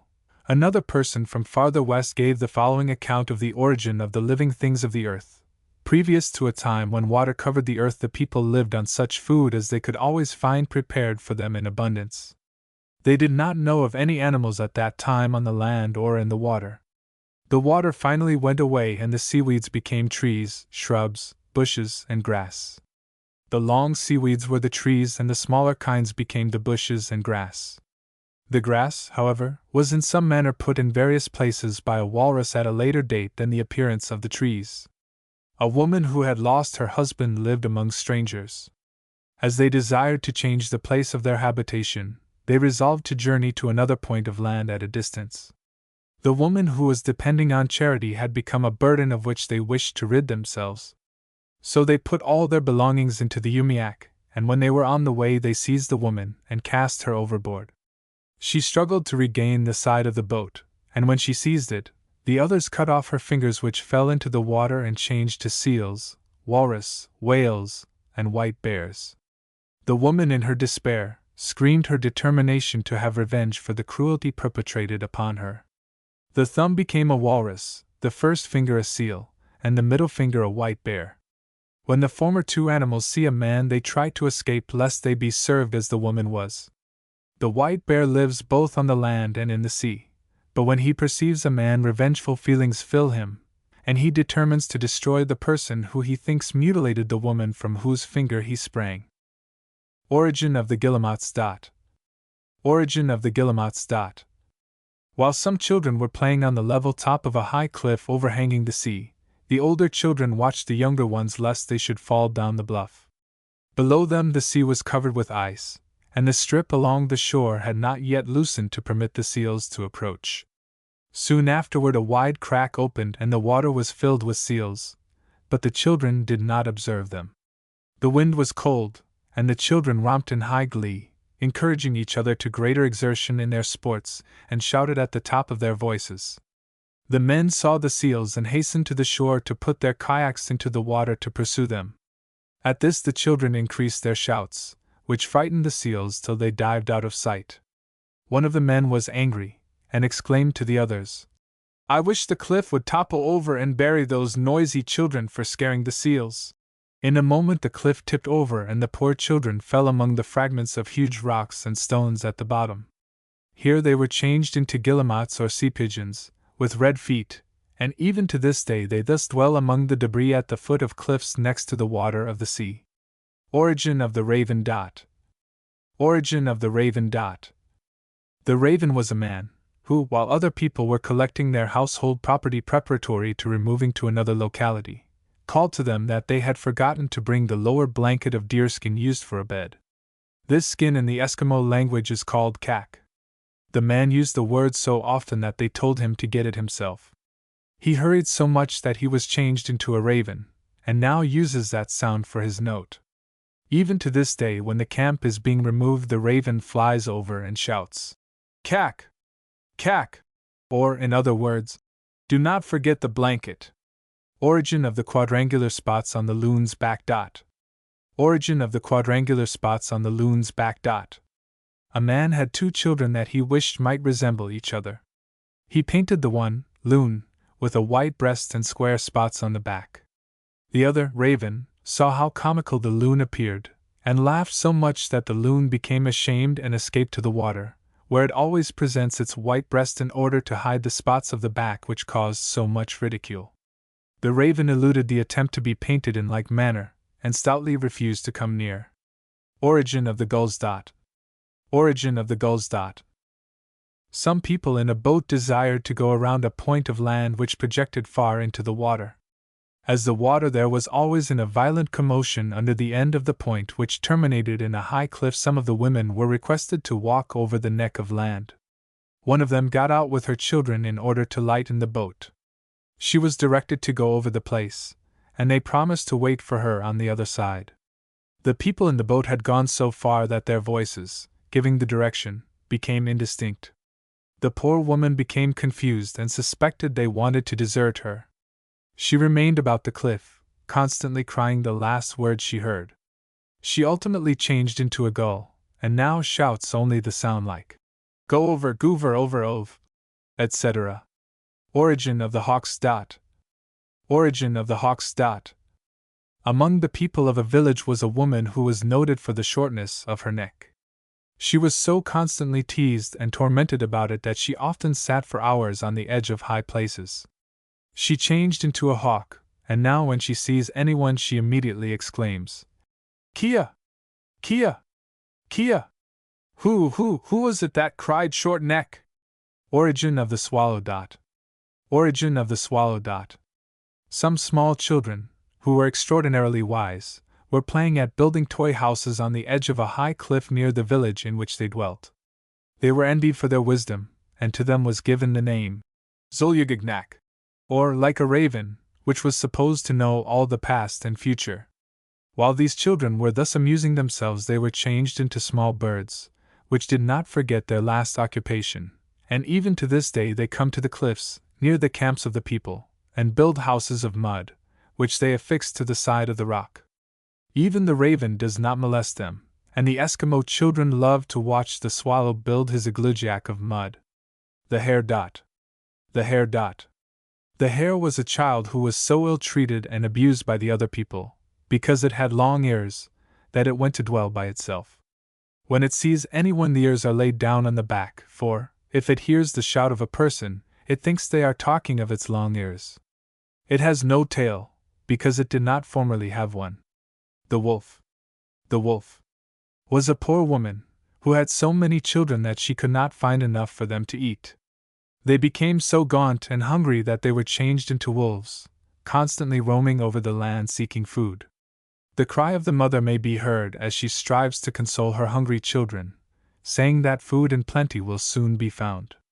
Lice. Lice are supposed to drop from the body of a huge spirit, dwelling in the regions above, who was punished by having these pests constantly torment him. In his rage to free himself, the lice dropped down upon the people who condemned him to this punishment. Origin of mosquitoes. Origin of mosquitoes. A man had a wife who was negligent, and failed to scrape his skin clothing properly when he returned from his expeditions. He endeavored to persuade her to mend her ways and do as a wife should do. She was again directed to remove the accumulated layer of dirt from the man's coat. She petulantly took the garment, and cleaned it in such a slovenly way that when the husband discovered the condition of the coat, he took some of the dirt from it, and flung it after her. The particles changed into mosquitoes, and now, in spring, when the warm days come and the women have the labor of cleaning clothes to perform, the insects gather around them, and the women are thus reminded of the slovenly wife and what befell her. Story of the Man and His Fox Wife. Story of the Man and His Fox Wife. A hunter who lived by himself found when he returned to the place after an absence that it had been visited, and everything put in order as a dutiful wife should do. This happened so often with no visible signs of tracks that the man determined to watch, and see who would scrape his skin clothing and boots, hang them out to dry, and cook nice hot food ready to be eaten when he returned. One day he went away as though going off on a hunt, but secreted himself so as to observe the entrance of anything into the house. After a while he saw a fox enter. He suspected that the fox was after food. He quietly slipped up to the house and on entering saw a most beautiful woman dressed in skin clothing of wondrous make. Within the house, on a line, hung the skin of a fox. The man inquired if it was she who had done these things. She replied that she was his wife and it was her duty to do them, hoping that she had performed her labor in a manner satisfactory to him. After they had lived together a short time, the husband detected a musky odor about the house and inquired of her what it was. She replied that she emitted the odor, and if he was going to find fault with her for it, she would leave. She dashed off her clothing and, resuming the skin of the fox, slipped quietly away and has never been disposed to visit a man since that time. The following is a story obtained from Labrador. The Rivals. The Rivals. Between two men there existed keen rivalry. Each asserted himself to be the stronger, and endeavored to prove himself superior to the other. One of them declared his ability to form an island where none had hitherto existed. He picked up an immense rock and hurled it into the sea where it became an island. The other, with his foot, pushed it so hard that it landed on the top of another island lying far beyond. The mark of the footprint is visible to this day, and that place is now known as To Kick Talk. The Jealous Man. The Jealous Man. A man fell in love with two women and was so jealous of them that he would not permit them to look upon others, much less speak to them. The women finally wearied of the restrictions placed upon them and resolved to desert the man. They fled along the coast until they were faint from hunger. At length they came upon the body of a whale cast on the shore. Here they determined to dwell for a time. The man sought for the women in every possible place with no success. A conjurer was consulted, and after much deliberation, he told the deserted man to journey to a place where he would find the carcass of a whale and to secrete himself in the vicinity, and watch for the women. He started out accordingly, and before long had the pleasure of seeing the two women. They detected the man hastening toward them and tried to secrete themselves until he should get by. He seized one of them, however, and bound her with thongs. The other was less disposed to submit, and the man put out her eyes to deprive her of the privilege of looking at any man. They remained about that locality for some time, and various animals of the land came to the carcass to feast upon the remains. The man caught a great number of foxes and other valuable furs and after a time returned to the camp whence he came. Story of the Orphan Boy. Story of the Orphan Boy. A small boy, who had neither father, mother, nor any living relatives, was dwelling with some people who maltreated him in every way their fancy could suggest.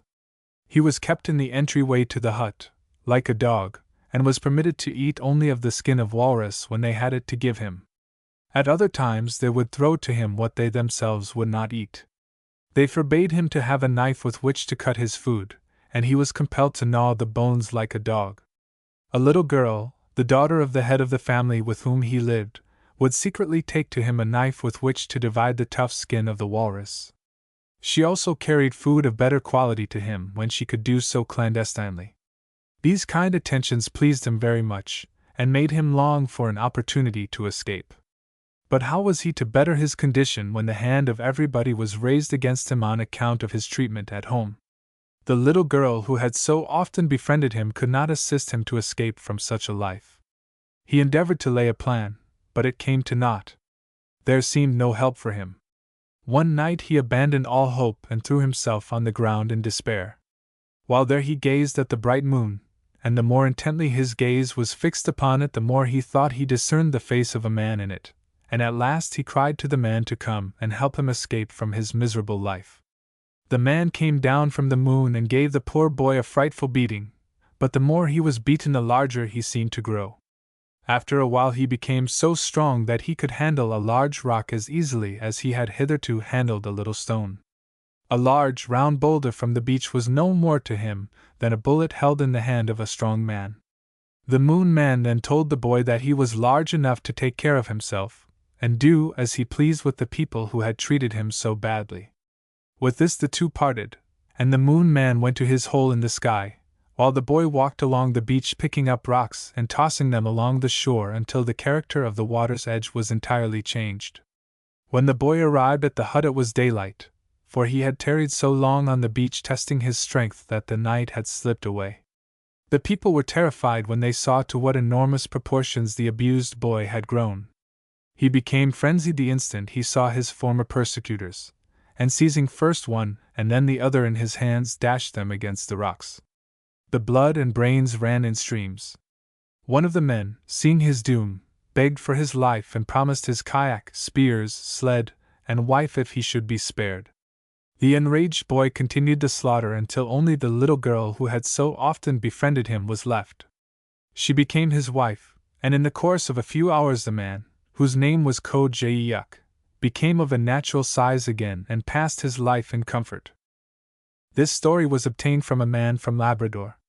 The Eskimo assert that this occurred near Ohak, often pronounced Okak, now a missionary station. They show the rock, which a little imagination gives the appearance of having dried blood and brains still upon it. The origin of the sun, moon, and stars. The origin of the sun, moon, and stars. At a time when darkness covered the earth, a girl was nightly visited by someone whose identity she could not discover. She determined to find out who it could be. She mixed some soot with oil and painted her breast with it. The next time she discovered, to her horror, that her brother had a black circle of soot around his mouth. She upbraided him, and he denied it. The father and mother were very angry and scolded the pair so severely that the son fled from their presence. The daughter seized a brand from the fire and pursued him. He ran to the sky to avoid her, but she flew after him. The man changed into the moon, and the girl who bore the torch became the sun. The sparks that flew from the brand became the stars. The sun is constantly pursuing the moon, which keeps in the darkness to avoid being discovered. When an eclipse occurs, they are supposed to meet. Auroras. Auroras are believed to be the torches held in the hands of spirits, seeking the souls of those who have just died, to lead them over the abyss terminating the edge of the world. A narrow pathway leads across it to the land of brightness and plenty, where disease and pain are no more, and where food of all kinds is always ready in abundance. To this place none but the dead and the raven can go. When the spirits wish to communicate with the people of the earth, they make a whistling noise, and the earth people answer only in a whispering tone. The Eskimos say that they are able to call the aurora and converse with it. They send messages to the dead through these spirits. The sky. The sky. The sky is supposed to be an immense dome, of hard material, reared over the earth, long from east to west and shorter from north to south. The edges of the land and sea are bounded by high, precipitous sides, shelving outward or sloping inward to prevent anything living on the earth from going to the region beyond. There is the source of light and heat. The dome of the sky is very cold, and at times covered with crystals of frost which fall in the form of snow or frost films to the earth, and then the sky becomes clear. The clouds are supposed to be large bags of water, controlled by two old women who run with them across the sky, and as the water escapes from the seams it falls in the form of rain to the earth. The thunder is their voice and the lightning is their torch. If a spark falls from this on anyone, he dies and goes to the region above. The winds. The winds. At each of the corners of the earth there dwells an immense but invincible spirit, whose head is many times larger than all the remainder of his body. When he breathes, the wind blows and his breath is felt. Some breathe violent storms and others gentle zephyrs. The male spirits dwell at the north, northeast, northwest, and west. The females dwell at the remaining points, and each principal spirit has innumerable intermediate and less powerful attendants. The Nenanot or Naskapi. The Nenanot or Naskapi. The Indians of the Ungava district are locally known as Naskapi, a term of reproach applied to them by the mountaineers, the Montaña of the early Jesuit missionaries, during the earlier days when the former acted falsely in one of their concerted struggles with the Eskimo of the eastern coast. The name given to themselves is Nenanot, a word meaning true, or ideal red men. To the west of these people dwell a branch of the tribe along the east shore of Hudson Bay. To the southeast dwell the mountaineers. The western people differ greatly in customs and many words of their language from the Nenanots. The mountaineers differ but little in their customs, and only in speech as much as would be expected from the different locality in which they dwell. These three tribes have distinct boundaries, beyond which they seldom wander. Of late years, however, a gradual influx of the western people has poured into the Ungava district, due to the decrease of the food supply along that portion of the eastern coast of Hudson Bay. The Nenonuts appear, from the best information I could obtain on the subject, to have been driven to their present location during the wars waged against them by the Iroquois in times long gone by, and remembered only in tradition. They assert that their original home was in a country to the west, north of an immense river, and toward the east lay an enormous body of salt water. The former was supposed to be the St. Lawrence River and the latter to be Hudson Bay. When they came to their present place, they say that they found Eskimo alone, and these only along the coast. They are a branch of the Cree stock, as their language clearly indicates. Many years ago war was waged upon them by the people whose name is remembered with terror even to this day. Most cruel atrocities were perpetrated, and in despair they fled from the land of their fathers, where they had lived as a numerous people, and were pursued by their merciless foes until but a remnant reached what is now known as the height of land. Being now driven to a strange land, where they found numerous Eskimo on all sides, only a few years elapsed before they encroached too greatly upon the land which the Eskimo had always held. Contention and struggles arose, culminating in a disposition to fight, and in the course of time desultory warfare, carried on by single combat or organized raids. This lasted for many years, even after the advent of the white men as traders along the coast. Some of the battles were attended with great slaughter on both sides. The Eskimos seldom ventured far from the coast on their raids, but fought bravely when attacked on their own ground. In most instances they outwitted the Indians by decoying them into ambush, and killing great numbers of them. Within the present century they have been more peaceably disposed toward each other. Since the arrival of the white men at various points along the coast these troubles have ceased, and the Indians and Eskimo are now on intimate terms. Not that either party have any special regard for the newcomers, but they have a mutual fear of each other, and the white man now engages their entire attention. In the early struggles the Indian found the Eskimo to be a sturdy opponent, possessed of greater endurance and perseverance than himself. After the conclusion of the troubles they withdrew to their present haunts, and now wander indiscriminately over the land, although the Eskimo seldom ventures far into the interior unless it be along the valley of some large stream. They even camp alongside of each other, and aged Indian men and women, who have been left behind the parties of young people who are in quest of fur-bearing animals during the winter months, are only too glad to have a camp of jolly Eskimo near at hand. With them they can live as parasites until their hosts are exhausted of supplies, or until they move to another locality to relieve themselves of the importunities of their unbidden guests. The Indian is not the physical superior of the Eskimo. It is true they are more expert on snowshoes, because the snowshoes belong to their mode of life. They are used by the Eskimo only when they can be purchased by barter from the Indian. The Eskimo's snowshoe is merely a rude imitation of the form used by the neighboring Indians. In the canoe the Indian is at home, so also is the Eskimo in the kayak, which braves the severest weather and the roughest water, on which the Indian would only gaze in dread and never venture. The Indian is not. Ability to endure fatigue is less in the Indian than the Eskimo, who accomplishes by patient persistence what the Indian desires to do in a hurry. I have not observed Indians carry such heavy loads as those borne on the shoulders of Eskimo, who, with ease, ascended a hill of such abrupt steepness that an unencumbered person climbed it with difficulty. Several Eskimo men ascended this hill, each with a barrel of flour on his shoulders. The Indian is able to withstand the effect of cold as well as the Eskimo. The clothing of the latter is certainly better adapted to protect against cold. In times of scarcity of food the Eskimo is able to go without food for a number of days and yet perform a considerable amount of physical labor, while the Indian would require food on the second or third day, and refuse to move until it had been furnished. In comparison with a white man under the same conditions the natives of either class would soon show signs of inferiority, and under prolonged exertion but few, even of the Eskimo, would endure the strain. The principal strength of these people is shown in their success in the chase. The children are obedient to their parents, who seldom ever chastise them. Disrespect to parents is unknown, and in their intercourse with each other there are no clashings during youth. Not until the jealousies awakened under the stimulus of their sexual instincts arouse their passions do they begin to show enmity and hatred toward each other. The males evidently exhibit jealousy to a less degree than the opposite sex. The men, after a protracted absence from each other, often embrace and shed tears of joy at meeting. The women are less demonstrative. The number of children born exceeds the number of deaths. Mortality appeared to be low for the 2 years I was near these people.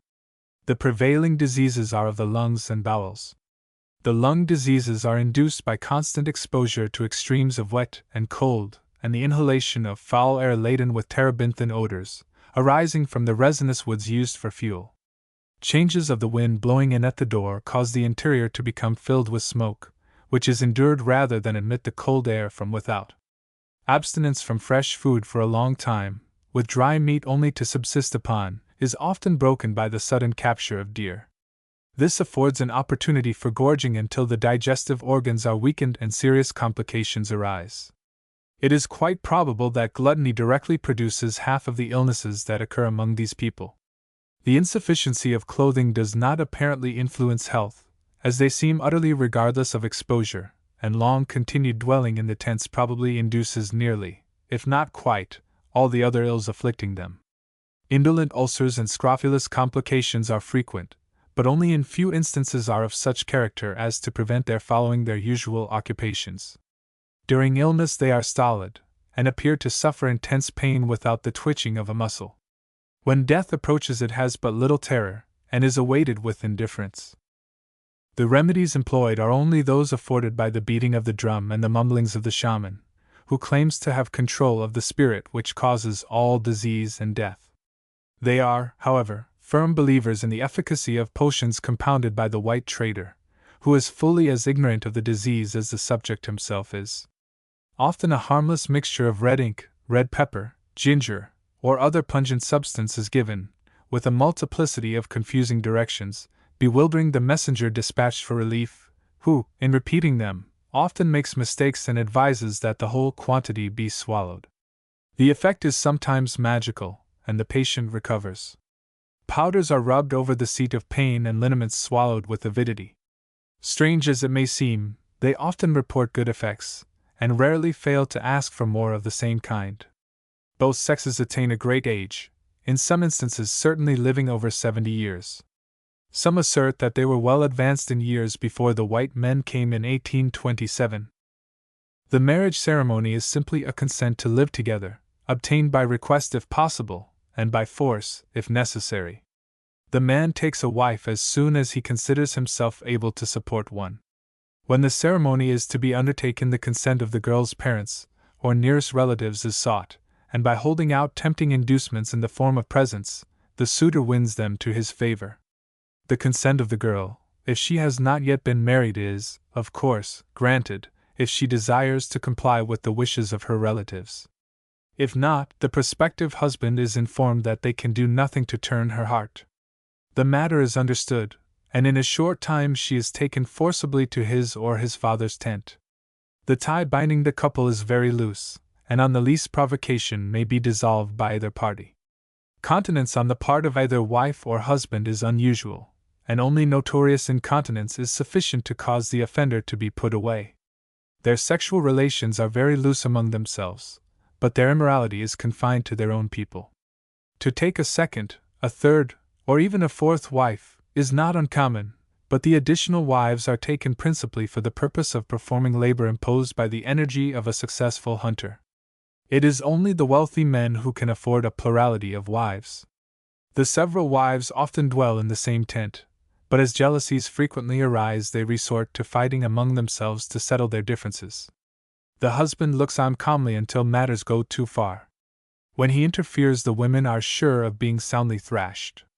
A woman, however, often assails her husband, and in some instances gives him an unmerciful pounding, much to the amusement of the bystanders, who encourage her to do her best. The man is a subject for ridicule for weeks afterwards. Either sex can endure being beaten, but not being laughed at. They rarely forgive a white man who laughs at their discomfiture. An amusing incident occurred within a stone's throw of Fort Chimo. An Indian had his clothing stripped from him by his enraged wife. She then tore the tent from the poles, leaving him naked. She took their property to the canoe, which she paddled several miles up the stream. He followed along the bank until she relented, whereupon their former relations were resumed, as though nothing had disturbed the harmony of their life. The man was so severely plagued by his comrades that for many days he scarcely showed his head out of the tent.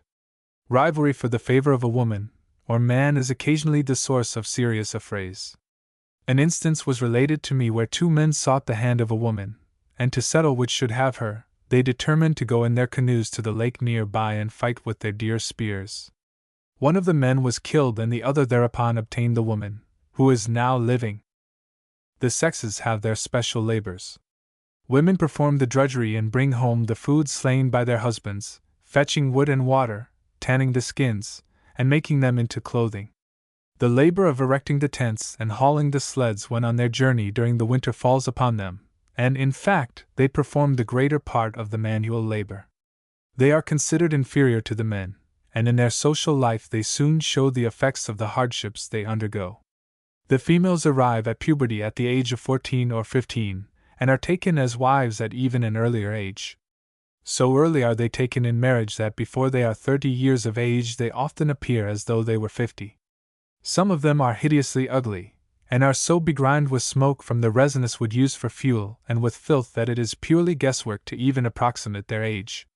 The women appear to be exempted from the curse of Eve, and deliver their children with as little concern as is exhibited among the brutes. The child is not allowed to receive nourishment until the 3rd day, and no water must touch its body. The infant is swaddled in wrappings of skins and cloths. Sphagnum moss is used next the body, and changed every other day. They begin to walk at an early age, and this is, doubtless, the principal cause of the bowing of the legs so often observed. The girls are neglected and the boys given every advantage. The latter soon discover their importance, and rarely fail to show their domineering ways to the other sex. It is quite rare that twins are born. It is not usual for a mother to have more than 4 children, although as many as 6 or 8 may be born. As the paternal origin is often obscure, the person having that woman as wife at the time of the child's birth is supposed to be its father. The mortuary customs of the Naskapi were but imperfectly learned, for when a death occurred at the trading station the body was buried like a white man's. A shallow grave was dug in a sandy soil, as this offered less trouble in digging, and the body placed in a rudely constructed coffin and covered with dirt. A small branch from a tree was placed at the head of the grave, but with what signification I could not satisfactorily determine. I received the reply that the white men put something at the head of their graves, and so do the Indians. Away from the post the Indians suspend their dead from the branches of trees, if the ground be frozen too hard to excavate, and endeavor to return in the following summer and enter the body. A person who has distinguished himself among the people is often buried where the fire has been long continued within the tent and thawed the ground to a sufficient depth to cover the body. The tent is then removed to another location. The Indians have not that dread of a corpse which is shown so plainly among the Eskimo. The former have been known to strip the clothing from recently deceased Eskimo, and it is not infrequent for them to appropriate the gun or other implement placed by the side of a dead Inuit. In response to my inquiry how they disposed of their dead in former ages, I obtained evidence that scaffold burial and suspension from trees were formerly practiced, and that subterranean burials were introduced by the missionaries.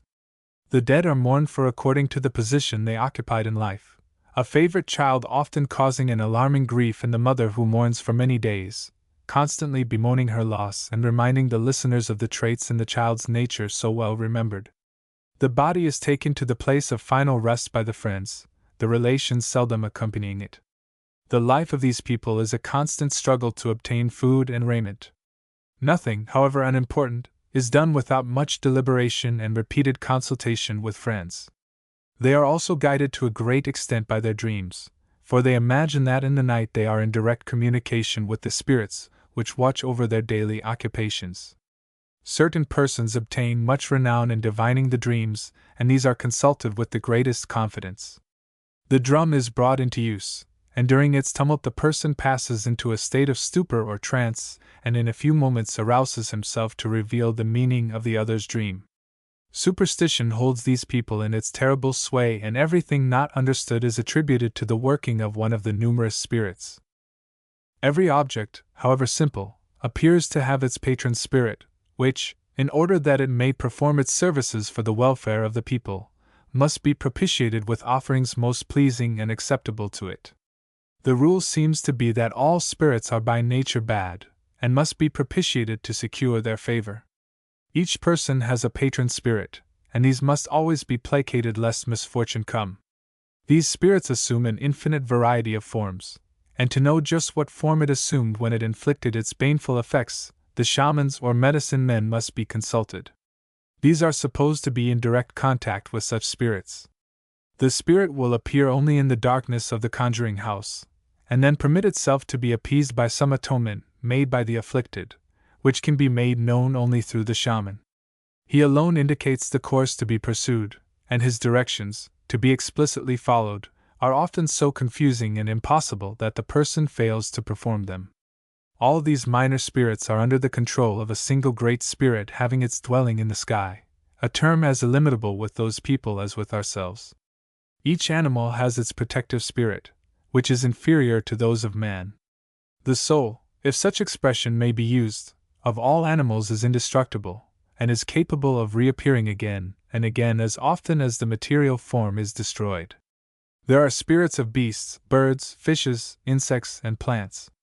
Each of these has a home to which it returns after death, which is simply a cessation of that period of its material form, and each may be recalled at the will of the shaman. If an animal be killed, it does not decrease the number of that species, for it still exists, although in a different form. The Canada jay is supposed to inform the various animals of the approach of Indians, and these rarely fail to kill the jay wherever found. A species of mouse is supposed to have such dread of man that it dies the instant it wanders near the track of a person. They often find these tiny creatures near the path, and believe them to be unable to cross it. As the dusk of eve draws near, the silent flitting of the common short-eared owl, Asio accipitrinus, and the hawk owl, Cernia funerea, attracted by the sounds of the camp, creates direst confusion. The announcement of its presence causes the entire assemblage of people to be alert and hastily suspend some unworn garment, that the bird may perceive it, and thus know that the people are not so poor in their worldly possessions as the spirit Wik Tiaichu may think, as it only annoys people who are too poor to have extra garments. As this short-eared owl frequents only the lower lands, the Indians assert that they are compelled to select the higher points of land as their camping sites in order to escape from him. The shaman, as I have already said, is believed to be able to control all these different spirits by his magic art, and to foretell the future, but he must be concealed from view while carrying on his mysterious performances. Hence a special structure must be erected in which the shaman goes through various contortions of body until in a state of exhaustion, and while in that weakened condition he fancies these things which have such wonderful hold on the minds of the people. The tent, figure 85, is high and of small diameter. Every crack and crevice in the tent is carefully closed to exclude even the least ray of light. When within it, the shaman begins his operations by groaning and gradually increasing the pitch of voice until his screeching can be heard a great distance. The din of the drum adds confusion to the ceremony. This goes on until the shaman announces the appearance of the spirit with whom he desires to commune. He implores the spirit to grant the request, and in the course of time informs the people outside that he has succeeded in securing the services of the spirit. All within becomes quiet and only whisperings are heard. The spirit promises to fulfill the obligation he has undertaken, and the conjurer throws over the tent and states the result of the interview. This result is always favorable, as his reputation depends upon its happening. Any untoward circumstance, such as a person turning over a stone or breaking a twig from a bush while traveling, is sufficient cause to break the spell, and the blame can be laid on the shoulders of such an offender. If the request be not granted within the stipulated time as announced by the shaman at the end of the ceremony, someone is certain to have been the cause of displeasing the spirit, who now withholds the favor until reparation for the offense is made. The conjurer is not slow to make someone do penance while he himself is gaining time, as he takes good care not to attempt anything out of season. When an Indian kills one of the larger and fiercer wild beasts, it is customary to reserve a portion of the skin or other part of the body as a memento of the deed. These mementos are sacredly kept to show the prowess of the hunter, and at the same time they serve as a token of the wealth procured by bartering the pelt of the animal to the trader. The wolf, bear, and wolverine are considered worthy of remembrance, and of the first and last mentioned animals a claw or a tip of an ear may serve as a souvenir. The under lip of the bear, figure 86, is the portion preserved. The skin is cut off and spread flat to dry. The flesh side of the skin is painted with powdered hematite mixed with water or oil. The outer edges or lips are ornamented with a single row of many-colored beads. At the apex or middle of the lip is attached a pendant in the form of a fish. The fish is 3 or 4 inches long, made of cloth, and has a row of beads extending around the entire circumference of the length of the body. These mementos are procured with great difficulty from the hunter who has risked his life in the struggles attending the capture of the beasts, for the barren-ground bear of that region is not a timid creature like the black bear, and unless the hunter is well prepared for the animal he would do well to let it alone. The occupations of the sexes are so numerous that a detailed account alone would suffice, as the various seasons have their regular routine labors besides those unexpectedly appearing. In the spring the Indians of both sexes come to the post of Fort Chimo to trade their winter's hunt of fur-bearing animals. About the middle of March word is brought that the camp of old men and women with a number of children, left from the parties scattered in all directions during the previous fall, are slowly approaching the post. They come by easy stages, camping here and there for a day or two, but striving to be near about the time that the earlier parties come in to trade. These latter straggle along from the middle of April to the last of May, those who had ascended the streams to the headwaters often not arriving until after the breaking of the ice in the river, which may be as late as the 15th of June. When they collect at the post they have an opportunity to meet after a separation of months and enjoy a period of rest. The trading of their furs and other articles continues slowly until the parties have made their selections of guns, ammunition, tobacco, and cloths, a quantity of flour, biscuit, peas, beans, rice, and sugar. Molasses is purchased in enormous quantities, a hogshead of 90 gallons sufficing for only 3 or 4 days' trade. Other articles of varied character, from needles and beads to calico and cloth, are bought by the women. The parties receive the allowance given in advance for the prosecution of the ensuing winter's hunt, after which they are relied on to raft down the supply of wood cut by the white men for the next winter's supply of fuel. This consumes the season until the middle of July. Stragglers are out even later. The men, meantime, select the locality where they will remain for the summer and fall. The winter is to be occupied in getting furs. Each head of a party announces his intended location, and the parties gradually leave the posts for their destination. Some of the Indians in former years were employed to assist the salmon fishing, but they proved to be unreliable, either through fear of the turbulent waters of the Coke-Soak or inattention to their task.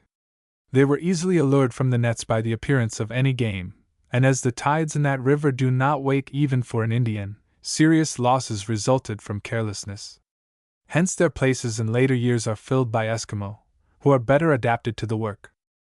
The various parties disperse in different directions in order that the entire district may afford its products for their benefit. The Indians know the habits of the animals in those regions so well that they are sure, if they go to a particular locality, to find the game they are in quest of. The reindeer provides them with the greater part of their food, and the skins of these animals afford them clothing. Although their food consists of reindeer, ptarmigan, fish, and other game, the deer is their main reliance, and when without it, however great the abundance of other food, they consider themselves starving. The deer are procured in several ways, the principal of which is by the use of the lance or spear. In the months of September and October they collect from various directions. During the spring the females had repaired to the treeless hills and mountains of the Cape Chidley region to bring forth their young on those elevations in early June or late May. After the young have become of good size, the mothers lead them to certain localities whither the males, having gone in an opposite direction, also return. They meet somewhere along the banks of the Coke-Soak River, usually near the confluence of that river with the North or Larch. While thousands of these animals are congregated on each bank, small herds are continually swimming back and forth, impelled by the sexual instinct. The hair of the young animals is now in excellent condition for making skin garments. The females are thin, not yet having recovered from the exhaustion of furnishing food for their young and material for the new set of antlers, which appear immediately after the birth of the fawns. The skin is, however, in tolerable condition, especially in late October. The back of the male is now covered with a large mass of fat known as back fat. This deposit is about 1 to 1.5 inches thick by 2 feet broad and 20 inches long. The males are full of vigor and in the best possible condition at this season, as the antlers have become dry and ceased to draw upon the animal for material to supply their immense growth. The hunting parties, always on the alert for the herds of deer which are hastening to the assembling place, follow them up, and in the course of time conjecture at what point they will congregate. Here they establish camps and intercept the deer when crossing the streams. The canoes are held in readiness, while the hunters scan the opposite hillsides for deer filing along the narrow paths through the forests and bushes towards the river bank. Arrived there, the deer, after a moment's pause, eagerly take to the water, boldly swimming as they quarter downstream with the current. The animals swim high in the water, scarcely more than a third of the body immersed. They move compactly, in a crowd, their antlers appearing at a distance like the branches of a tree floating with the current. The Indian crouches low and speeds for the canoe. Silently it is pushed into the water, and 2 or 3 rowers take their places within. Rapid but noiseless strokes given by sturdy arms soon bring the boat below and to the rear of the body of deer, who are now thrown into the greatest consternation as they perceive their most dreaded foe suddenly by their side. The deer endeavor to retreat, but the men are between them and the shore. The occupants of the canoe now drive the deer quartering upstream and toward the shore where the camp is situated. Should they, by some mistake on the part of the hunters, start downstream, they are certain to be separated, and swim so rapidly that unless there be 2 canoes they will, for the most part, escape. If the herd is well kept together they may be driven at the will of the pursuer. He strives to direct them to such spot that when the thrust with the spear is given only sufficient vitality will be left to enable the stricken animal to regain the shore. When the spear touches the vital part, the animal plunges forward and the instrument is withdrawn. A hurried thrust pierces another victim, until all the herd, if small, may be slain. The wounded animal now feels the internal cavity filling with blood, and seeks the nearest land whereon its ebbing strength scarcely allows it to stand a few wistful turns of the head to the right or left, a sudden spreading of its limbs to support the swaying body, a plunge forward, the convulsive struggles that mark the end. If the band is large, some generally escape. Some may be so wounded that they plunge into the bushes perhaps but a few yards and there lie and die, furnishing food for the beasts and birds of prey. The carcasses of the deer are stripped of skins and fat, and the viscera are removed. The fat is laid one side, that from the intestines being also reserved for future rendering. The skins are taken to the camps and piled up. Those which are not to be tanned immediately are hung over poles to dry, the flesh side turned upwards. The meat is stripped from the bones and taken to the tents, where it is exposed to the smoke and hot air over the fire, and quickly dried. Some of the Indians are so expert in stripping the flesh from the skeleton that the exact form or outlines of the animal are preserved in the process of drying. The drying flesh acquires a very dark brown color from the smoke and blood left within the tissues. Certain portions of the dry meat, especially those from the flanks and abdominal walls, are quite palatable. They are crisp and have a rich nutty flavor. The intercostal muscles are also choice portions, while some of the flesh from the haunches is dry and nearly tasteless. The back fat is often dried and smoked, but acquires a disagreeable rancid taste. The long bones are cracked and the marrow extracted. This substance is the most highly prized portion of the animal, and in seasons of plenty the deer are often slaughtered for the marrow alone. The fat is placed in pots or kettles and rendered over a fire. It is then poured into another vessel to cool, and forms a valuable article of trade and a necessity for food, and is also required in the process of tanning the skins. The bones containing the marrow are cracked and placed in a kettle, hung over a slow fire, and the substance melted. The marrow brings a higher price than the tallow, and is esteemed a choice article of food. The heads are thrown to one side until the decomposing brain is wanted to be mixed with the semi-putrid liver for the purpose of tanning the skins. When the flesh has dried sufficiently it is taken down, and put into packages of about 30 pounds weight each. These bundles are enveloped in the parchment like subcutaneous tissue, and stored away until they are needed for food. A species of mold attacks the flesh if it is not frequently inspected and dried, but as it is harmless, it does not injure the meat. Indians for weeks at a time subsist entirely on this dried meat. They also have a season of plenty when the female deer and the bucks of less than 2 years are on their way to the Cape Chidley region. Here the females bring forth their young unmolested by the old bucks and also less annoyed by the myriads of mosquitoes which throng the lower parts of the country. The crossing place of the females and young bucks is at or near Fort Chimo at least each alternate year. About the 5th to the 10th of May the assembled Indians anxiously await the coming of the game. In the course of a few days the welcome cry of "Deer!" is heard, and the camp immediately becomes a scene of great excitement, men hurrying to get their guns and ammunition, women shouting the direction of the game, and children running to the higher eminences to watch the herds. The men endeavor to occupy a narrow defile, where the herd will pass between the hills to the level land beyond. Some station themselves at the top of the ravine, while the swiftest runners hasten to the head of the defile to lie in ambush until the deer, urged from behind, rush past, to be met with a volley of balls from all sides.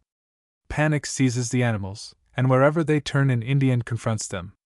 Until the deer recover from their paralysis, and once more obey their instinct to escape, numbers of them stand quietly waiting to be slaughtered. Others walk unconcernedly about, seemingly deprived of the power of flight. The Indians hurriedly close upon them, and in a few minutes the entire herd is destroyed or dispersed in all directions. The guns used on this occasion are the cheapest kind of muzzle-loading single-barreled shotguns. The balls used are of such size that they will drop to the bottom of the chamber.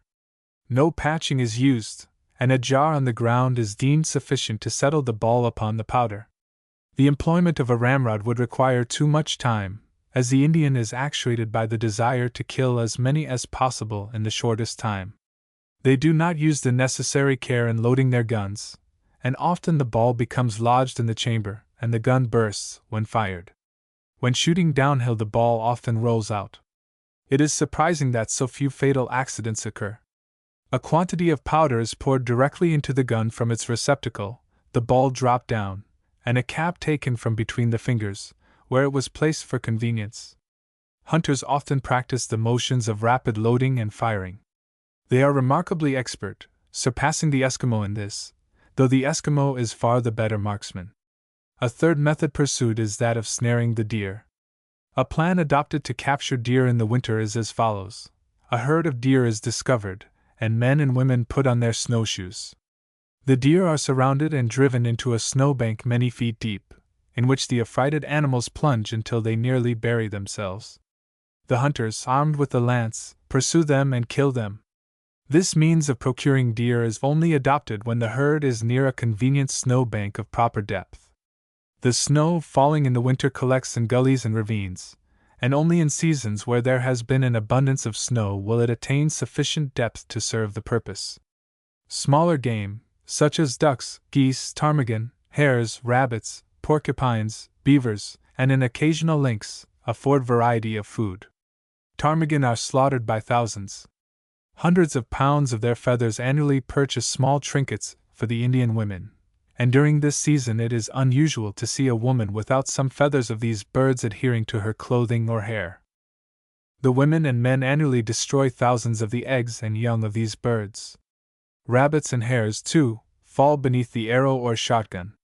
Porcupines are more common toward the sources of the streams falling into Hudson Strait.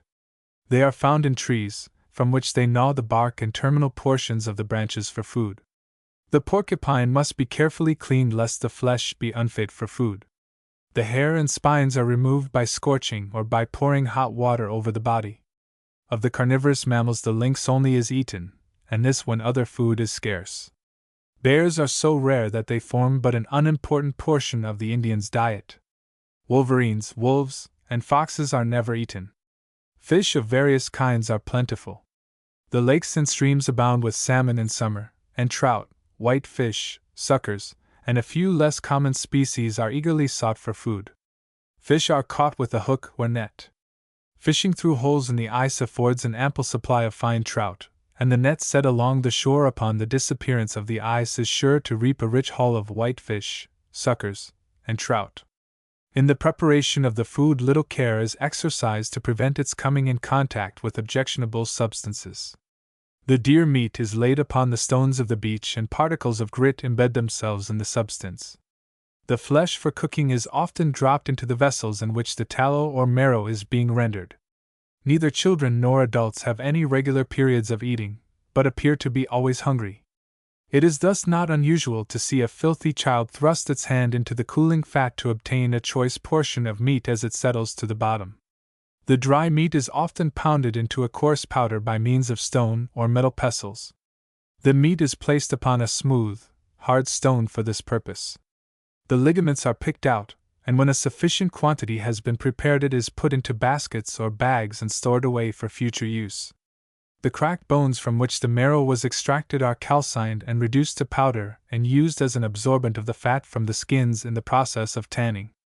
The unborn young of the reindeer, taken from the mother in the spring, are considered a prime delicacy by Indians, as well as Eskimo. The eggs of various species of birds are eagerly sought for, and it matters little whether they are fresh or far advanced in incubation.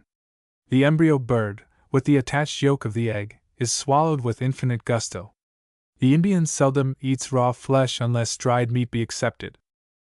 Enough has been written concerning the reindeer to show that without it the very existence of the Indian would be imperiled. Both food and clothing, the prime necessities of life, are obtained from the animal, and its numbers do not seem to decrease with the merciless or thoughtless slaughter.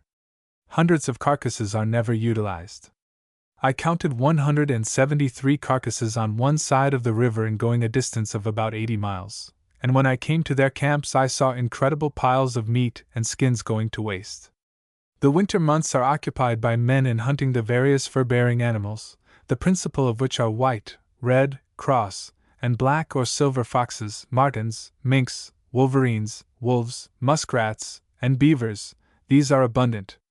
Few lynxes and bear are obtained. A considerable number of others are found in this region and afford fine skins. Steel traps are generally set, various sizes of traps being used for the different animals. A great number of otter and beaver are shot in the water. Deadfalls consisting of a log of wood set upon figure 4 triggers rarely fail to kill mink and marten. The lynx is usually taken by means of a snare with the loop over a circle of low pegs surrounding the tongue of the figure 4 set of triggers. The spring, usually a live sapling, is strong enough to lift the forelegs of the animal from the ground when the noose encircles its neck. The Indian conceives the wolverine to be an animal embodying all the cunning and mischief that can be contained in the skin of a beast. To its cunning is added great bodily strength, enabling this medium-sized animal to accomplish destruction apparently much beyond its strength. Every other animal in the forests where it dwells prefers to give it the path rather than engage in struggle with it. When seized in a trap, a wolverine offers a sturdy resistance. Even a famished wolf, to my personal knowledge, will stand and look at it, but not attempt to cope with it. In this particular instance, however, the wolf may have considered the predicament of the wolverine another means of strategy employed by that animal to entrap the wolf, and so deemed it wise to remain at a respectful distance. Every form of torture which the Indian mind is capable of conceiving is inflicted upon this animal when it is captured. All manner of vile names and reproaches are applied to it. The Indian enjoys relating how he singed its fur off, broke its bones, and tormented it in many ways, as it slowly expired under his hand. Clothing. The apparel worn by the Ungava Indians is quite distinct for the different sexes. The method of preparing the skins for the manufacture of garments is the same, but the forms of the garments for the sexes are so different as to require special consideration. The garments worn by the men differ somewhat according to the season of the year, for the extremes of climate are very great. The clothing of the men consists of a coat, breeches, leggings, moccasins, gloves or mittens, and cap or headdress. The coat consists of the skins of the reindeer tanned into a thoroughly pliable condition by the process to be described presently. The shape of the garment worn in summer, figures 87 and 88, is somewhat similar to that of a frock coat, but without the tails. The back is cut from a single skin and the skirt cut up from below. Into this is inserted a piece of sufficient width to allow movement of the lower limbs. The sides are from the second skin, split down the middle of the back and sewed to the skin, forming the back of the garment. The back skin forms the covering for the top of the shoulders and extends to the collar seam. The side skins form the front and neck of the garment. The sleeves are made of a third skin, and frequently have a roll or cuff to increase the length, if necessary. The collar is merely a strip of skin sewed to the neck. It is usually turned down. The front is usually open, and if made to be closed, it is held in position by a belt or gaudily colored scarf of woolen or cotton purchased from the trader. The seams of the clothing are always sewed with sinew like that used by the Eskimo. There are but two seams which run the entire length of the coat, and these are the side seams. The seam at the skirt, the armhole, sleeve, and collar are the shorter ones. The coat is always more or less ornamented with extravagant painted designs. The colors and other materials used for painting these designs will be described in another connection, as well as the manner of applying them. The patterns of these designs will be best understood by reference to the figures, which show some of them in detail, figures 89-90. The colors used often present startling combinations of red, blue, yellow, and brown. The portions of the garments upon which these colors are placed are the front edges of the opening of the coat, the wrists, and rings around the arms or sleeves, the skirt, and pyramid-shaped designs over the hips. The piece intended to widen the skirt behind is always entirely covered with a design of some kind. Over the outside of the seams a line of paint is always applied, nearly always of a red or brown color.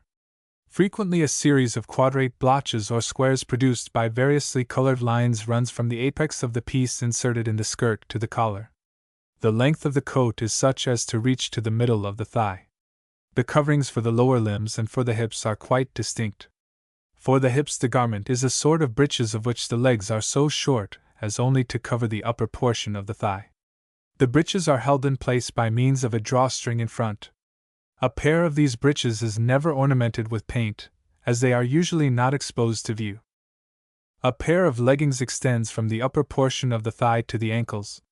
The leggings, figure 91, are each made of a single piece somewhat in the form of a narrow bag open at each end. They are held in position by means of a string attached in front and fastened to the upper portions of the breeches. The seam is on the outer side of the leggings, and along it is sewed a strip of deerskin having the edges cut into fringe. The leggings are painted in much the same fashion as the coat. The moccasins, figure 92, are rarely ornamented, except with beads on the tongue or else with a strip of red, blue, or black cloth. In the construction of a moccasin, the measure of the foot is taken if it is intended for a person of importance, or if the maker attempts to do skillful work. The sole is cut out first in the shape of a parallelogram. The edges are turned up and creases made around that portion of the deerskin which surrounds the toes and a part of the side of the foot. The creases are made perpendicular in order to take up a portion of the slack of the skin. They are held in position by a stout sinew thread run through each one and around to the other side to prevent them from separating and thus bagging over the toes. This is the most particular part of the work, and on these stitches depend the skill of the maker. The sides of the foot and heel are not creased, as the heel seam takes up the slack for the posterior portion of the moccasin. The tongue of the moccasin is a piece cut into a shape resembling that member with the tip of it over the toes. This is sewed to the edges of the creases, and between it and the creases is often sewed a narrow welt of skin or cloth. The superfluous edges of the slipper-shaped shoe are now trimmed off, and the top, or portion to cover the ankle, is sewed on. This portion is a long narrow strip of inferior skin of sufficient size to overlap in front and to come well above the ankles. It is left open like the tops of laced shoes. Just below, or at the edge of the tops, a long thong of deerskin is inserted through several holes, which allows it to pass around the heel and below the ankles, bringing the ends in front over the tongue. The ends of the tops are laid carefully over one another, and wrapped round by the ends of the thongs which hold the moccasins on the feet. Certain portions of the skin make better footwear than other parts. The neck skin is too thick and stiff to allow the creases around the toes to be properly made.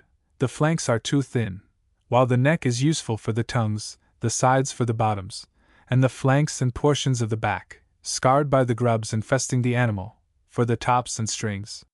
Moccasins for young children often have a seam parallel with the toes, and the creasing is thus obviated. Those for wearing in the tent, or in the dry vicinity of the camp, have no tops and are held to the foot by means of a drawstring.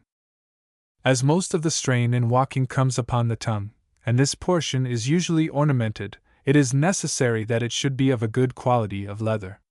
A piece of black, blue, or red cloth is generally laid over the tongue for ornament. There is sometimes bead work on this portion, but as these people are not skillful in the art of disposing the many-colored beads, they are not much used for that purpose. A single deerskin will make 5 to 7 pairs of moccasins for an adult, and as they last but 2 or 3 weeks, as many as 15 to 25 pairs are necessary for each adult. The hands are protected with mittens, figure 93, made of smoked deerskin. The skin is folded, and along the fold the shape of the mitten is cut so as to leave a part by which the two pieces are joined, and the edges formed in the cutting are sewed together. The thumb is made as follows. A tongue-shaped piece is cut out of the palm, and the base of that piece is left as the part to form the under or inner covering for the thumb. A piece is now trimmed that will fit the place cut out, and the two parts sewed together.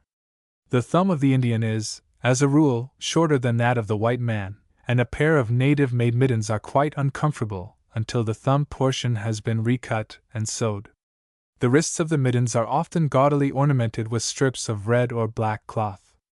Designs of simple character, such as lines and cross lines producing lattice-work figures, are frequently painted on the back of the mitten.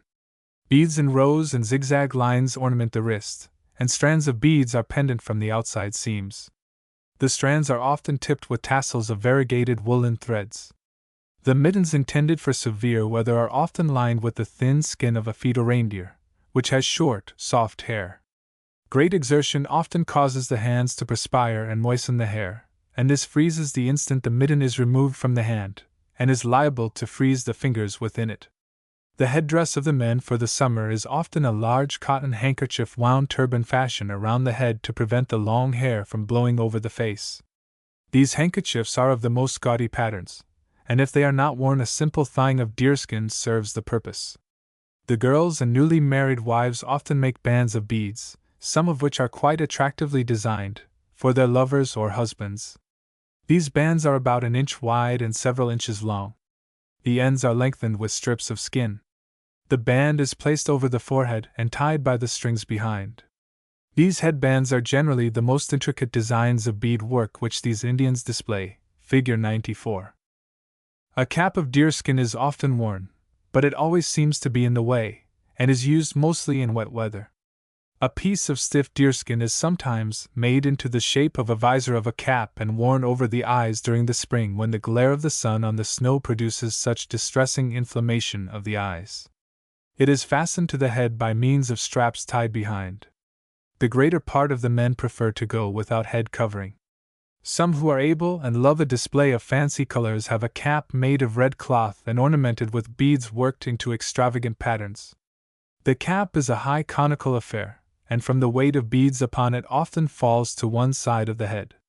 The winter coat, figures 95, 96, worn by the males is of different pattern from that worn in summer, and is made of skins with the hair inside. 2 skins, one of which forms the back of the coat, the other the front, are sewed by side seams running from the armpit to the bottom of the skirt. On the shoulder a seam runs to the neck on each side, the back skin extending high enough to form the neck while the other skin reaches to the neck in front. Here it is slightly cut out or slit for a distance of several inches to allow the insertion of the head through the neck hole.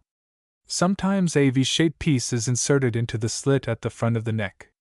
To widen the skirts, a similar shaped piece is let into the middle of the back skin, or it may be put between the side seams for the same purpose.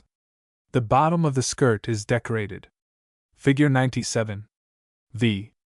At the back of the neck a piece about 8 inches square is attached to the garment.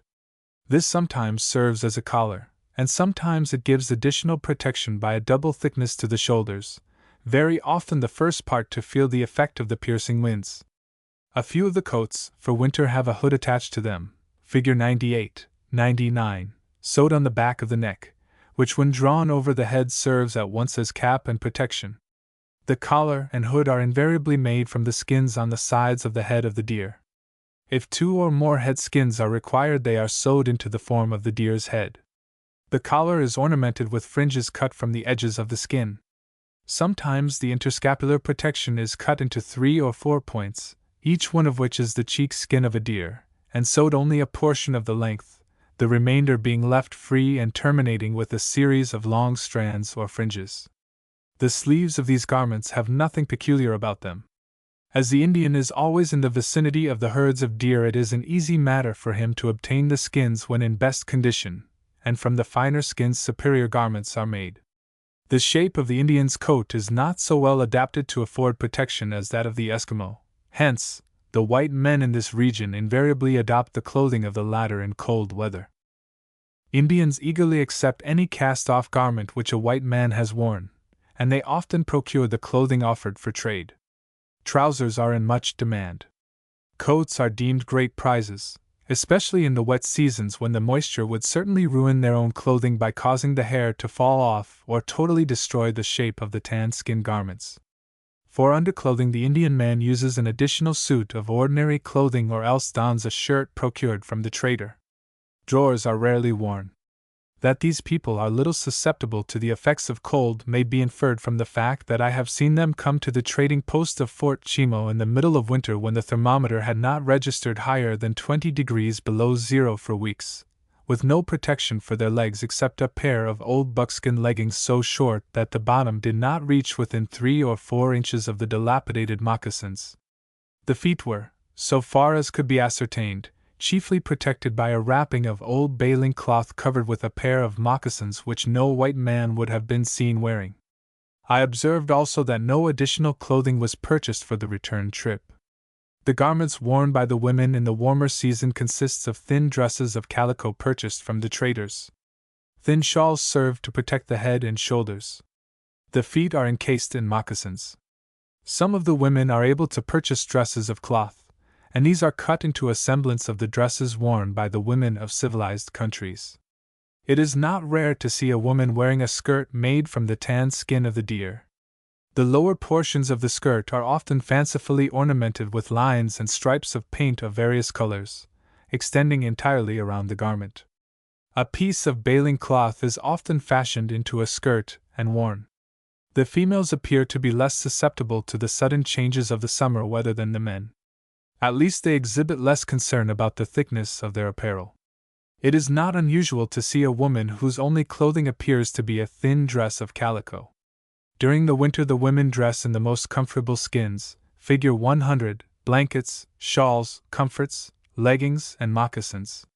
During exceptionally severe weather, they appear as traveling wardrobes, doubtless carrying their all on their back, and in some instances presenting a most comical appearance, as, loaded with clothing of most miscellaneous character, they waddle over the snow. The winter cap is similar to that worn by the men, but is not so peaked. It is an object on which they expend a great amount of labor. The material is usually a kind of cloth locally known as Hudson Bay cloth, either red, dark blue, light blue, or black. The caps of the men and women are usually made from the better grades of this cloth, while the dresses of the women and the leggings of the men are of the inferior grades. If the cap is to be all one color, in which case it is always red, the cloth is cut in 2 pieces only, and put together so as to produce a cup shape. Sometimes 5 or 6 pieces are cut from 2 or 3 different colors of cloth, and the strips sewed together. Over the seams white tape is sewed to set off the colors. In the center of the strip is a rosette, cross, or other design worked with beads, and around the rim rows of beads variously arranged. The body is covered with a heavy robe made of 2 deerskins sewed together. This robe is often plain, and when ornamented designs are painted only on the bottom of the skirt. These robes are always of skins with the hair on. The flesh side is often rubbed with red ochre, while the extreme edge may be painted with a narrow stripe of the same mixed with the viscid matter obtained from the roe of a species of fish. The edge stripe of paint is always of a darker brown than the other colors from the admixture of that substance with the earth. This garment is put upon the body in a manner impossible to describe and difficult to understand even when witnessed. It is held together by small loops of sinew or deerskin. A belt around the waist keeps it up. The women also wear in winter a sleeveless gown reaching little below the knees and as high as the chin. The sleeves are put on separately, like leggings. They are usually made of red or black cloth. The gown is often extravagantly decorated with paint. The flesh side of the skin is rubbed with red ochre, on which are painted indescribable designs. A strip of deerskin dotted with beads borders the gown, and from the edge of the strip hang strings of these ornaments, terminating in variously colored tassels of thread. The leggings of the women differ from those of the men. They extend higher and the bottoms cover the tops of the moccasins. They are made of skin or cloth, the latter black or red.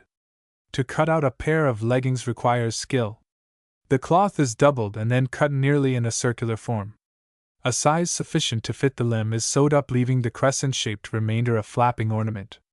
The wings are often edged with cloth of a different color, and on the outer border rows of beads complete the decoration.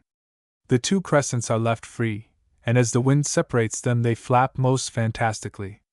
They are always worn so as to be on the outer side of the legs. The bottoms of the leggings are heavily loaded with numerous rows of fancy beads. Moccasins are alike for both sexes. As additional protection from cold, the shoulders are covered with a mantle of soft skins from young deer. Blankets purchased from the traders are also sometimes thrown over the shoulders or around the waist. Children are clad like adults, excepting that their apparel is less carefully made and they often present a disgusting appearance, with their clothing glazed with filth and glistening with vermin. Infants usually have their garments made in the combination form. The cap forms a separate piece and is fitted so closely that it is not removed until the growth of the head bursts the material of which the cap is made. When traveling, men and women smoke or snuff a good deal. Tobacco and a few other necessary articles are carried in a bag known as fire bag. These are made of cloth and trimmed with beads, and are often quite tastefully ornamented. The detailed figures which I have presented show much better than any description the designs used in ornamenting their clothing. Some of the patterns are rude copies of the designs found upon cheap handkerchiefs, scarfs, and other printed fabrics. I have already spoken of the headbands worked for the men by their wives and sweethearts. Such a headband, made of sealskin procured from the Eskimo, is shown in Figure 101, number 3449. The headband is used to support the weight of a load carried on the back, relieving the strain on the shoulders and making it easier to breathe. The band passes over the forehead to the back, where it is attached to the load. Various forms of these headbands or portage straps are made. Sometimes a piece of birch bark is placed under the strap where it touches the forehead. It is said that the bark does not become wet from the moisture induced by the severe exertion and thus burn the head. Preparation of the skins for clothing. Preparation of the skins for clothing. Having now given a general description of the clothing of the Nenonot, I may proceed to describe the process of preparing the skins of which this clothing is made. The skins of the deer, which are to be converted into buckskin and parchment, are laid to one side in a heap, just as they came from the bodies of the animals or after they have gone through a process to be subsequently described. When the skins have laid in this heap for several days, decomposition sets in and loosens the hair so it will readily pull out. When the pelt is ready for scraping, it is thrown over a round stick of wood some 3 or 4 inches in diameter and 3 or 4 feet long, one end of which rests on the ground while the other is pressed against the abdomen of the woman who is doing the work. Then she takes a tool like a spoke shave, figures 102 and 103, number 3162, made from the radius of the deer, by cutting a slice off the middle part of the back of the bone, so as to make a sharp edge while the untouched ends serve for handles, and with this scrapes off the loosened hair. The sharp edge of the bone instrument coming against the hairs pushes or pulls them out but does not cut the skin. The flesh side of the pelt is now worked to free it from particles of flesh and blood, together with as much of the moisture in the skin as may be hastily done, for if the person has a great number of skins to attend to, she must work rapidly lest they decompose too much and putrefy. Where the hunter has great success in killing deer, many of the skins are left untouched because there is no one to attend to them, and they are thus wasted. When the pelts of the deer or other large animals have been taken from the carcass, they are allowed to dry with the adherent flesh, fat, and ligaments until a convenient opportunity occurs to remove those portions from the skin, which must be moistened to permit them to be more readily scraped off. If the fresh skins are to be cleaned immediately, they are operated upon in the same manner as those previously dried. All the skins of fur-bearing animals and those furnishing skins for clothing and other purposes must be scraped, otherwise they would soon be soiled by the infiltration of the fat among the hairs. To remove the adherent particles on the flesh side of the skin, a peculiar instrument has been devised. The tibia, or large bone of the hind leg of the reindeer, is used for this purpose, Figure 104. The peculiar shape of the bone renders it particularly well adapted to form a combination of saw, chisel, and gouge at the same time. The lower portion of the bone is cut squarely off. A part of one side of the remainder is cut so as to leave one side, the inner side of the bone, in the shape of a chisel, having either a straight edge or else slightly rounded. On this edge are cut a number of fine notches, which give the edge of the instrument a serrated form. Some of the bones have a spatula-shaped piece of iron or steel cut with the serrations upon it, and the metal piece set in the cavity of the bone. If the leg of a deer is not convenient, a wooden handle shaped like the long handle of a mortising chisel is fashioned, and to it is affixed the metal point by means of stout lashings, Figure 105. Around the upper portion of the wooden shaft a notch or groove is cut, and in this is tied a stout thong in such manner as to form a loop to prevent the hand from slipping down the smooth bone when the blow is struck. The manner of using this instrument is peculiar and effective. The skin is thrown, with the flesh side up, over a stake 2 or 3 feet high driven firmly into the ground. The person kneels down before the stake, and when the skin is placed so as to afford a convenient portion to begin upon, an edge is taken between the fingers of the left hand and lifted slightly from the ground. A blow is given with the tool which separates the subcutaneous tissue, and by rightly directed blows this may be separated from the skin entire. The skin is then laid aside for further working. The subcutaneous tissue is washed and dried, after which it is used for a variety of purposes, such as coverings for bundles of dried meat and other articles. The skin is worked over with this instrument to free it from a portion of its moisture, and is now ready to receive the tanning material, which consists of a mixture of putrefying brain, liver, and fat. They sometimes soak the skin in wine, which is reputed to add greatly to the lasting qualities of the leather, but the odor of that liquid lasts as long as the skin. The tanning material is laid on the flesh side of the skin in a thin layer, and by rubbing with the hands it is well worked in. Several hours or days elapse and the superfluous matter is scraped off. The skin is then scraped and rubbed between the hands, the harder portions with a scraper resembling a small scoop, until all the skin is worked into a pliable condition. If the skin is yet too oily, a quantity of powdered chalk, clay, calcined bone, or even flour, is thoroughly rubbed over it to absorb any fatty matter yet remaining. The skins having the hair on, for clothing, or those intended for buckskin, are treated in this manner.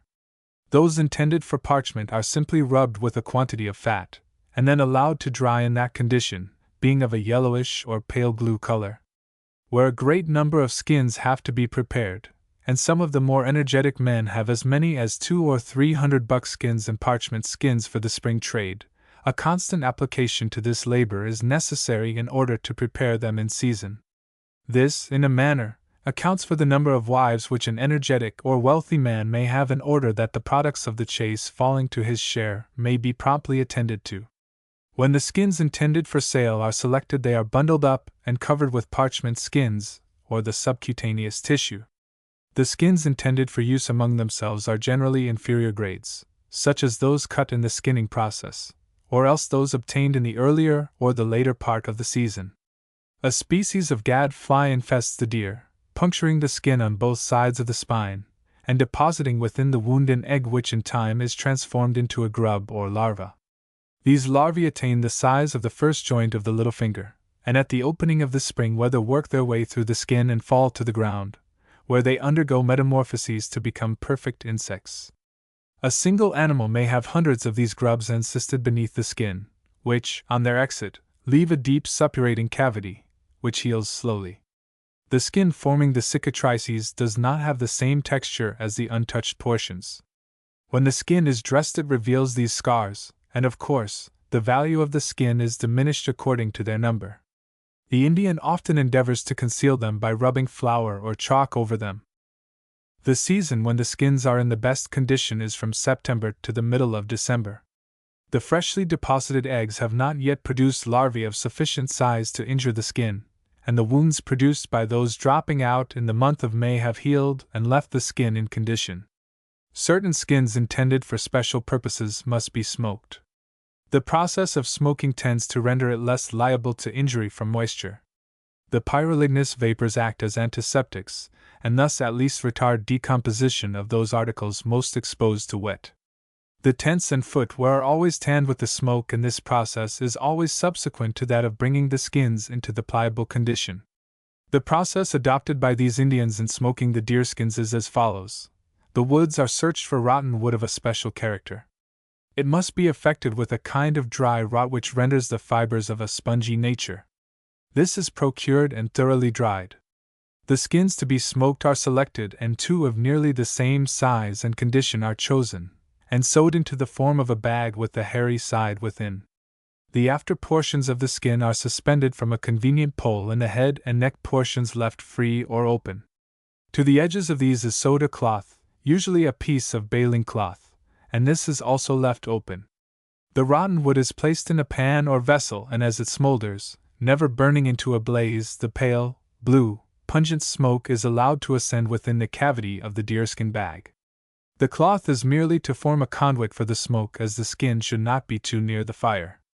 As the process continues, the skins are inspected between the stitches of the sewing, and when the operation has progressed sufficiently, they are taken down. It will now be found that the surface has assumed a pale, clear brown color, the shade of which depends on the length of the exposure to the smoke. The cloth is removed and the skins are immediately folded, with the smoke side within, and laid away for several days to season. If, however, the skin be left to the influence of the air, the coloring matter immediately disappears, leaving it of a color only slightly different from what it was before it was smoked. The scars, made by the larvae of the insects, do not take the smoke as well as the healthy portions, and so present a pitted or scaly appearance. From the skins having an abundance of the scars are made the tents and inferior grades of moccasins and the tops of the better class of footwear. The paints used for decorating the buckskin garments are applied by means of bits of bone or horn of a peculiar shape best understood from the figures 106-110. Those with 2, 3, or 4 tines are used for making the complicated patterns of parallel lines, and are always made of antler, while the simple form is sometimes of wood.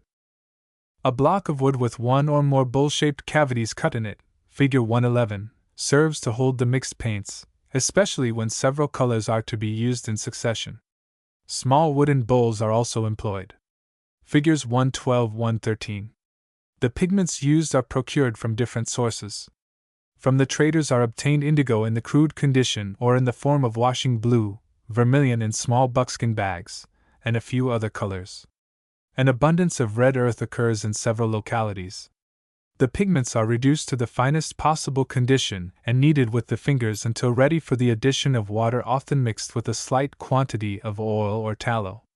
A favorite vehicle for the paint is the prepared roe of a sucker, Catastomus, abounding in the waters of the district. The female fish are stripped of the mass of ova, which is broken up in a vessel, and the liquid strained through a coarse cloth. The color is a faint yellow which becomes deeper with age.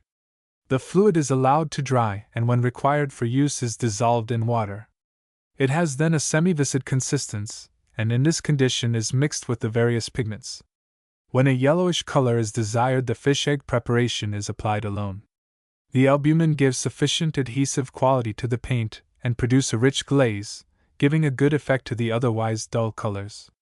The process of preparing the crude mineral colors is quite tedious, as the attrition is produced by rubbing the substance between two smooth stones, a little water occasionally being added to hold the particles together. The prepared paints are put in the vessels already described, and when ready for use a quantity is taken with the finger and placed in the palm of the hand, while the other fingers hold the instrument by which it is to be applied.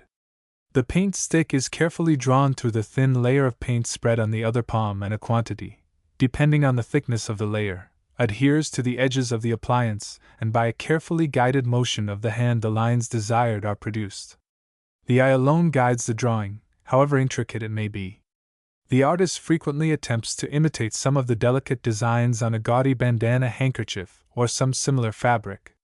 The principal source of the hematite is a lake near the headwaters of George's River, where it occurs as a mass of disintegrated rock along the margin. The water has by freezing split great quantities from the mass, and when there is a strong wind from the opposite direction, the water is often lashed into a blood-red foam. Dwellings. The Nenonot live, both in summer and in winter, in deerskin tent, see Figure 114, which are constructed in the following manner. A sufficient number of small poles cut from the woods are deprived of their branches and brought to the camp site. A location is selected and the poles are erected in a circle, with tops leaning toward the center so as to form a cone 10 to 14 feet in height, having a diameter at its base of from 10 to 18 feet. The skins forming the cover are those of the reindeer, and those selected for this purpose are usually of an inferior grade. A sufficient number are sewed together to form a strip long enough to reach around the poles when set up. As the tents differ in size according to the number of people who occupy them, the skins sewed together may be from 8 to 12. The first strip is made for the lower part of the poles and is attached to them by means of strings fastened within. A second strip is made to go around the upper part of the poles, and is, of course, correspondingly shorter. It is placed last so as to overlap the lower breadth, and thus prevent rain and snow from blowing in. The door is usually made of one large skin or two smaller ones.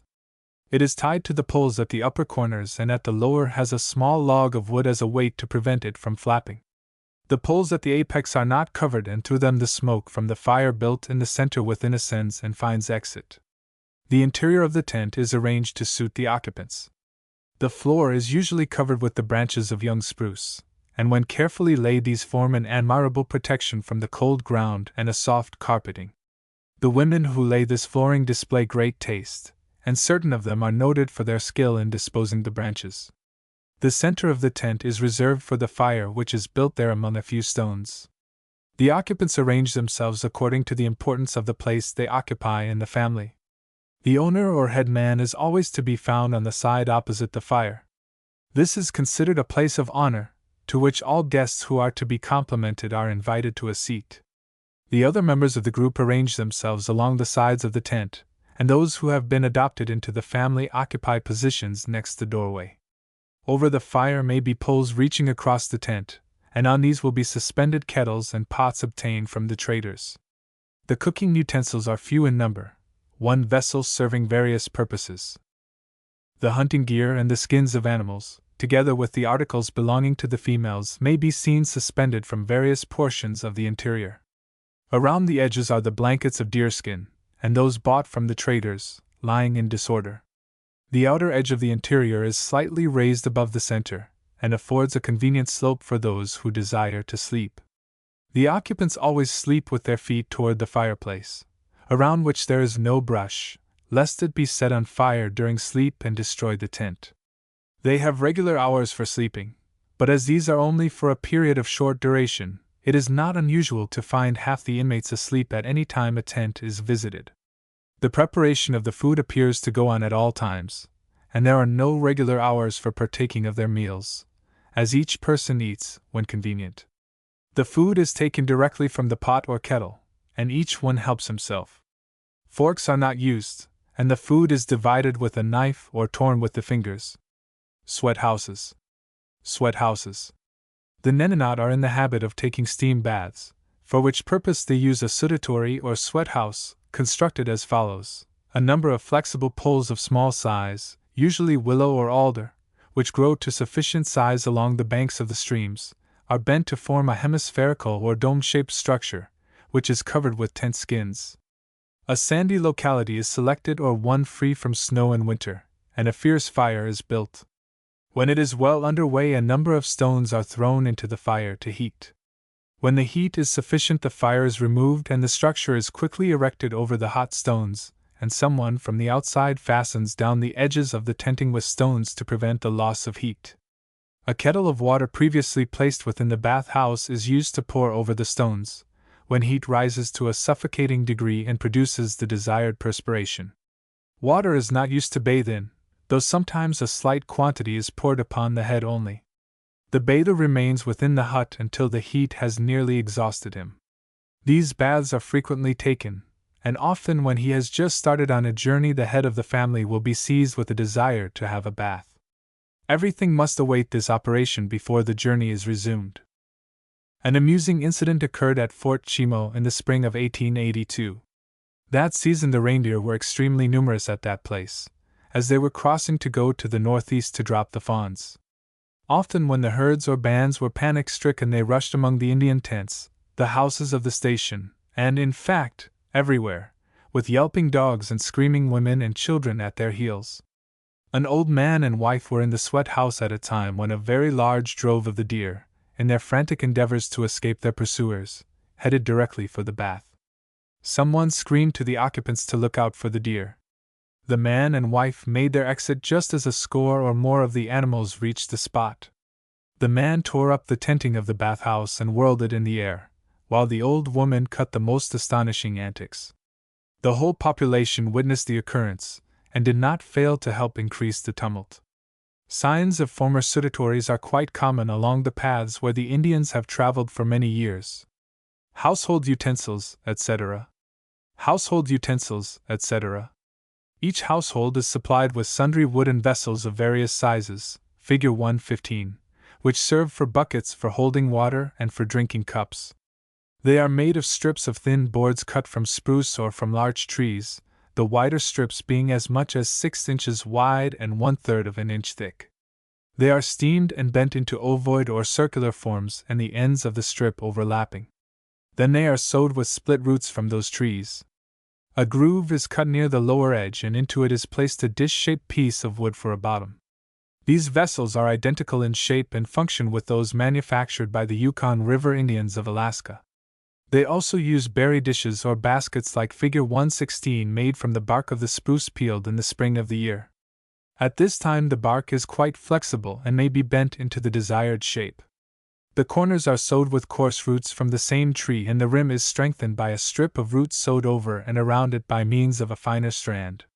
These baskets serve a good purpose when the women are picking berries, of which they are inordinately fond, and during that season it is a rarity to see a woman or man without a mouth stained the peculiar blue color which these berries impart.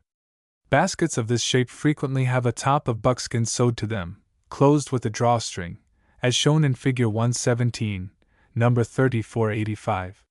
Such things serve to hold trinkets and other small articles. Large objects are carried in bags, either long or basket-shaped, made of the skins of deer legs. The leg skins are scraped and worked to a moderate degree of pliability, and their edges sewed together until a sufficient number have been joined to make the bag of the required size. This bag is used to hold the clothing, furs, and other valuables. When on a trip they are invariably carried. If the journey be performed on foot the two ends are tied with a thong and the bag thrown over the shoulder. In preparing food stone pestles of various sizes were formerly used of the shape shown in figure 118. These pestles are now mostly out of date and superseded by cast iron ones with steel faces, procured from the traders. The metal pounders, however, are so heavy that they are objectionable to people who have to make their burdens on the portages as light as possible.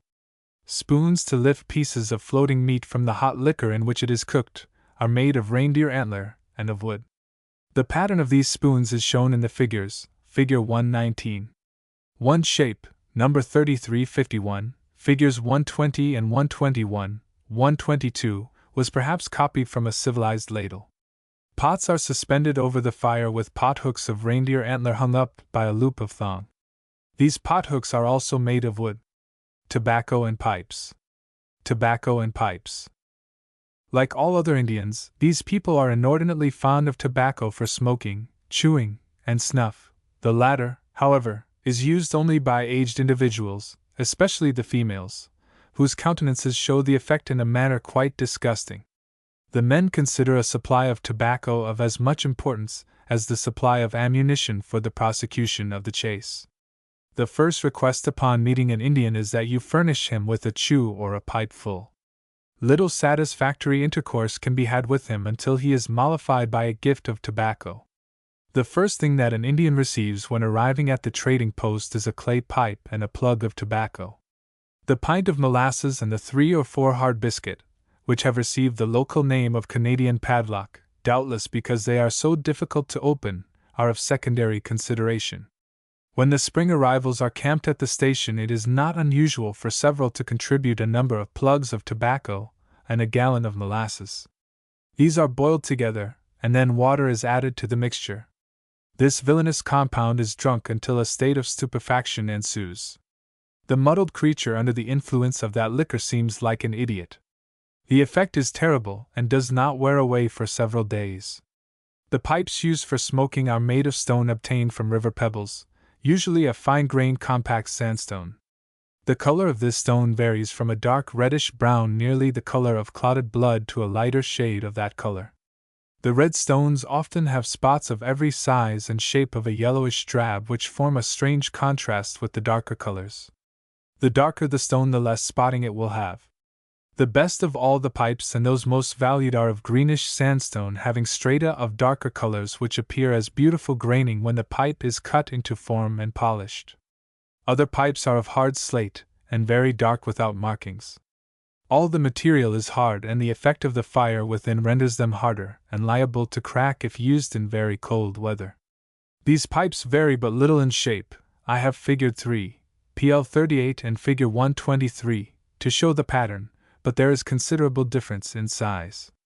The largest ones are made of the green stone, while the smaller ones are made of other stones. The stem is of spruce wood and is prepared by boring a small hole through the stick lengthwise and whittling it down to the required size. It is from 4 to 8 inches long and is often ornamented with a band of many-colored beads. 38. The rough stone for a pipe is selected and chipped into crude form. The successive operations of wearing it down to the desired size are accomplished by means of a coarse file or a harder stone. The amount of labor bestowed upon a pipe consumes several days' time before the final polish is given. The value set upon these pipes is according to the color of the stone, as much as the amount of labor expended in making them. They are always filthy, partly on account of the bad quality of tobacco used. The ashes and other accumulations within are removed by means of a bodkin-shaped instrument of bone or horn. The back of a broken horn comb is a favorite material for making a decorated pipe cleaner, Figure 124. The ornamentations consist of cruciform and quadrate figures on the handle. The tobacco used for smoking is the commonest black plug of very inferior quality, soaked with molasses and licorice. This moist tobacco is cut into pieces and a coal of fire placed upon it. They prefer this quality, and purchase the lighter and drier kinds only to serve as kindling for the darker sort. They do not know how to brew or ferment liquors of any kind, and as the importation of intoxicants is wisely prohibited, the native has no opportunity to indulge in his craving for liquors, the supply of which was plentiful in former years. A spruce beer is made by the servants of the company for the holidays, and a taste is sometimes given to a favorite Indian, who is so easily affected that a pint of this mild beer will send him reeling and happy to his tent, where it soon becomes known that beer is to be had. The importunities for drink are now so frequent that the barrel must be emptied of its contents in order to avoid the constant beggings for it. Means of transportation. Means of transportation. By water. By water. All the Indians of this region use birch bark canoes, of the pattern shown in the figure, PL 39, from a photograph. The collection also contains 6 wooden models of these canoes. The style of canoe used by the Little Whale River Indians of the eastern side of Hudson Bay has very much more sheer at the bow and stern than those used in the valley of the Coxsackie. The canoe of each individual differs from others according to the personal taste or need of the maker. The requirements are that the canoe shall be able to transport himself and family, together with the household property, whenever it is desired to change camps. Some of the canoes are small, others large, often possessed by 2 or more individuals in common. 39. These canoes are constructed in the following manner. Trees are selected which when split will afford a number of straight-grained slats free from knots. These slats are shaved to the required thickness and laid aside to season. They are 3 or 4 inches wide and less than 1/3 of an inch in thickness. The exterior or longitudinal strips are placed so that their edges will touch each other. The inside strips or ribs are placed about their own width apart, and of course are placed at right angles to the longitudinal slats. They are thinner than the side strips and become almost like shavings at the bow and stern. The two layers of slats form a kind of shell upon which the skin of bark fits tightly. The first process with the bark is to free it from the outside scaling layers. The next is to soak it for several days in fresh water to soften it, otherwise, when dry it would crack like an eggshell. When it has macerated a sufficient time, it is taken out and laid over a form of clay or other earth, which has previously been roughly molded to the shape of the interior of the canoe. The bark is now sewed along the edges of the strips with roots of the spruce tree. These are long and tough, and resemble splits of rattan when properly prepared for the purpose by splitting and shaving with a knife. Various sizes of these roots are used for the different portions. The threads are also soaked in water until they become so flexible that they may be tied into a knot without breaking. When the bark skin rudely conforms to the shape of the mold of earth, the rails or round strips of wood along the inner edge of the canoe are placed in position and the ends of the bark strips laid over it and sewed. A second rail is now laid upon the first and drawn down to it by means of the root thongs. A piece of wood is shaped for the bow and one for the stern and inserted in position, and the end seams of the canoe are sewed over these pieces. The interior is then ready for the longitudinal strips, which are placed at the bottom first and gradually built up on each side until the rails are reached. The ribs or transverse strips are next placed in position. 5 or more crosspieces, or thwarts, are fastened to the side rails to give stiffness to the sides and to prevent collapsing, and they may be set either below or above the rail. The greatest care must be exercised to give to both sides of the canoe the same shape and to have the keel evenly balanced. This is rudely regulated by the eye during the process of construction. After all the strips are put in, the boat is allowed to season and dry. This causes the bark to shrink, and while drying the whole is frequently inspected to discover any splits or cracks in the bark. The Indian often wets the canoe, lest it dry too rapidly and split under the tension. When the form and make are satisfactory, the seams are smeared with a mixture of spruce gum, or resin bought from the traders, mixed with seal oil to render it less easily broken. This mixture is while hot laid upon the dry surface with a small paddle. After the gum has seasoned for a day or so, the canoe is put upon the water and tested for its speed and seaworthiness. All leaks and needed repairs are immediately attended to, and it is at length ready for use.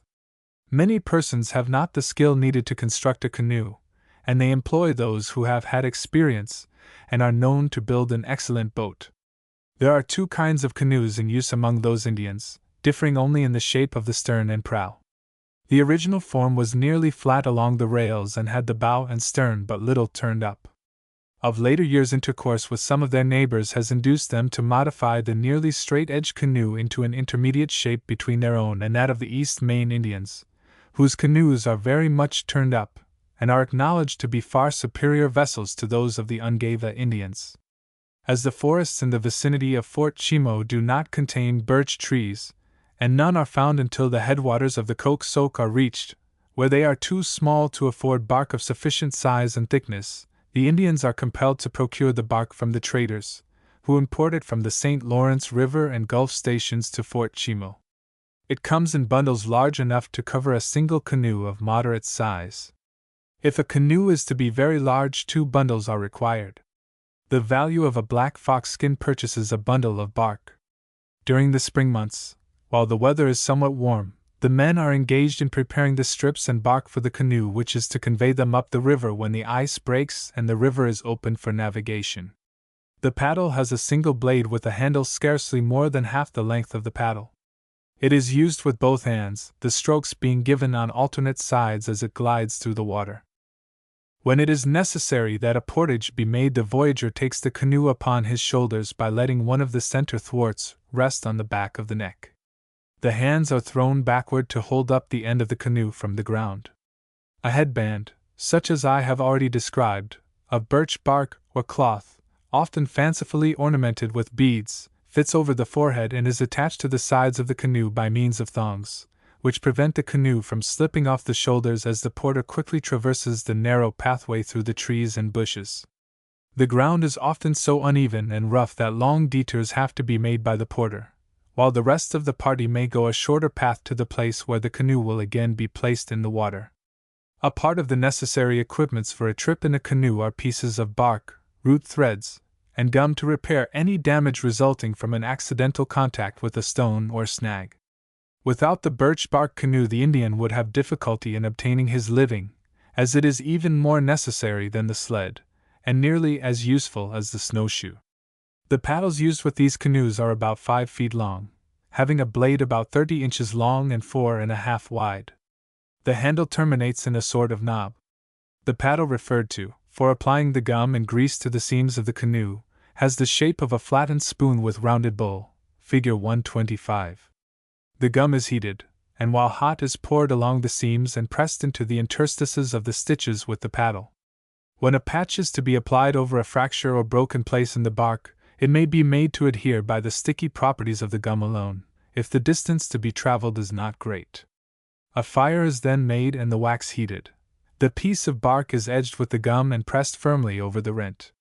A second coat is applied over the edges of the bark, after the first has become cold. A few minutes suffice to repair an apparently alarming hole.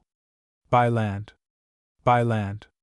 For carrying loads over the snow, all the Indians of this region use large sleds, figures 126, 127, called tabakan, which is a word equivalent to the well-known name toboggan.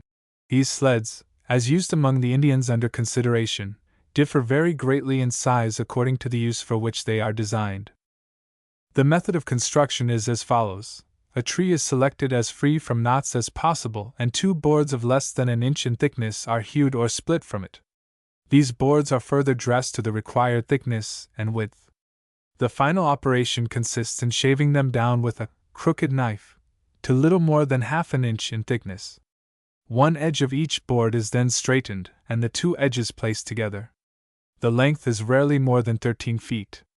The front end is steamed or heated in a kettle of hot water until the boards become flexible. The ends are turned up to the desired curve and then bent over at the end, where they are held in position by a transverse bar of wood. This bar is slightly concave on the side next the sled and gives the nose a curved shape. The curved portion of the front may rise as much as 18 inches above the surface over which the sled travels. At the place where the curve begins, a second transverse bar is placed, and at a distance behind it a third, fourth, and fifth bars are fastened. Sometimes an additional bar is to be found on the upper side of the bottom. These bars are all fastened to the 2 bottom boards by means of thongs of parchment deerskin, and run through holes on the bottom boards. On the underside the thongs are let into places cut out between the 2 holes, so that the thongs will not be worn when passing over the snow. They are usually fastened in 4 places, one at each end of the bar and one on each side of the crevice between the edges of the 2 boards. From the nose of the first bar run a pair of very stout thongs or else twisted sinew, which are drawn tight enough to prevent the nose and curve from straightening out. From the end of the first bar to the last one on the heel of the sled is run a stout twisted thong under the end of each bar, which there has a notch cut on the underside for the line to pass through. This line serves to strengthen the sides and prevent the 2 boards from slipping past each other when passing over inequalities of the ground. At the ends of the first bar and connected with the side lines are 2 long stout thongs of twisted skin, often 25 feet long. These are used as traces, by which the sled is dragged. The shape of the bottom is often fashioned after all the remainder of the work has been done. The width of the nose is rarely more than 9 inches.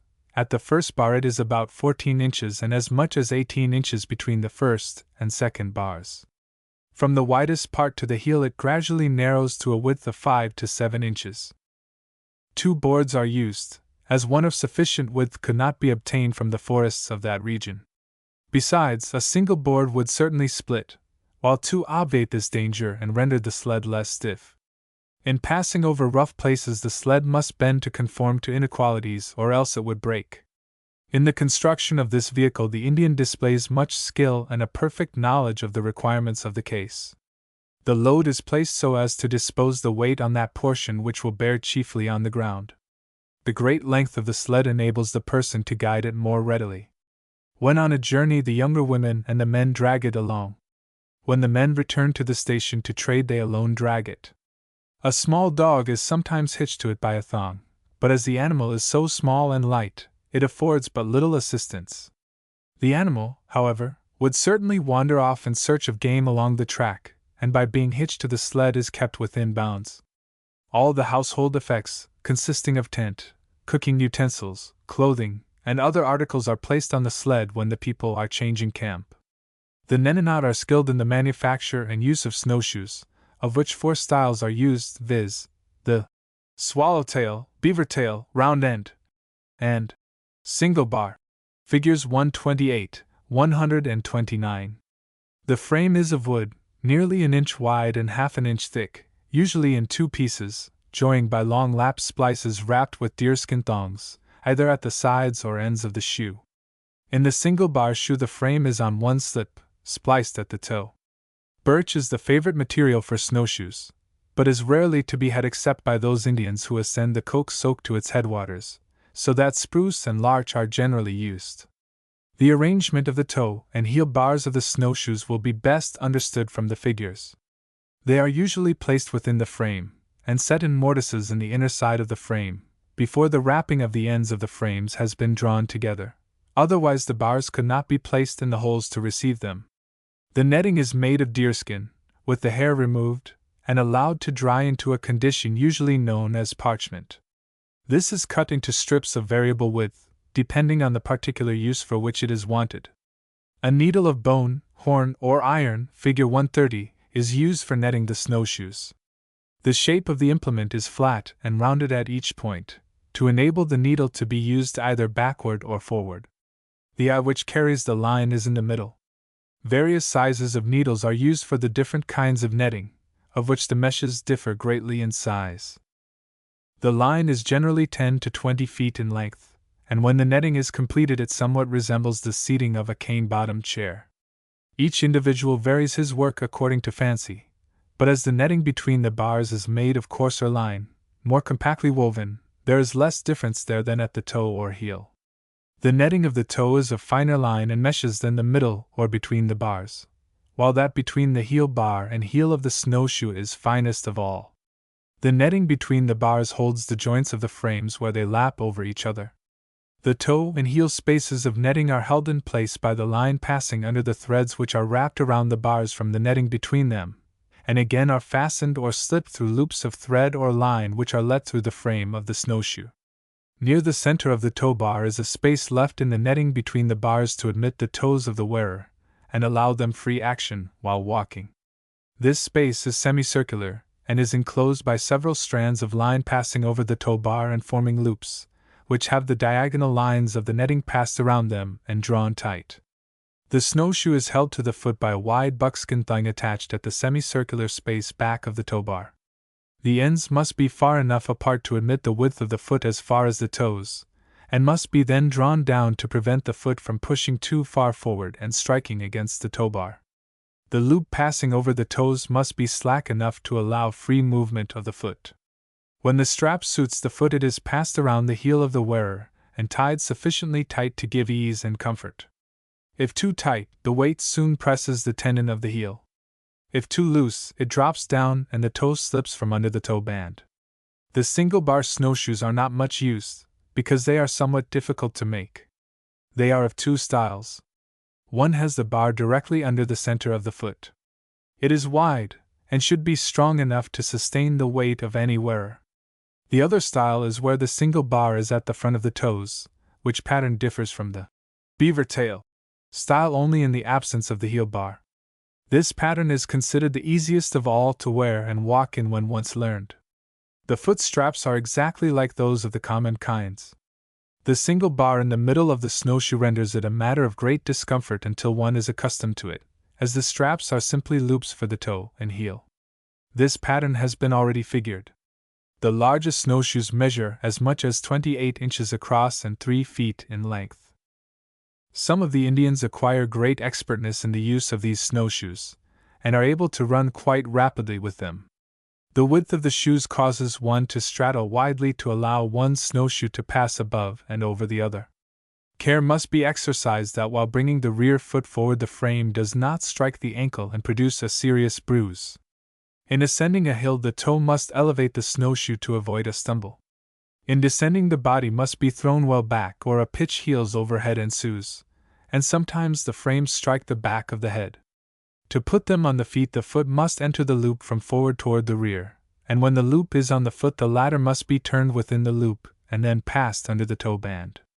Everybody wears snowshoes, men, women, and children. Without them travel in winter would be an impossibility, and as the capture of furs is made in winter, and the ground to be hunted over must of necessity be of great area, the snowshoe becomes a necessity as much as the canoe in summer. I collected 2 peculiar pairs of snowshoes, made of flat spruce boards, figure 131. They are shaped exactly like netted snowshoes of the beaver tail pattern, and the arrangement of the foot strap is the same as usual. They came from the Little Whale River Indians, who informed me that they were worn on soft snow. In the spring of the year, when the snow is rapidly melted by sun, the netted snowshoes become clogged with slush, rendering the weight very fatiguing. Wooden snowshoes are admirably adapted for that season of the year, and may be made in a few hours, while the netted ones require several days' assiduous labor. The Indians of the Coke Valley do not use the wooden snowshoes. Weapons. In former times these Indians used the bow and arrow exclusively, but they have now nearly discarded these weapons for the guns which they procure from the traders. The bow and arrow is, however, still used to kill ptarmigan, hares, and rabbits. The bow, figure 132, consists of a piece of larch or spruce wood of 4 to 6 feet in length. It is only slightly narrower and thinner at the ends, and nearly an inch thick and an inch and a half wide at the central portions. But little ingenuity is displayed in the construction of these weapons. They have considerable elasticity, and if broken it is easy to obtain a piece of wood from the forest and fashion another. The string is a strand of deerskin, twisted or rolled. It is rare to find a bow that has a single string. The arrows are usually 2 feet or 30 inches long, and feathered with 3 ptarmigan feathers.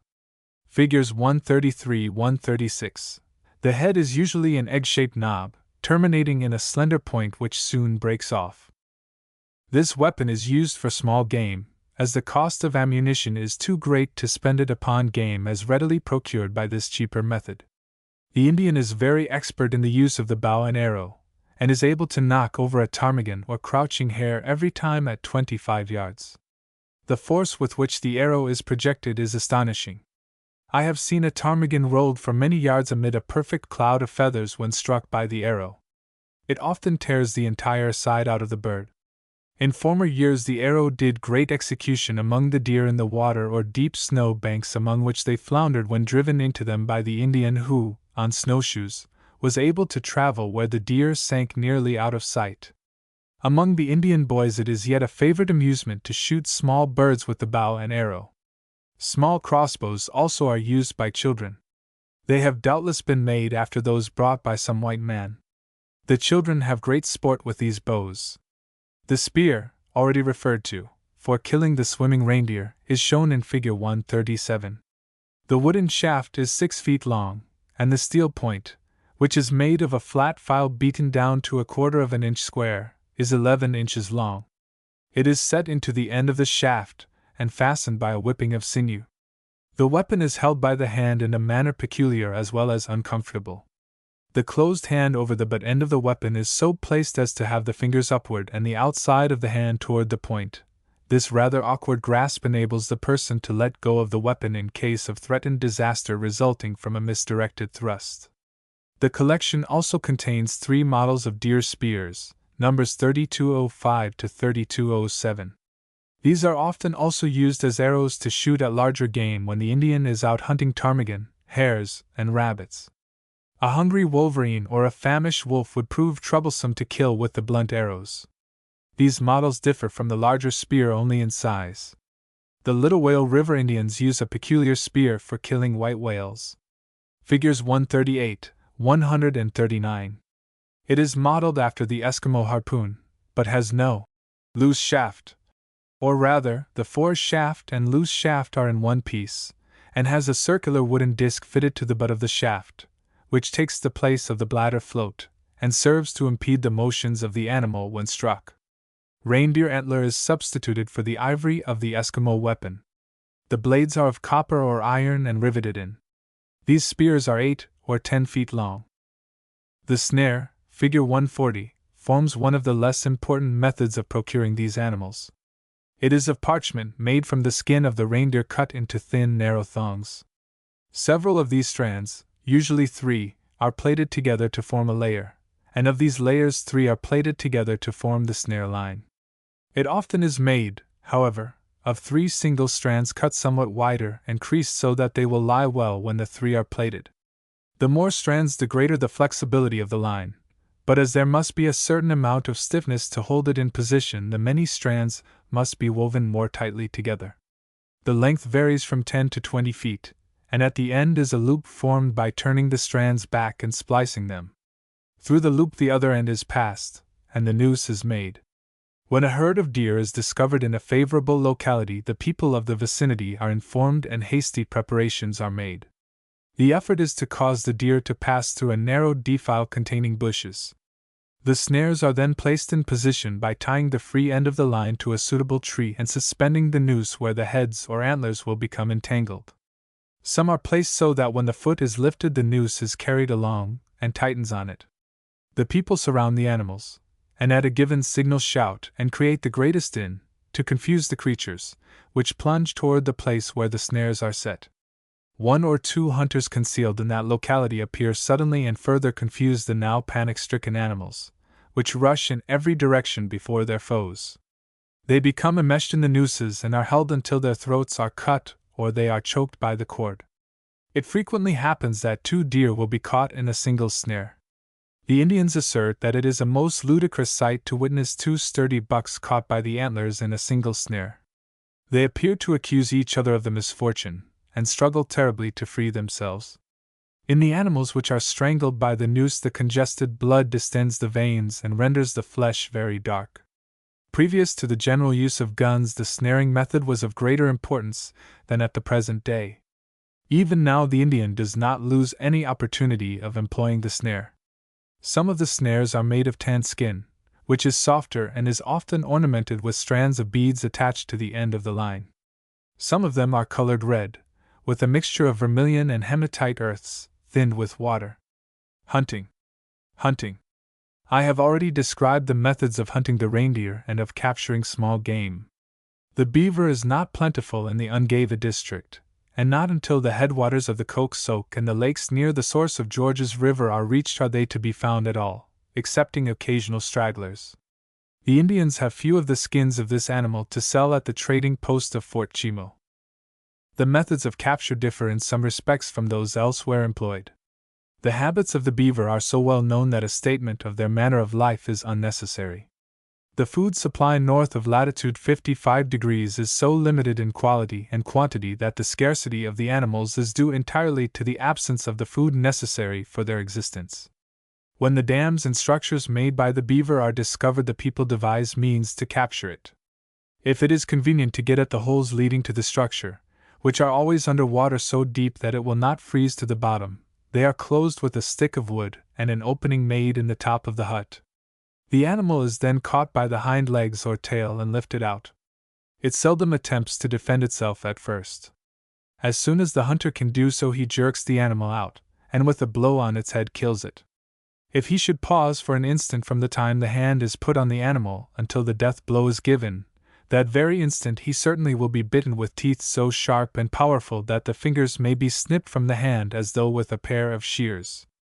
The wound thus inflicted is often very severe and difficult to heal, as the bite is not only cutting but crushing. Where the water can be drained from the pond or lake in which the beaver's hut is built, the Indians often leave it high and dry by damming off the supply and allowing the water to drain away. As soon as the house is out of water, the occupant emerges and is killed. Beavers are sometimes shot while sporting on the water during moonlight nights. Some of the animals are captured by means of a net of peculiar construction. This net is of fine deerskin thongs netted into a circle nearly 2 feet in diameter, with meshes about an inch square. The meshes in the outer row are threaded upon a stout thong of deerskin, in length about 4 times the diameter of the net. This thong is now tied at the ends, and over one end thus tied is slipped a ring made of spruce root and wound with sinew to strengthen it. This ring is about an inch in diameter, only sufficient to allow freedom of the ends of the line. It is fastened to one of the meshes of the net in order to keep its place. Where the water is too deep and only a single beaver is in the lodge, the net is carefully spread over the mouth of the exit, so placed as to form a purse into which the head and neck of the animal will be thrust as it leaves the hut. The mouth of the purse now tightens from the ring slipping along the string, and thus strangles the animal or else causes it to drown as it struggles to escape from the tightening cord. The net is said to be a very effective means of capturing the beaver, and will succeed when it has become too wary to be shot on the surface of the water. The flesh of the beaver is considered valuable food by these people. They prize it highly and prefer the flesh of the female to that of the male. Miscellaneous implements, tools, etc. Miscellaneous implements, tools, etc. One of the most important tools used by the Nenonot is the crooked knife, figure 141. These instruments are made from steel files or knife blades. They are of various sizes depending on the amount of material at hand. The Indian takes a piece of metal and grinds one side of it flat and smooth. The other is edged like a drawing knife. The blade is now heated and bent to the desired curve. Some are more bent than others and some have only the point bent to one side. The few left-handed persons have the blade formed to suit themselves. It is set in a handle curved from the user and bent upward like the blade. At the end of the handle is generally to be found a thong on which a wooden button is placed for attachment to the belt, as no man ever goes off on a journey without this knife, however short may be the distance. The handle is held in the hand at right angles or across the body and invariably drawn toward the user. It is employed for all purposes of whittling or shaving wood, and one would be surprised to observe what large strips will separate when started with this apparently frail blade.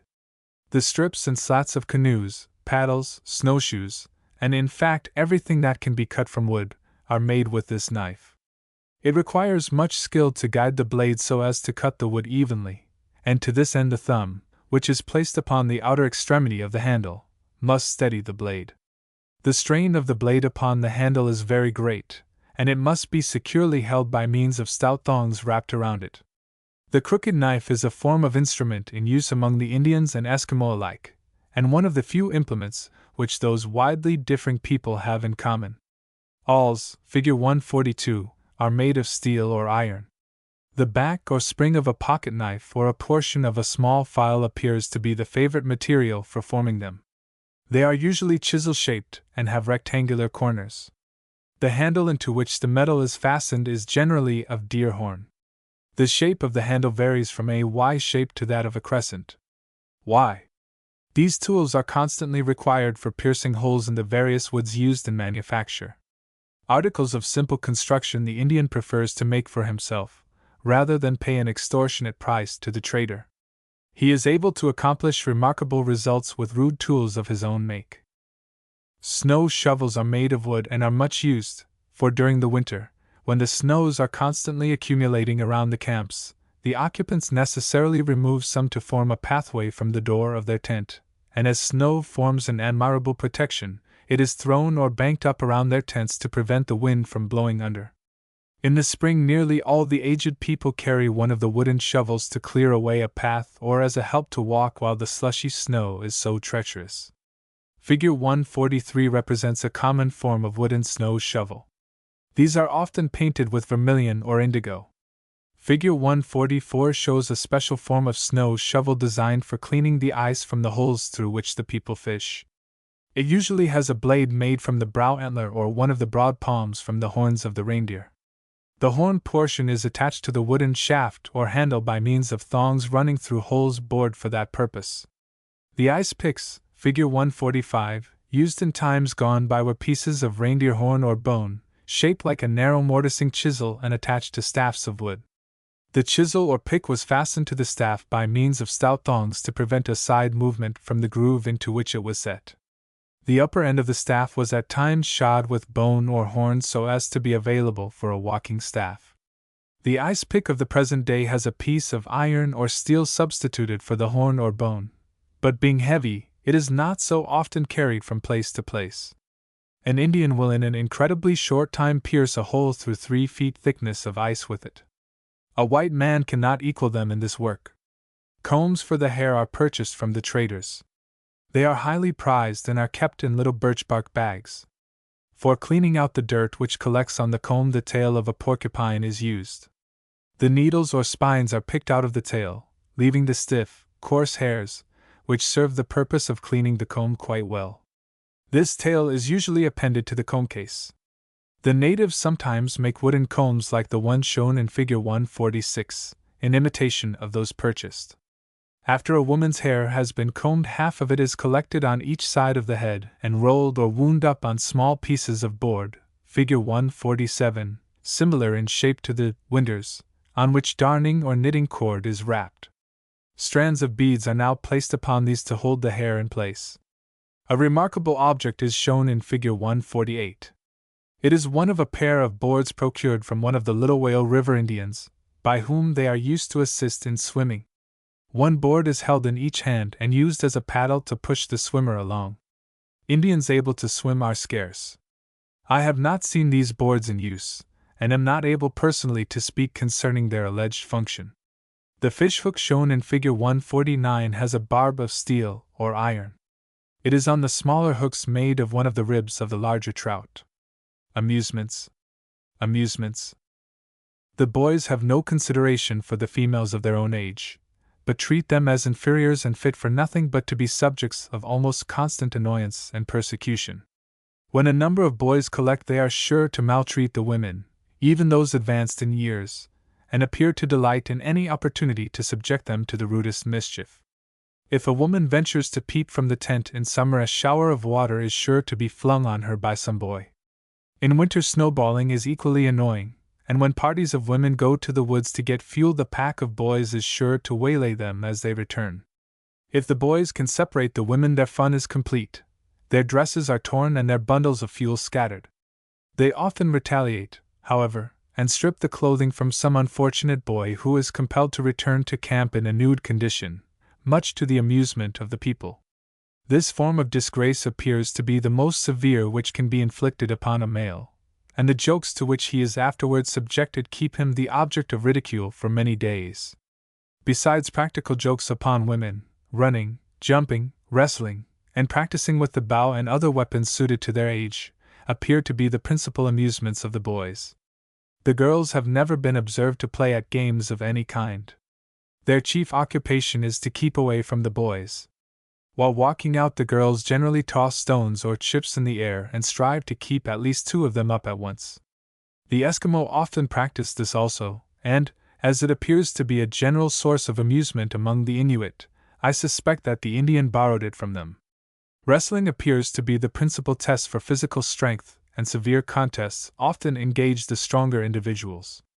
They wrestle in the Eskimo fashion, and frequently indulge in trials of strength with these people.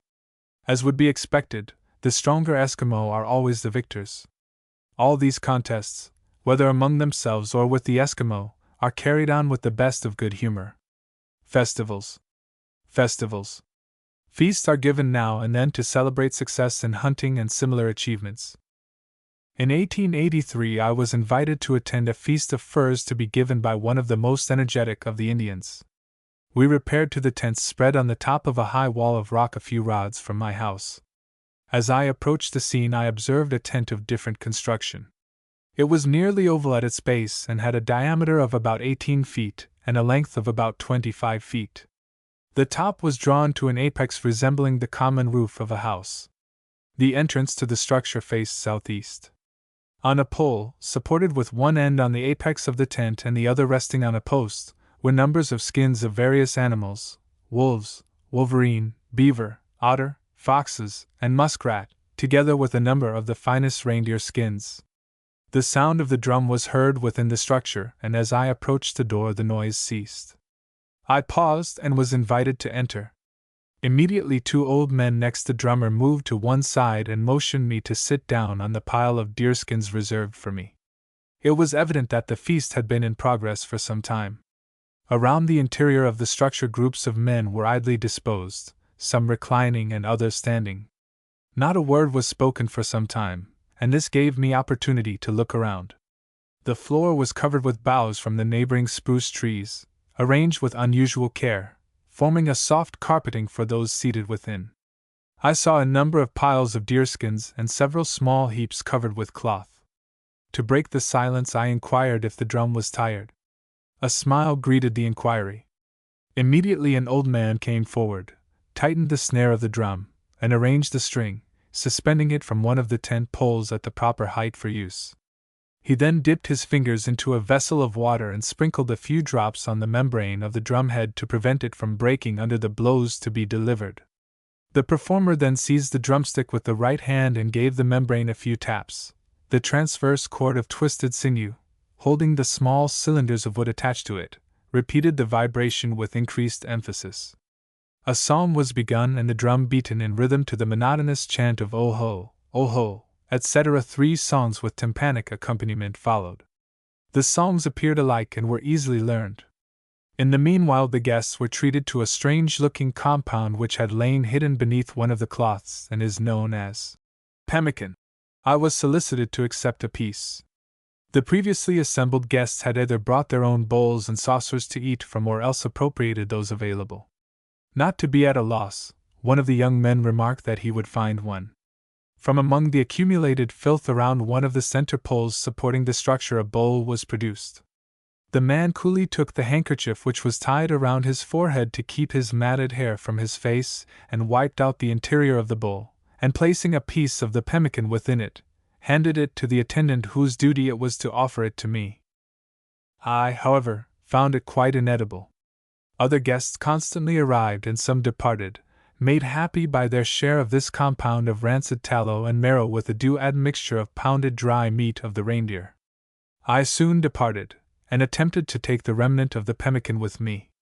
This was instantly forbidden, and information given me that by so doing I should cause all the deer to desert the vicinity, and thus make the people starve. I explained that such was not my desire, and after wishing continued prosperity and enjoyment, I made my way out. I was then informed that the feast would continue for a time, and wind up with an invitation to the women, who had hitherto been excluded, to come and eat the remnants left by the men. At the end of 2 days thereafter the feast concluded and a dance took place. In this performance there was nothing remarkable. The men sang songs and kicked up their heels, while the women shrugged their shoulders as they swayed their bodies from right to left, and assumed various other postures, although their limbs were apparently kept in a rigid position, occasionally uttering their plaudits as the men made humorous compliments to their generous host. This feast was given by one who had been unusually successful in the capture of fur-bearing animals, and to prove his wealth, displayed it before the assemblage and gave a feast in consideration of his ability. Other feasts of a similar character occur, and differ from this in no special feature. The principal source of amusement with the men is the game of draughts or checkers. While the men are in the tent, or on the hillsides awaiting the approach of bands of deer, their idle moments are employed over this game. Neither hunger nor the sight of game is sufficient to distract them, so intently are they absorbed. The game is played as in civilization, with only slight differences. I am not aware that wagers are laid upon its issue.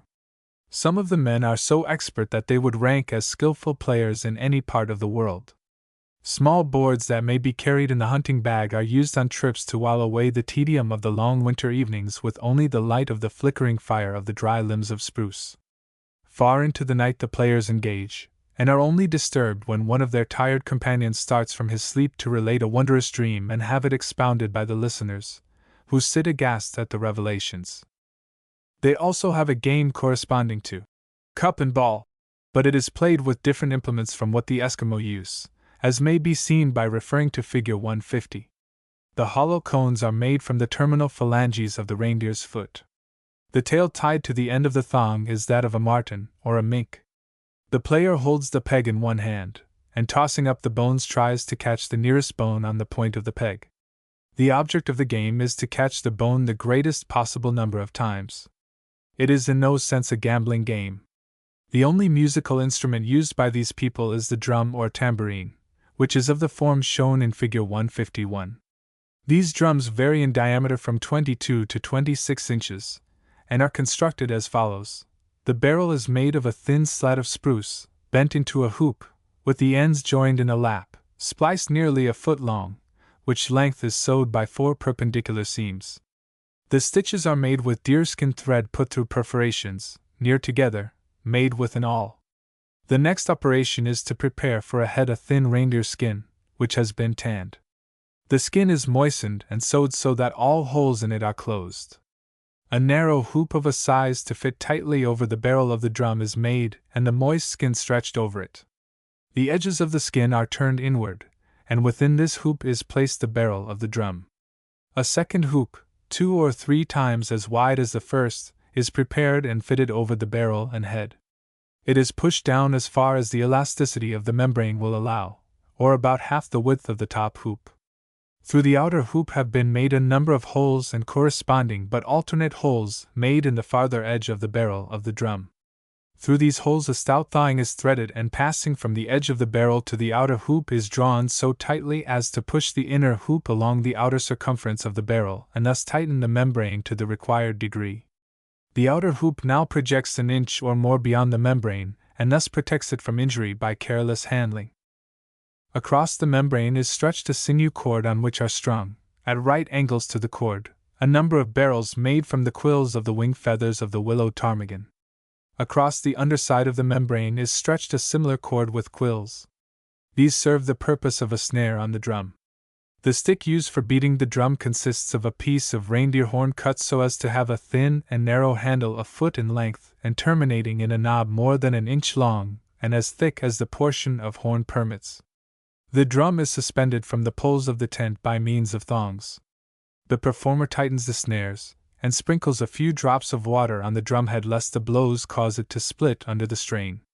Nothing is done, nothing contemplated without sounding the drum. It is silent only when the people are asleep or on a tramp from one locality to another. If a person is ill, the drum is beaten. If a person is well, the drum is beaten. If prosperous in the chase, the drum is beaten. And if death has snatched a member from the community, the drum is beaten to prevent his spirit from returning to torment the living. The drum beat is often accompanied with singing, which is the most discordant of all sounds supposed to be harmonious. The drums used by the Little Whale River Indians, Figure 152, number 3223, differs greatly in construction from those made by the Ungava Indians. The size is rarely so great, seldom exceeding 22 inches. These drums have 2 heads or membranes fitted on the barrel and secured by means of a single hoop for each head. The 2 hoops are then connected by the tightening strings. The membranes are invariably made of deer skin in the parchment condition and not of tanned skins.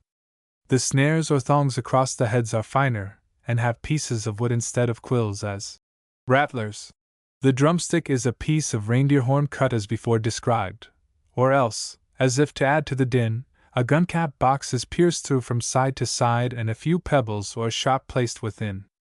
A stick is then inserted in the hole through the box, and the hole covered with buckskin to prevent separation of the lid and box. This makes a distracting noise. Rattles for the children, Figure 153, are made of a hoop of wood bent to a circular form and covered with 2 heads or membranes. Within it are placed a few pebbles or shot, to produce a rattling sound when the membranes are dry. A cord attached to the circumference enables the rattle to be suspended from the tent pole in front of the child for whose amusement it is intended. Other toys are made for the children, but they were not easy for us to obtain.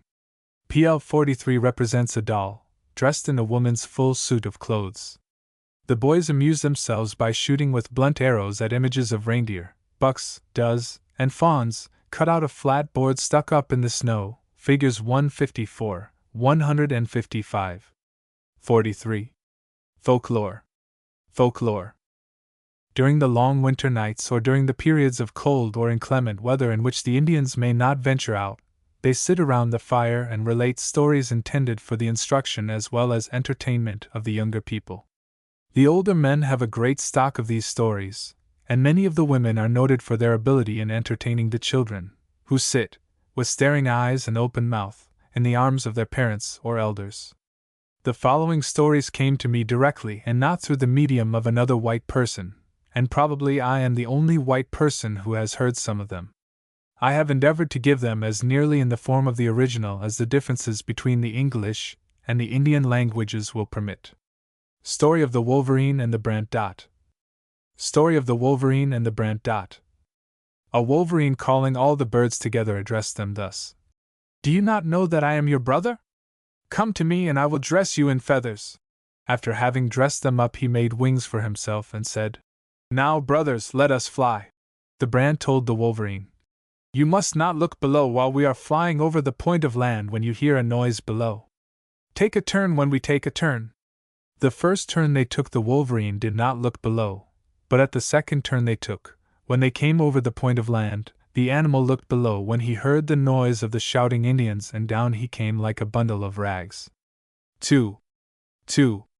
All the Indians ran up to him and exclaimed, There is a Brant fallen down. One of the old Indian women got hold of him and began to pluck his feathers off, then to disembowel him. She of course smelled the horrible stench and exclaimed, This goose is not fit to eat as it is already rotten. She gave the carcass to one of the children to throw away. Another old woman came up and inquired, Where did you throw the Brant goose to? How could it be rotten? It is not long since it was killed.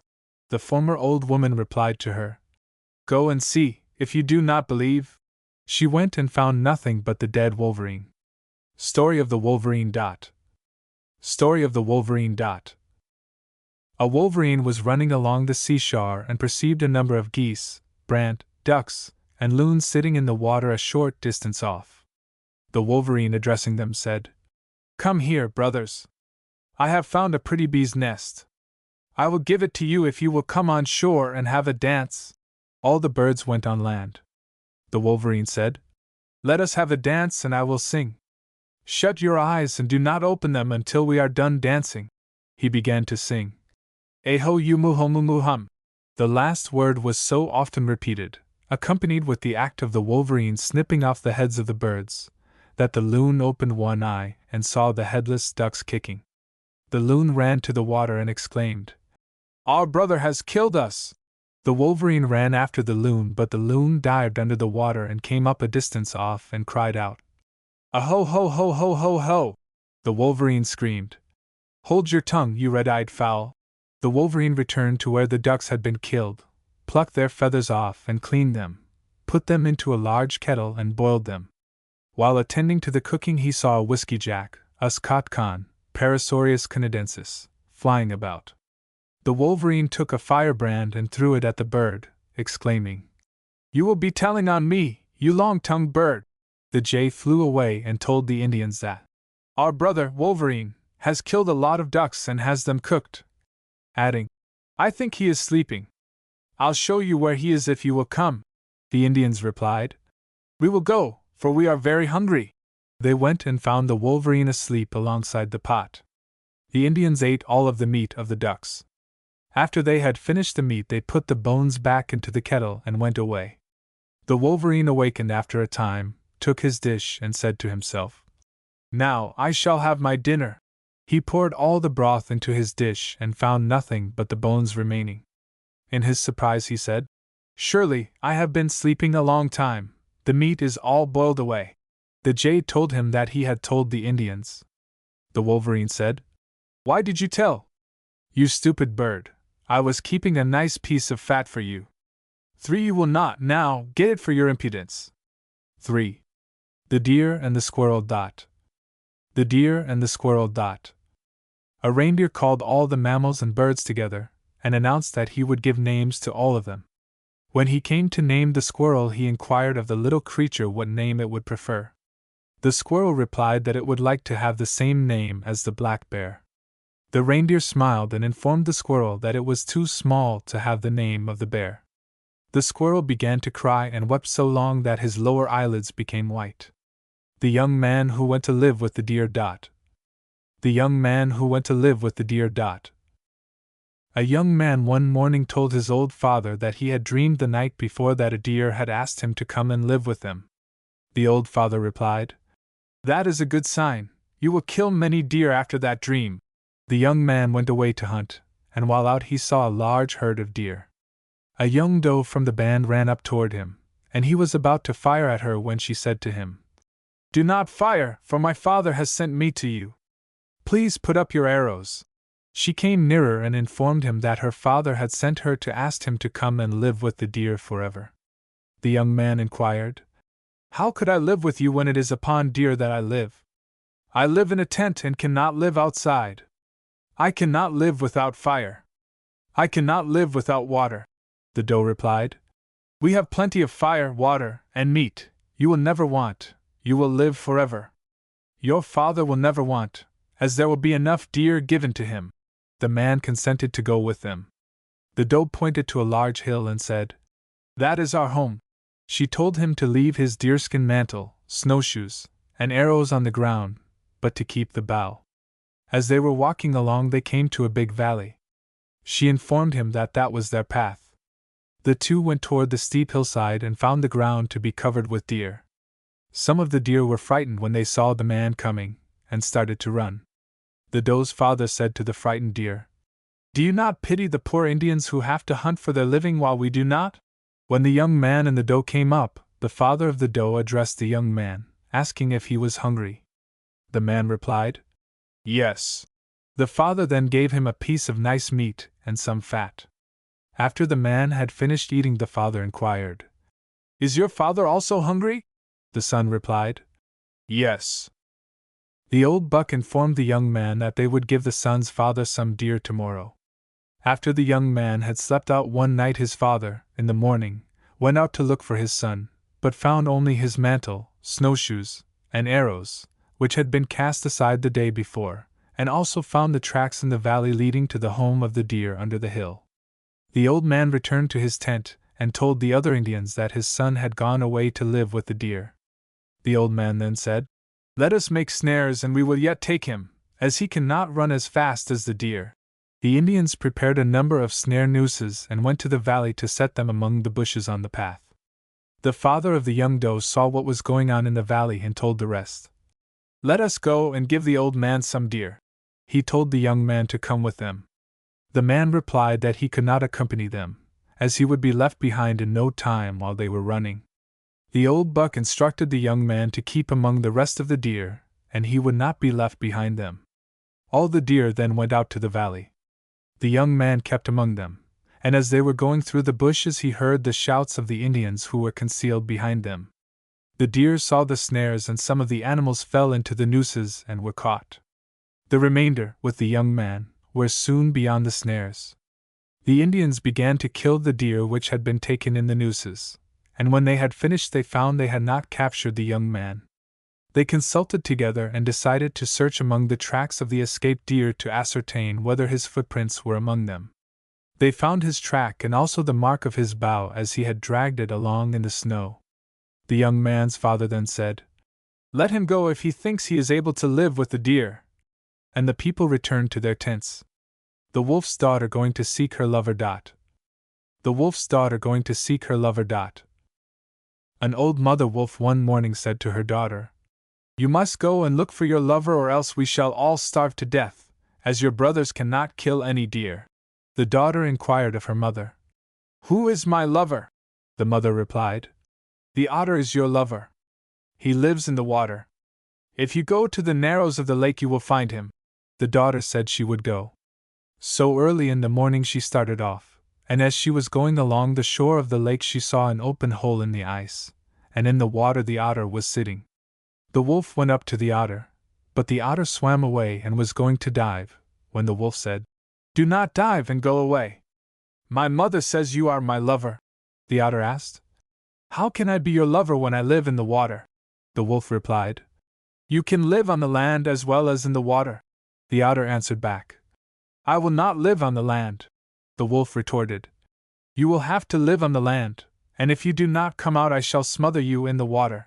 The otter said, "You cannot smother me, for I have a number of holes made in the lake ice." The otter dove into the water and disappeared. The wolf began to howl dismally when the otter vanished. The wind began to blow and drifted the snow furiously. The snow fell into the otter's breathing holes and filled them with slushy snow, which soon froze and completely stopped all the holes in the ice but one where the wolf was sitting. This hole was kept clear of snow and ice by the wolf scraping it out as fast as it collected. Soon she heard the otter going to the holes for breath, but when he came near the hole where the wolf was sitting she could hear him snuffing for air, and she stood with open jaws ready to seize him when he should appear. The otter was nearly exhausted, so the wolf went off a little distance, and the otter came up to the surface of the water nearly out of breath. He crept out of the water and rolled himself in the dry snow to take the water off of his coat of fur and exclaimed to the wolf, "I will live with you! I will live with you!" The wolf then addressed her lover and said, "Did I not tell you I would smother you?" The otter did not reply to this, but asked her, "Have you got a piece of line? Give it to me, and I will go to catch some fish for you if you will go and prepare a tent." The wolf drew out a piece of fishing line and handed it to the otter. The otter went down into the same hole in the ice whence he had come. He was gone some time, and in the meantime the wolf was busy making the tent, which was completed before the otter returned. Soon after, however, the otter came back to the hole with a long string of fish which he had killed and had them all strung on the line.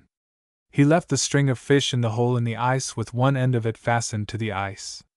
The otter rolled himself in the snow to remove the water from his fur, and then went to the tent to tell his wife to go and get the fish which he had left in the hole in the ice. The wolf went and hauled up the line, which was full of fish, and began to devour so many that soon she could scarcely move. She hauled the remainder of the fish home to the tent. The otter was sleeping when she returned. She proceeded to clean the fish and put on a large kettle full of the fish to boil for supper. She then crept into bed with her husband, and the next morning she was delivered of a young otter and a young wolf. After the father and mother had taken their breakfast, the latter sat with her head hanging down and seemed to be in a miserable mood. The otter inquired of the white wolf, "What is the matter with you that you sit so quietly?" The wolf answered, "I wish I had some deerskins with which to make clothing for the children. How nicely I should dress them!" The otter replied, "Open the door and I will show you where I get the deer." It was yet early, and the otter went away to seek the deer.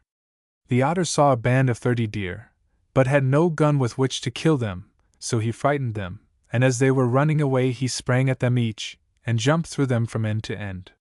He killed all of them in this manner, and then rolled in the snow to cleanse himself.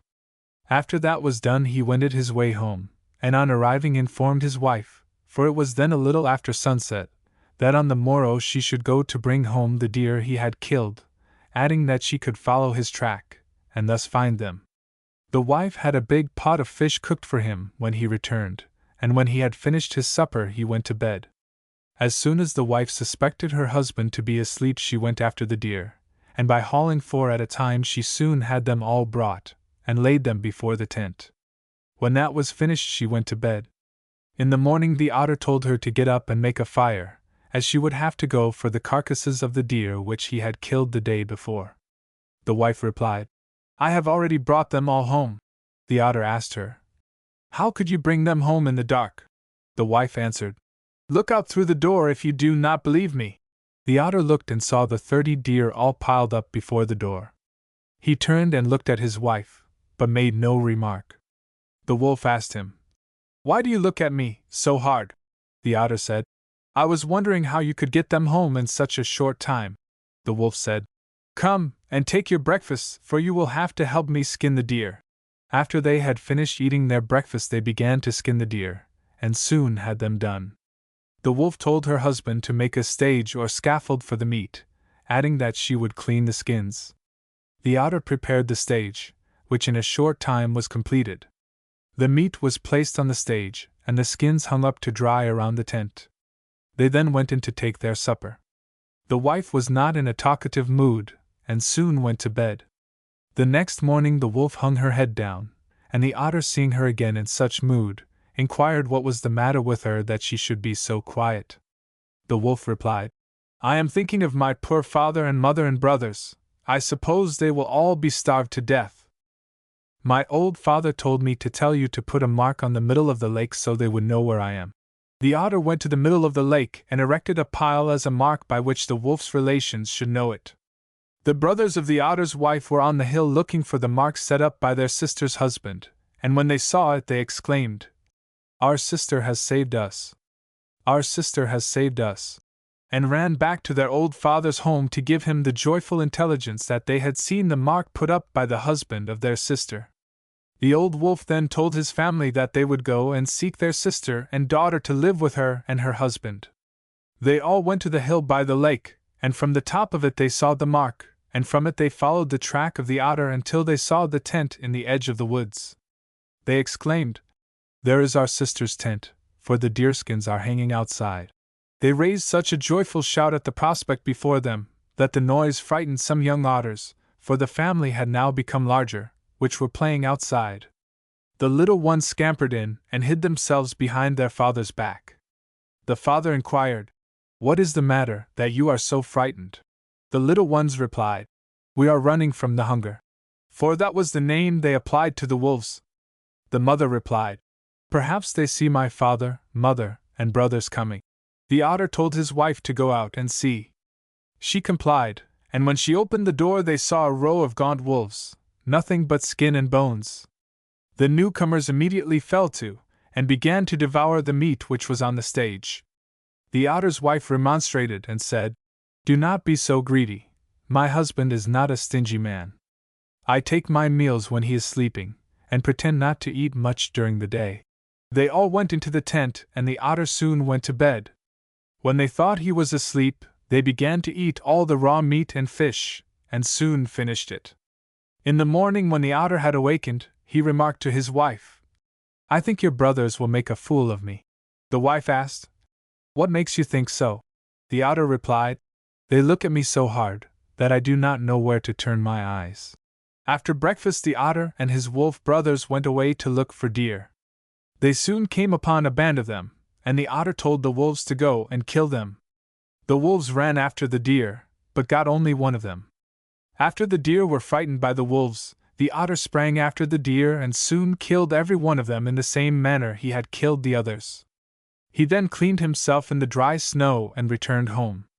The wolves had started for the tent before the otter, so when the latter returned they asked the otter, "How many deer did you kill?" The otter replied, "I killed all that were in the band," adding, "In the morning you will have to go for the deer." So everything was got ready for an early start, and they all retired to bed. When they awakened in the morning, one of the wife's brothers said to another, "Look at our otter brother, he has a white mouth." The otter turned to his wife and said to her, "Did I not tell you that your brothers would make a fool of me?" The otter then took his 2 otter children in his arms, and told his wife that she would have to make her living as best she could, as he would not live with her any more, that he was going away to leave her. He darted off to the lake, and disappeared under the ice, and was never seen again. The devil punishing a liar. The devil punishing a liar. A bear, Mac, had 2 young cubs which she did not want to let know that summer had come, but kept them in the den and would not let them go out. The young ones continually inquired if the summer had come, and repeated the question every time the mother returned from the outside. She invariably answered, "No." Some days after she fell asleep, when she had returned from one of her trips, and while sleeping her mouth opened wide. The young ones said to each other, "Surely the summer is come, for there are green leaves in our mother's mouth."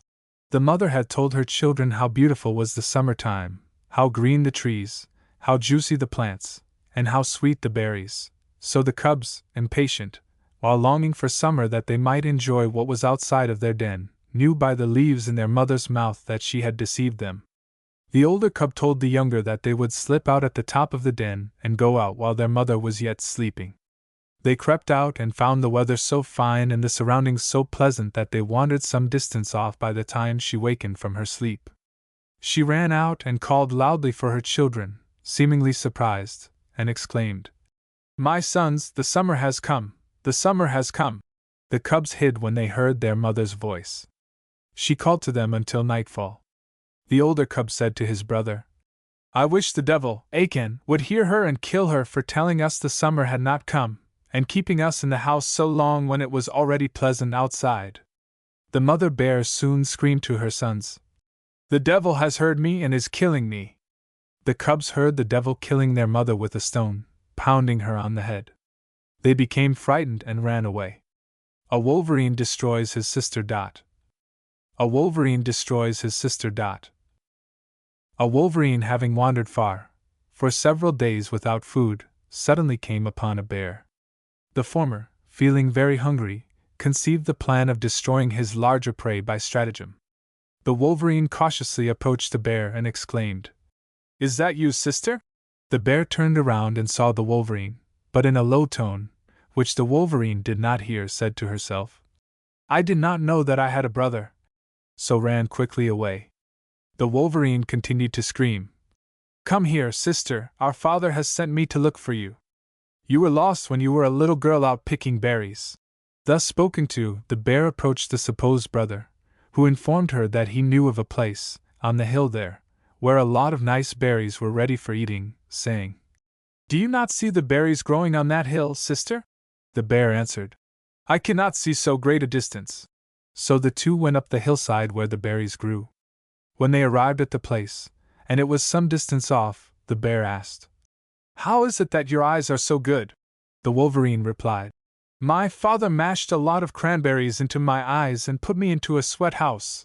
The bear said, "I wish my eyes were as good as yours." The wolverine answered, "I will make your eyes as good as mine if you will gather a lot of cranberries while I prepare a sweat house." The bear went to gather berries while the other prepared the house during her absence. The wolverine selected a stone having a sharp edge, which she concealed under the moss in the sweat house, while she procured a larger stone for the pillow. After the sweat house was completed, the wolverine cried out, "Sister, the sweat house is finished." The bear returned, bringing a quantity of berries.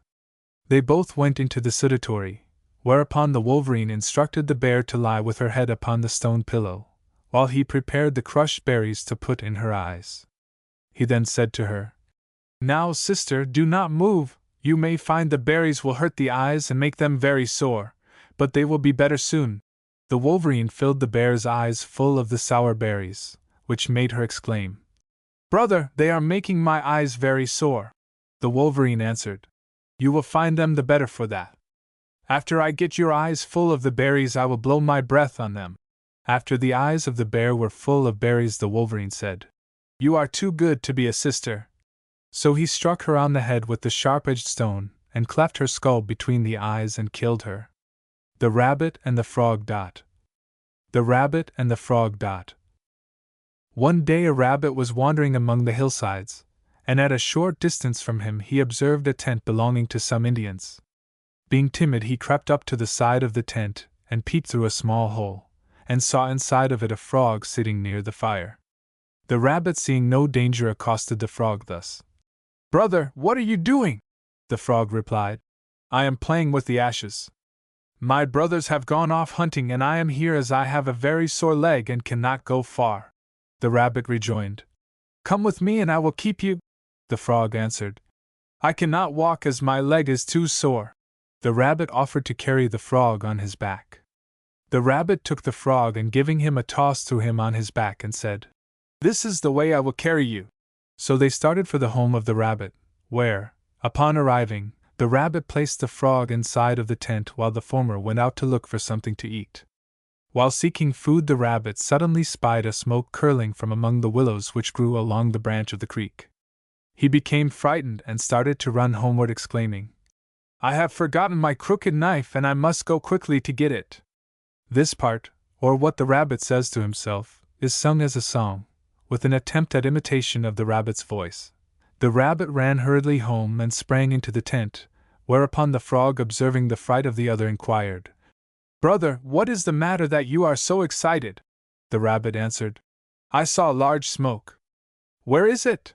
inquired the frog. The rabbit replied, "It is from among the willows along the creek that runs near by." The frog began to laugh at the foolish fear of the rabbit and answered him that the smoke proceeded from the lodge of a family of beavers, and taunted the rabbit for being afraid of such a timid creature as a beaver when they are good to eat, adding that his own, frog's, brothers often carried him to the beavers' houses to kill them when they were out of food, although his brothers could never kill any of them. The rabbit was pleased to hear the frog was such a great hunter, and gladly offered to carry the frog to the lodge of the beavers that some food could be procured. The frog accepted the offer and was carried to the creek bank. The rabbit then built a dam of stakes across the stream and below the lodges in order that the beavers should not escape. The frog then directed the rabbit to break into the top of the lodge so that the frog might get at the beavers to kill them. While the rabbit was breaking into the lodge of the beavers, the frog purposely loosened some of the stakes of the weir below in order to allow the beavers to escape, hoping that the rabbit would become angry at him for so doing. When the rabbit saw what mischief the frog had done, he took the frog and roughly shoved him under the ice into the water. This did not harm the frog as it could live under water as well as on land, but the rabbit did not know that, so he believed he had drowned his brother the frog. The rabbit then returned to his home, regretting he had acted so harshly, and began to cry for his brother. The frog in the meanwhile killed all of the beavers and tied them together on a string, then slowly crawled to the rabbit's home with his burden on his back.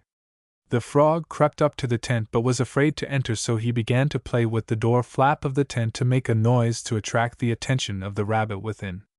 Finally he cried out to the rabbit, "Brother, give me a piece of fire, for I am very cold." The rabbit did not recognize the tired, weak voice of his brother frog, and afraid lest it be some enemy endeavoring to entice him from his home, picked up a piece of dead coal which had no fire on it, and flung it outside. The frog then said, "Brother, there is no fire on this piece, and I cannot cook my beavers with it." The rabbit then ran out quickly and tenderly carried the frog inside, and immediately the latter began to moan and appeared to suffer so much that the rabbit inquired what was the matter and asked if the beavers had bitten him. The frog said, "No, it was you who gave me such a hard push that you have hurt me in the side." The rabbit assured the frog that the injury was unintentionally caused. The frog then directed the rabbit to prepare and cook the beavers. The rabbit went out to fetch them, but he began to eat and did not stop until they were all devoured.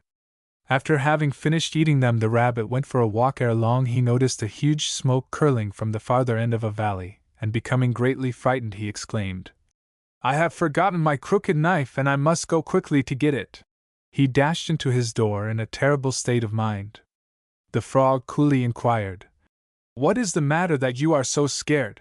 The rabbit said, "I have seen a great smoke at the farther end of the valley through which the creek runs." The frog laughed loudly at his fear and said, "They are deer. My brothers often had me to kill them, as they could not kill any, when we had no meat." The rabbit was delighted at that, so he offered to carry the frog toward the place. The frog directed the rabbit to make a snowshoe for the 1 foot of the frog. The rabbit soon had it made and gave it to his brother. The frog then said, "Carry me up towards the smoke." The rabbit slung the frog on his back and away they went in the direction of the deer.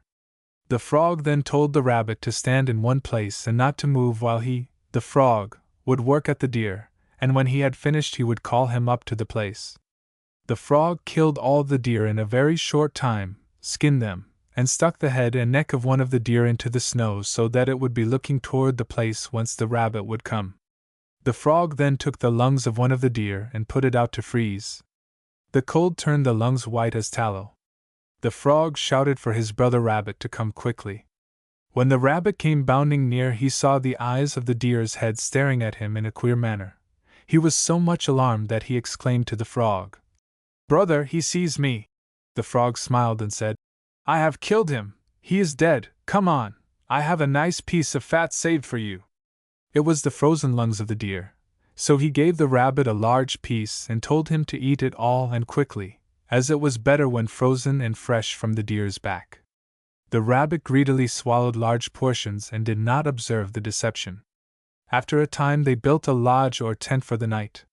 Some few hours after the tent was made, the frozen deer lungs which the rabbit had eaten began to thaw, and it made the rabbit so violently ill that he vomited continually the entire night. The frog had served him this trick as a punishment for having eaten all of the beaver meat 2 days before. The Wolverine and the Rock Dot. The Wolverine and the Rock Dot. A wolverine was out walking on the hillside and came upon a large rock. The animal inquired of the rock, "Was that you who was walking just now?"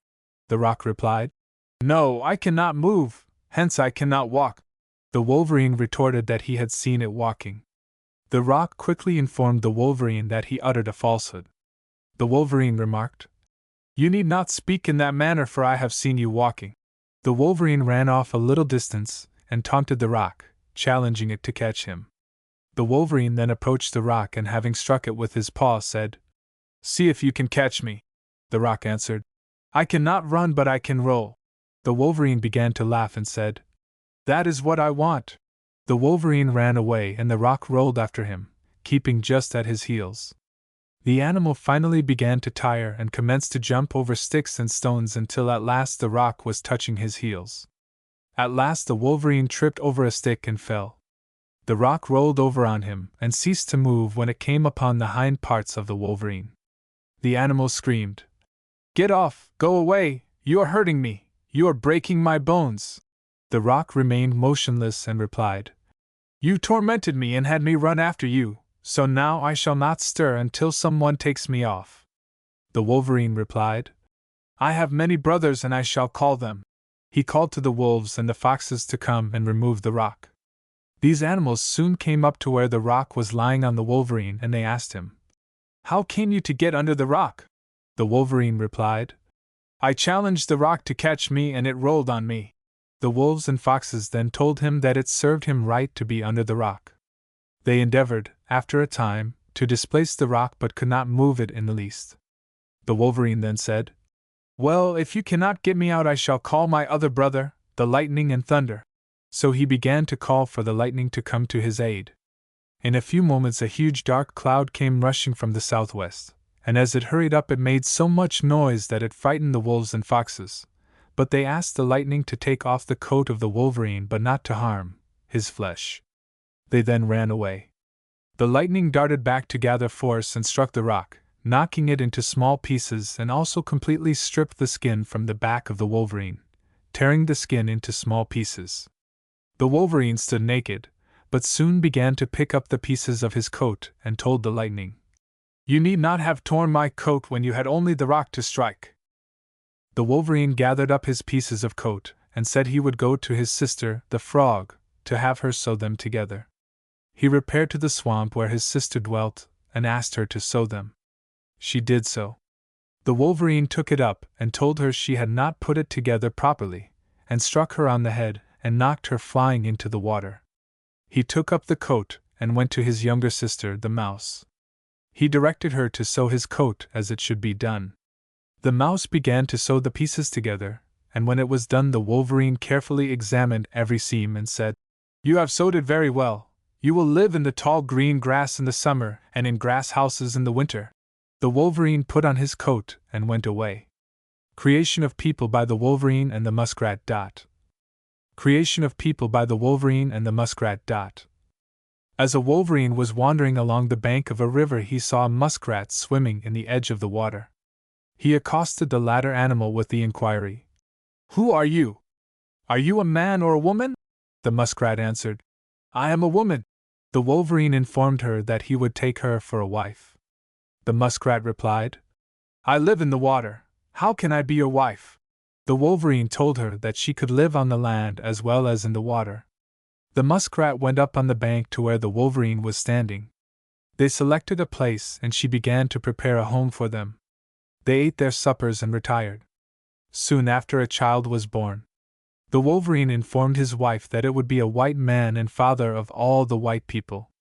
When this child was born it made a natural exit.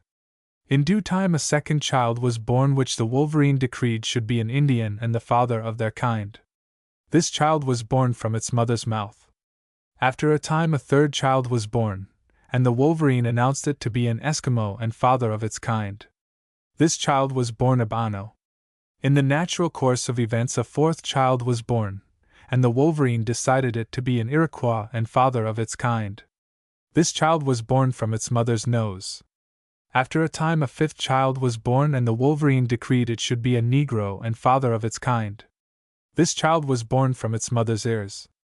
These children remained with their parents until they grew up. Their mother then called them together and announced to them that they must separate. She sent them to different places of the land, and in parting, directed them to go to the white men whenever they were in need of anything, as the whites would have everything ready for them. Origin of the whitish spot on the throat of the marten. Origin of the whitish spot on the throat of the marten. A man had a wife whom a marten fell in love with and endeavored to possess. Whenever the man would go away from his home, the marten would enter, sit by the woman's side, and endeavor to entice her to leave her husband and go to live with him. One day the man returned unexpectedly and caught the marten sitting by the side of his wife. The marten ran out. The man inquired of his wife what the marten wanted there. The woman replied that the marten was striving to induce her to desert him and become his own wife. The next time the man went off, he told his wife to fill a kettle with water and put it on the fire to boil. The man went outside and secreted himself near the house. He soon saw the marten go into the house. The man stole quietly to the door of the house and listened to the marten, which was talking to his wife. The man sprang into the house and said, "Marten, what are you doing here? What are you trying to do?" The man seized the kettle of hot water and dashed it on the breast of the animal. The marten began to scratch his burning bosom and ran out into the woods, and because he was so severely hurt, he now keeps in the densest forests, away from the sight of man. The Indian and his beaver wife. The Indian and his beaver wife. One day an Indian was hunting along the bank of a stream and in the distance saw a beaver's house. In a moment he perceived a beaver swimming toward him. He drew up and was on the point of shooting it when the animal exclaimed, "Do not shoot, I have something to say to you." The Indian inquired, "What is it you have to say?" The beaver asked him, "Would you have me for a wife?" The Indian replied, "I cannot live in the water with you." The beaver answered, "You will not know you are living in the water, if you will follow me." The Indian further remarked that he could not live on willows and other woods like a beaver. The beaver assured him that when eating them he would not think them to be willows. She added, "I have a nice house to live in." The man replied, "My brother will be looking for me if I come in, and he will not know where I am." The beaver directed the man to take off his clothing and leave them on the bank and to follow her. The Indian did as he was instructed. As he was wading through the water, he did not feel the water touching him, so they presently began to swim and soon reached the home of the beaver. The beaver told him as she pointed ahead, "There is my home, and you will find it as good and comfortable as your own tent." They both entered, and she soon set before him some food which he did not recognize as willow bark. After they had slept 2 nights, his brother became alarmed and went to search for him, and soon found his track. In following it up, his brother came to where he had left his clothing on the bank of the stream. The brother was distressed at finding such things, so went sorrowfully back to the tent, thinking that his brother had been drowned, and so told the other Indians when he arrived. With a heavy heart he went to bed, and in the morning he awakened and told his wife that he had dreamed his brother was living with a beaver. He told his wife to make some new clothing for the lost brother, as he would go and seek the haunts of the beavers to discover his brother. The man occupied himself in making a pair of snowshoes, while the wife prepared the clothing. The next day she had the clothing done, and he directed her to make them into a small bundle as he would start on the search early the next morning. Other young men desired to accompany him on the search, but were advised to remain at home as their presence would prevent him from reaching the beaver's retreat. Early in the morning he started off, taking the clothes and snowshoes with him. After some time he found the place where the beaver had her house and in which he suspected his brother to be living. He went to work to make a dam across the stream so as to decrease the depth of water around the beaver's house. The wife had borne 2 children to the husband by this time, and when the father had seen the water going from their house, he told the children, "Your uncle is coming and he is certain to kill you." The water had soon gone down sufficiently to enable the man to cross the stream to where the house was situated. On arriving there he began pounding at the mud walls. The father told the children to go out, or else the house would fall on them. The man outside quickly killed the 2 young ones. The wife knew she would soon be killed also, and after they had heard the death blows given to their children, she said to her husband, "If you are sorry that I am killed and ever want to see me again, keep the right hand and arm of my body, take off the skin and keep it about you." In a few minutes the brother had begun again to tear out the sides of the lodge. The husband told her to go out, and that his love for her would make him keep her right hand. She then went out and was quickly killed with a stick. When this was done, and the husband had heard it all, he was very sorry for his wife. Again the man began to destroy the rest of the house, and soon had a large hole in the wall of one side. The husband then said to him, "What are you doing? You are making me very cold." The brother replied, "I have brought some warm clothing for you, and you will not feel cold." "Throw them in," said the husband, "for I am freezing." He put on the clothes, and while he was doing it the brother noticed the hairs which had grown on the other's back, but said nothing about it. The husband then sat in his house until the other was near freezing to death. The brother then said to him, "Come with me, you cannot stay here." The husband demanded, as a condition of returning, that the brother should never say anything to him to make him angry if he went back. The brother promised him not to do so. They then started to return, the brother taking the bodies of the children and mother on his back, the husband walking ahead. They soon arrived at the home of their people.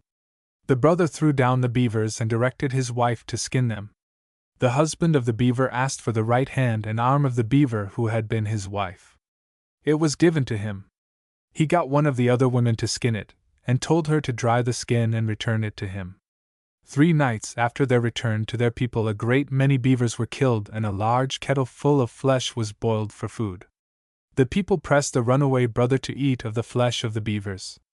He informed them that if it was the flesh of a female beaver he would not eat it. They told him that the flesh of the male beavers was all finished long ago. They forced him to eat a large piece of meat, and when he had swallowed it they gave him more of it. The second piece was no sooner down his throat than a large river gushed from his side. The Indian jumped into the river, while the rest ran away in terror, and, as these latter looked down the river, they saw the man swimming by the side of his wife who had been a beaver. The venturesome hare. The venturesome hare.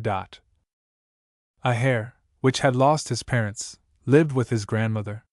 One day, feeling very hungry, for they were extremely poor, he asked his grandmother if he could set a net to catch fish.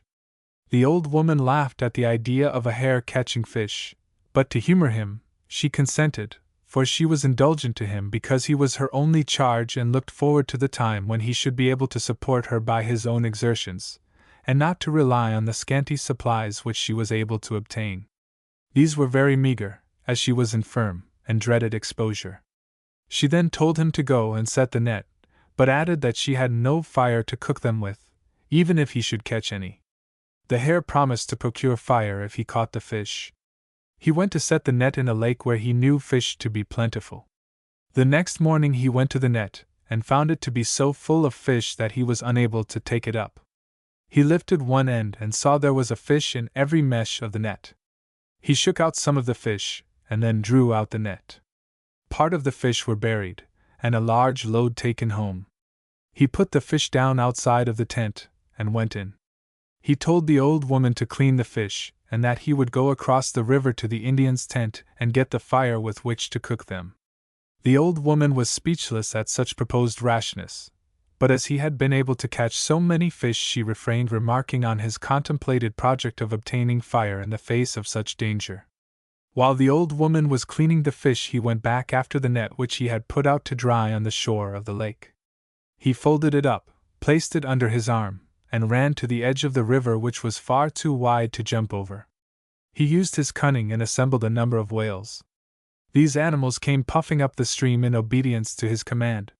He ordered them to arrange themselves side by side across the stream so that he could walk across on their backs. He most dreaded the Indians, but jumped into the water to wet his fur. This being done, he sprang from one whale to another until he was safe on the opposite shore. He then laid down in the sand and bade the whales to disperse. Some Indian children soon came playing along the sandy bank and saw the hare lying there. One of the children picked up the hare and started home with it. When the boy arrived and told how he had obtained the hare, he was directed to put it in the iron tent, kettle, where there was a bright fire crackling. The child put down the hare, upon which an old man told the boy to kill the hare. The hare was terribly frightened, but opened a part of one eye to ascertain whether there was any place of exit beside the door. In the top of the tent he observed a large round hole. He then said to himself, "I wish a spark of fire would fall on my net." Instantly the brands rolled, and a great spark fell on the net and began to burn it. The hare was afraid of the fire, so he sprang out of the hole in the apex of the tent. The Indians saw they had been outwitted by a hare, and began to shout and pursue the animal, which attained such speed that when he came to the bank of the river he had not time to recall the whales. He gave an extraordinary leap and cleared the entire expanse of the water. He examined the net, and found the fire smoldering. On arrival at his own home he said to his grandmother, "Did I not tell you I would get the fire?" The old woman ventured to inquire how he had crossed the river.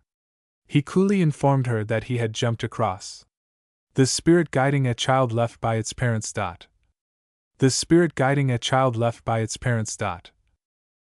An Indian and his wife had but one child, which was so infested with vermin that when the parents contemplated going to the tents of some distant friends, the father advised the mother to leave the child behind. The next morning, after the mother had taken down the tent, the little boy asked her, "Mother, are you not going to put on my moccasins?" The mother replied, "I shall put them on after I have put on my snowshoes."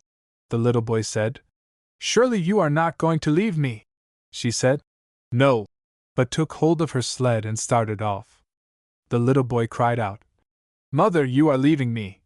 and endeavored to overtake her in his bare feet, but the mother soon was out of sight. The little boy began to cry and retraced his steps to the tent place. There he cried until the spirit of a dead man came to him and asked, "Where is your mother?" The boy replied, "She has gone away and left me."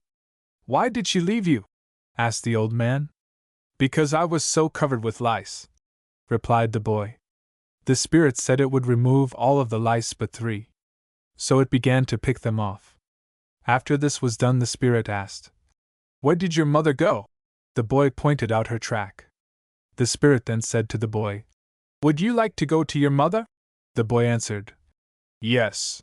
The spirit put the boy on his back and started in the path made by the sled of his mother. After a while they came to a tree, and in looking at it the boy saw a porcupine sitting among the branches. The boy greatly desired to have the animal. So he said, "Grandfather, I wish you would kill the porcupine." The old man answered, "It will make too much smoke for me to kill it."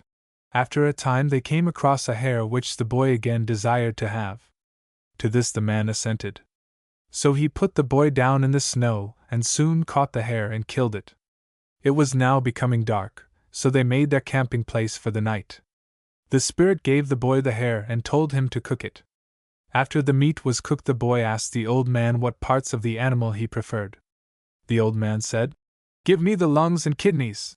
The boy gave him those parts, and consumed the remainder himself. They laid down to sleep, and in the morning they again started on the sled track. About noon they came to the tents of the Indians, and among them was the tent of the father and mother of the little boy. The spirit placed the boy down on the outside near the door of the mother's tent, and told him to go in. The boy entered and saw his father and mother sitting near the fire.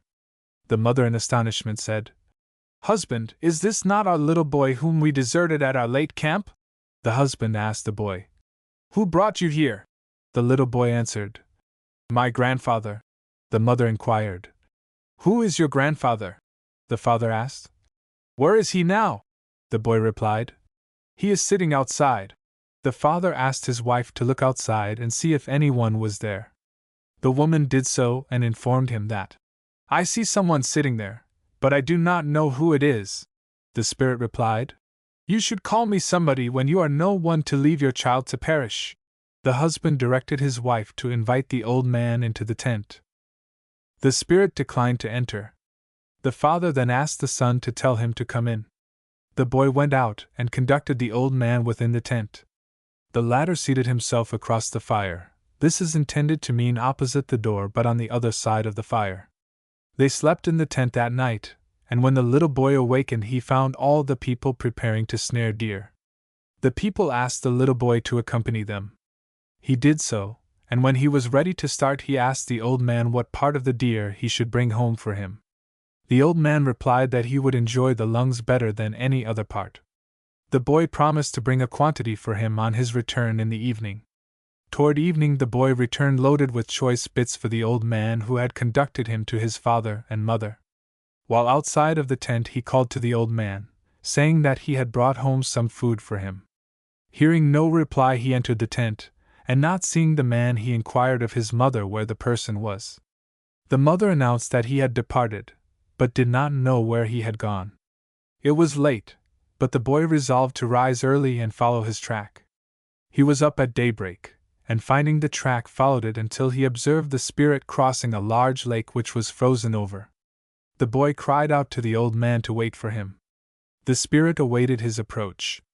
The boy said to him, "Why did you go away when I had promised you some choice food?" The spirit replied that it could not dwell among living people, as it was only a spirit, and that it was returning to its abode. The old man advised the boy to return to his people. The boy did so, but the next morning the desire to see the good old man seized the boy, and again he started to find him. The other people then tied the boy to a tree, and he soon forgot his benefactor. Fate of two Indian men. Fate of two Indian men. Two Indian men who had gone off for the fall and winter's hunt were living by themselves. They were very unsuccessful in procuring furs and food, so that when the depths of winter had approached and the cold was intense, they resolved to seek the camp of their friends. They were provided with nothing but bows and arrows.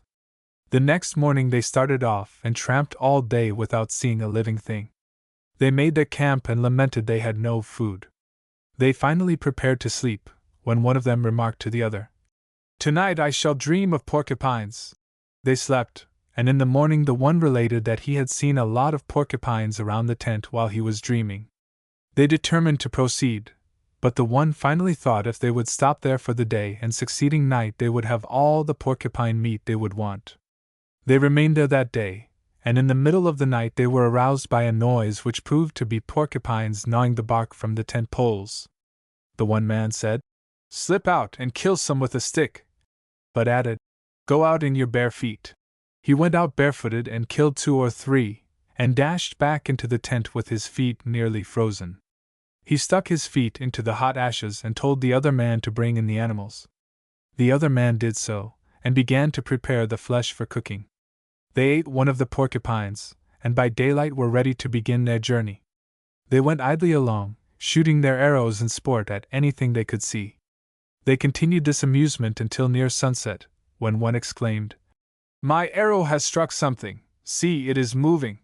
The other replied, "What can it be, when it is sticking only in the snow?" The other said he would try and find out what it was. He cautiously examined, and found when he began to dig it out that the arrow had entered the den of a bear. So they scratched away the snow and soon saw long, black hair sticking out of the hole. He jumped back and exclaimed, "It is some sort of animal with black hair." The other replied, "Let us try and get it out. It may be good to eat." They finally drove the bear out and soon killed it. They began to skin it, which was soon done. One of the men then said, "It is too big and ugly to eat, let us leave it." The other, however, cut off a large piece of fat and put it on the sled. They then prepared their camp, and when morning came they started off and traveled all day. When night came they made their camp and soon had a huge fire burning. One of the men hung the piece of fat over the fire, and the oil soon dripped into the fire. It created such a nice smell that one of them said, "Let us taste the fat, it may be good to eat." They tasted it, and found it so good that they rated each other soundly for being so foolish as to leave such nice flesh so far behind them. They resolved to return for it. So they returned for the carcass of the bear, which was far behind them, and as it had tasted so good they determined to lose no time in starting. They went immediately, although it was now dark and very cold. They came to the place where it had been left, and discovered that the wolves and foxes had eaten all the meat, leaving nothing but the bones. They were very angry, and began to lay the blame each on the other for having left it. They regretted they had left such meat for wolves and foxes. They determined to proceed to where they had camped the third time. On the way they became very thirsty, and stopping at a creek to drink, they drank so long that their lips froze to the ice of the waterhole, and they miserably perished by freezing. The starving Wolverine. The starving Wolverine. On the approach of winter, a wolverine, which had been so idle during the summer that he had failed to store up a supply of provisions for himself, his wife, and children, began to feel the pangs of hunger. The cold days and snowstorms were now at hand. The father one day told his wife that he would go and try to discover the place where his brothers, the wolves, were passing the winter, and from them he would endeavor to procure some food. The wife desired him not to remain away long, else the children would starve to death. He assured her that he would be gone no longer than 4 days, and made preparations to start early on the succeeding morning. In the morning he started and continued his journey until near nightfall, when he came to the bank of a river. On looking at the ice which covered its surface, he descried a pack of wolves ascending the river at a rapid rate. Behind these were 4 others, which were running at a leisurely gait. He soon overtook the latter group, and was perceived by one of these old wolves, which remarked to the others, "There is our brother, the wolverine, coming."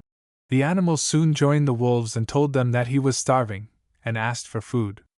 The wolves replied that they had none, but that the wolves in advance were on the track of some deer, and would soon have some. The wolverine inquired where they would camp for the night. They told him to continue with them on the track of the others until they came to a mark on the river bank.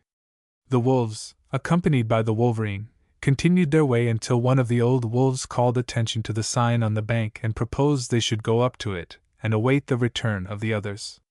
They went up and began to gather green twigs to make a clean floor in the bottom of the tent. This was no sooner done than the young wolves, the hunters, returned and began to put up the tent poles. The old wolves said they themselves would soon have the tent covering in place. The wolverine was astonished at what he saw and wondered whence they would procure the tenting and fire. The old wolves laughed as they observed his curiosity, and one of them remarked, "Our brother wonders where you will get the tent cover from." The wolverine replied, "I did not say that. I only said my brothers will soon have up a nice and comfortable tent for me." The wolves then sent him off to collect some dry brush with which to make a fire. When he returned, the tent was already on the poles. He stood outside holding the brush in his arms. One of the wolves told him to bring the wood inside the tent. He entered and gave the brush to one of the young wolves, the leader of the hunters. The leader placed the brush in position to create a good fire, and while that was being done, the wolverine wondered how they would start the fire. One of the old wolves remarked, "Our brother wonders where and how you will get the fire." He made no reply, as one of the young wolves, the leader, took up a kettle and went outside to get some snow to melt for water, and returned with it full of snow. He set the kettle down and sprang quickly over the pile of brush, and it started into a blaze in an instant. It was now an opportunity for the wolverine to wonder whence should come the supply of meat to boil. One of the old wolves said, "Our brother wonders where you will get some meat to cook for supper." One of the young wolves went out and brought in a brisket of deer's meat. As soon as the wolverine saw the meat, he asserted that he did not wonder about the source of the supply of meat, but that he only wished there was some meat ready for cooking. The meat was cut up and placed in the kettle, and when it was ready it was served out. The choicest portions were selected for the wolverine and placed before him with the injunction to eat all of it. He endeavored to consume it, but the quantity was too great even for him. He, having finished his meal, was about to place the remainder on one of the poles when a wolf, observing his action, told him not to place it there or else the meat would change into bark. He then laid it down on a piece of clean brushwood, and when he suspected the eyes of the wolves were not turned toward him, he stealthily inserted the portion of meat between the tenting and the pole. The wolves saw his action, and in a few minutes the wolverine became very sleepy and soon retired. One of the wolves carefully displaced the meat from the pole, where the wolverine had put it, and thrust in its stead a piece of bark. In the morning, when the wolverine awakened, his first thought was of the remnant of food. He reached up for it, and found nothing but the piece of bark. The wolves were on the alert, and one of them said, "Did I not tell you it would change you to bark if you put the meat in that place?" The wolverine hung his head and answered, "Yes," and again laid down to sleep. By the time he awakened, the wolves had a second kettle of meat cooked. They desired the wolverine to arise and eat his breakfast. The leader told him to hasten with his meal. As he had discovered some fresh deer tracks, the wolverine thought he would watch how they broke camp and see where they put the tentings. He went off a few steps, and while his back was turned the tent disappeared and he failed to discover where it was secreted. The animals then started off, the young ones taking the lead while the 4 old ones and the wolverine followed leisurely behind. After they had crossed the river, the wolverine began to wonder where they would halt for the night. One of the old wolves told him they must follow the track of the leader, and they would come to the sign made for the site of the camp. They continued for the entire day, but just before sundown they came across the bones of a freshly killed deer from which every vestige of meat had been removed, apparently eaten by wolves. So the wolverine thought he would stand a poor chance of getting a supper if that was the way they were going to act. The party continued on the track and soon came upon the mark for the tent site. The wolverine was glad to rest, but sat down and began to look ahead in the distance for the returning hunters. After a few minutes he looked around and saw the tent standing there. The wolves then sent the wolverine for dry brush, while they gathered green branches for the tent floor. He brought so small a quantity that it would not suffice. The young wolves returned at the same time, and they directed him to again procure some brush. When he returned he found they had stripped all the fat off of the deer meat, although he had not seen them bring any when they returned, and placed it around the inside edges of the tent. The brush was put down and again the leader jumped over it and a bright, crackling fire started up. The wolves then said to themselves in a low tone of voice, "Let us go outside and see what our brother will do when he is left alone with the fat." They went outside and immediately the wolverine selected the nicest and largest piece of fat and began to swallow it. The wolves at the same moment inquired of him, "Brother, are there any holes in the tent cover?" His mouth was so full, in his haste to swallow the fat, that it nearly choked him. They repeated their inquiry and the wolverine gasped out the answer. "Yes." The wolves then said, "Let us go inside." The wolverine sprang away from the fat and sat down by the fire. They put on a large kettle of meat and soon had their supper ready. They gave the wolverine all the fattest portions they could find. Having eaten so much of the frozen fat he became so violently ill, when the hot food melted the cold fat in his stomach, that he vomited a long time, and was so weak that he became chilly and shivered so much that he could not sleep. He asked for a blanket, but one of the wolves placed his own bushy tail on the body of the wolverine to keep him warm. The wolverine shook it off and exclaimed, "I do not want your foul-smelling tail for a blanket." So the wolf gave him a nice and soft-skinned blanket to sleep under. When he awakened he announced his intention to return to his family, as they would soon be dead from hunger.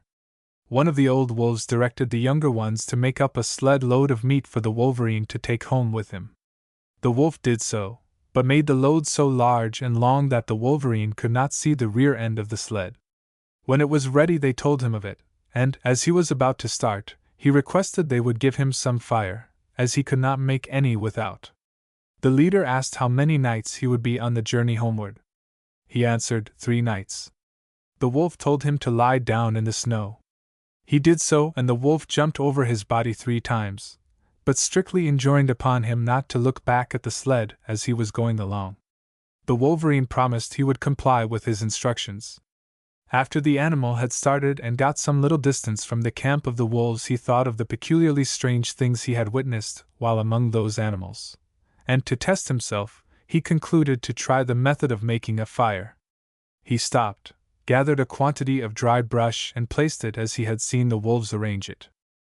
He then sprang over it, and a huge blaze gave evidence of the power within him. He was so astonished that he resolved to camp there. He melted some snow and drank the water and retired to rest, without having looked at the sled.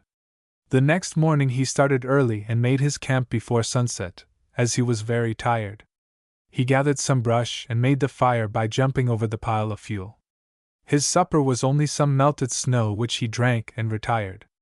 In the morning he started to continue his journey homeward and still had not seen the sled which he was dragging. As he was ready to start he was so confident of his ability to create fire that he threw away his flint and steel. He traveled all day until towards sunset he was so fatigued that he concluded to make his camp for the night. He was so elated with his newly acquired faculty of making fire that he eagerly gathered a great quantity of dried twigs and branches, until a large heap was before him. He jumped over it, and turned round to see the flames creep up and watch the sparks fly. There was not a sign of a blaze or a spark to meet his gaze. He again jumped over it, and again, until he was so exhausted that he could not clear the top of the pile, and at last he knocked the top of it over, as his failing strength did not enable him to avoid it. The only thing left for him to do was to return for his flint and steel, which he had so exultingly thrown aside.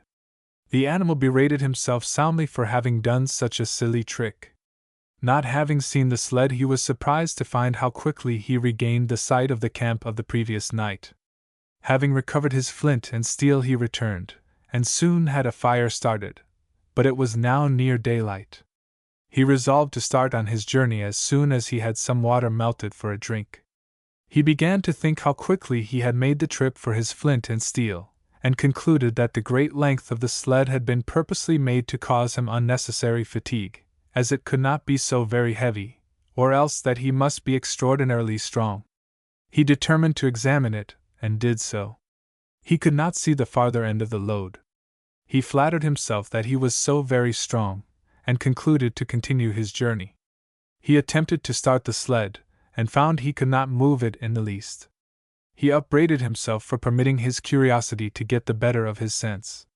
He removed a portion of dry meat and a bundle of fat, and made them into a load to carry on his back. He placed the remainder on a stage, and was about ready to start homeward to his wife and children, whom he believed must be by this time nearly dead from starvation. He put the pack of meat on his back and set out. That evening he arrived at his home, and as soon as his wife heard him, her heart was glad. He entered and informed the family that he had brought home a quantity of meat and fat, and had procured so much as to be unable to carry it all at once. His wife begged him to fetch her a piece of meat, as she was nearly starved. He went out and brought in a large piece of fat. The wife devoured such a quantity of it that she became very ill, and suffered all through the night. In the morning the Wolverine stated he would return for the meat which he had stored away the previous day. He started in the early morning, so as to return by daylight. As soon as the Wolverine looked upon the sled loaded with meat, the spell was broken. One of the old wolves ordered the young wolves to go and destroy the meat and fat which the Wolverine had left on the stage. They eagerly set out on the track of the sled, and soon saw the staging where the Wolverine had stored the remainder of the food. When they came up to it, they fell to and devoured all but a few scraps of it. The wolves then went away, and in a few hours the Wolverine returned. He saw what had happened and exclaimed, "My brothers have ruined me! My brothers have ruined me!" He knew it had been done because he had looked back at the sled, although strictly enjoined upon not to do so under any circumstance. He gathered up the fragments which the wolves had left, and returned home. When he arrived there, he informed his wife that his brothers had ruined him, because they had eaten all the meat which he had stored away while out hunting. The starving Indians. The starving Indians.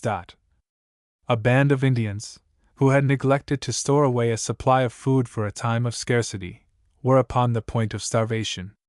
An old man who lived at a little distance from the camping place of the band had wisdom to lay by a good store of dry meat and a number of cakes of fat, so that he had an abundance while the other improvident people were nearly famished. They applied to him, begging for food, but they were refused the least morsel. One day, however, an old man came to him asking for food for his children. The man gave him a small piece of meat. When the man's children ate this food, they began to cry for more. The mother told her little boy to stop crying. He persisted in his clamor until his mother asked him, "Why do you not go to the old Jusetsquanipa?" The name means one whose neck wrinkles into folds when he sits down. This old man heard the mother tell her child to go to him, and muttered to himself, "That is just what I want." The little boy went to the old man's tent door, and lifting aside the flap, said, "I want to come in." He went in, and the old man addressed the boy by his own name, saying, "What do you want, Jusetsquanipa?" in such a kindly voice that the boy felt assured. The boy said, "I am very hungry and want some food." The old man inquired in an astonished voice, "Hungry? And your meat falling down from the stage?" The old man bade the boy sit down, while he went out to the stage and selected some choice portions and brought them into the tent and gave them to the boy. The old man then asked the boy if he had a sister.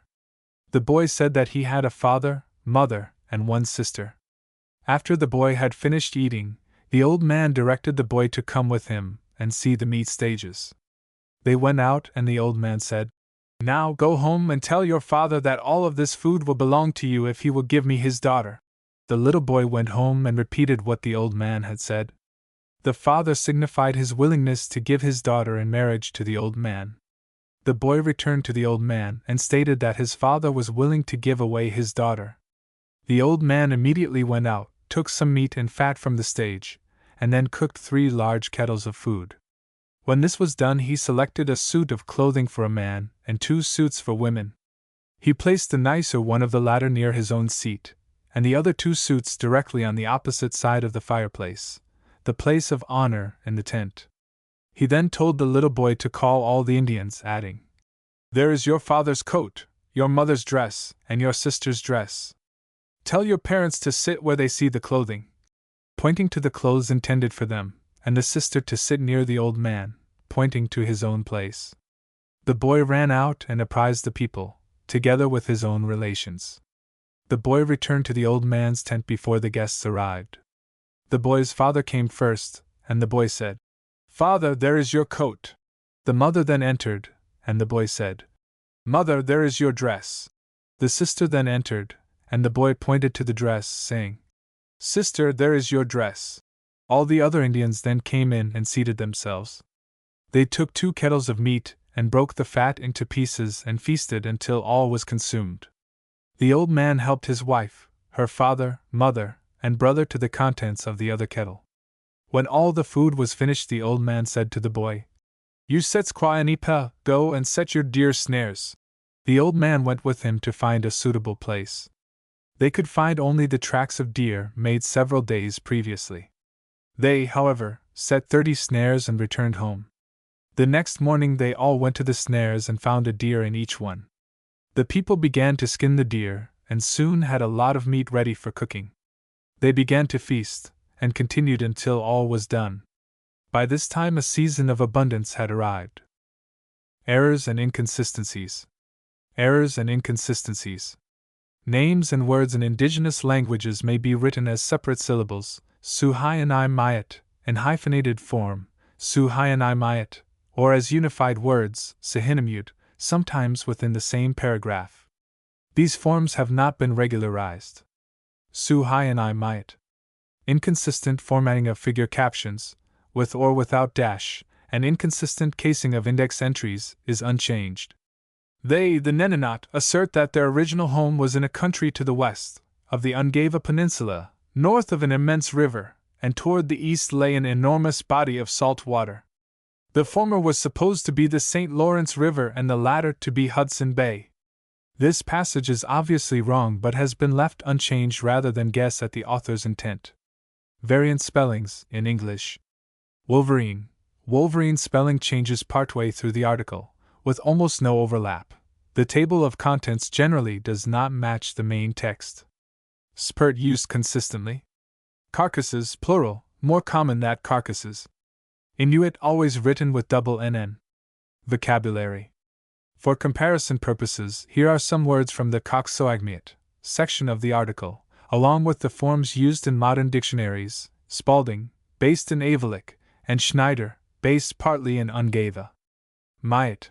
Literally those that dwell at or in. Mayat. Literally those that dwell at or in. Suffix mayat, plural of mayak. From description of shaman doll. Agawak, part of shaman's belt. Arnwak, charm, amulet. Enugwak, inagang, inagwak, dal, little man. Enugwak, inagang, inagwak, dal, little man. Enungwak, inuk with suffix ngwak, something that resembles x, a toy x. Enungwak, inuk with suffix ngwak, something that resembles x, a toy x. Kakkungunt, belt of polar bear skin, kakkungunt. Kakkungunt, belt of polar bear skin, kakkungunt. Kakkungunt. It is unclear whether this word, which is linguistically impossible, is intended for the belt or the skin. The word kak means the skin of a walrus, or any other thick-skinned animal. 2a6 talk hastener. Verb root twavik. Tung ak, tung wa gien. The Great Spirit. Tung ak, tung wa gien. The Great Spirit. Turngak spirit ghosts. From description of Domino's game. The two occurrences of I in this section may be errors for I, short I. A ma zu a lat name of game. Amasuralik. Kamyotik sled. Kamudiak, literally a pair of sled runners, Kamet. Kamudiak, literally a pair of sled runners, Kamet. Kayak, canoe, kale sack, navel, a mazut, many. Kajak, kalasik, amasut. A tau sik 1 ma kok 2 pinga sut 3 si tau mut 4 and tau li mat 5.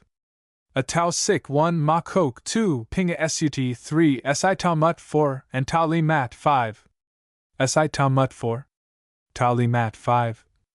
Atasi, Maruk, Pingasut, Sitamat, Talamat. Atasi, Maruk, Pingasut, Sitamat, Talamat. Others in alphabetical order. Ave tuk. Large sealskin float. Avatuk. Iglugiak, Iglugiak, Iglugeek, Snow House. Iglugiak, Iglugiak, Iglugeek, Snow House. Maybe Igluvigak, Snow House, especially an abandoned snow house. Maybe a gluvigak, snow house, especially an abandoned snow house. Iti vuk. The other farther, distant side, of a portion of land. Iti vuk. The other farther, distant side, of a portion of land. Idavik. Ka sigyak, harbor seal. Kasigyak, ranger or freshwater seal. Kasigyak, ranger or freshwater seal. Kilinik. Cut in size. Verb root kilik. Kigiktag mayat, island people. Kikiktak. Kumiyutik. That which removes lice. Kumiyutik. That which removes lice. Based on Kamak, Laos. Nakvak. Meaning found. Verb root nagvak, to find by accident. Verb root nagvak, to find by accident. Ohak. Often pronounced okak. Ukak. Punuk. An instrument termed snow knife. Punuk. An instrument termed snow knife. Pana. Piyugutak, dish for oil or food. Piyugutak, dish for oil or food. Pugatak. Suhainuk, the sun. Sikinik. Tasayak. Like a lake. Based on Tasik Lake. Tahak, shadow. Takik.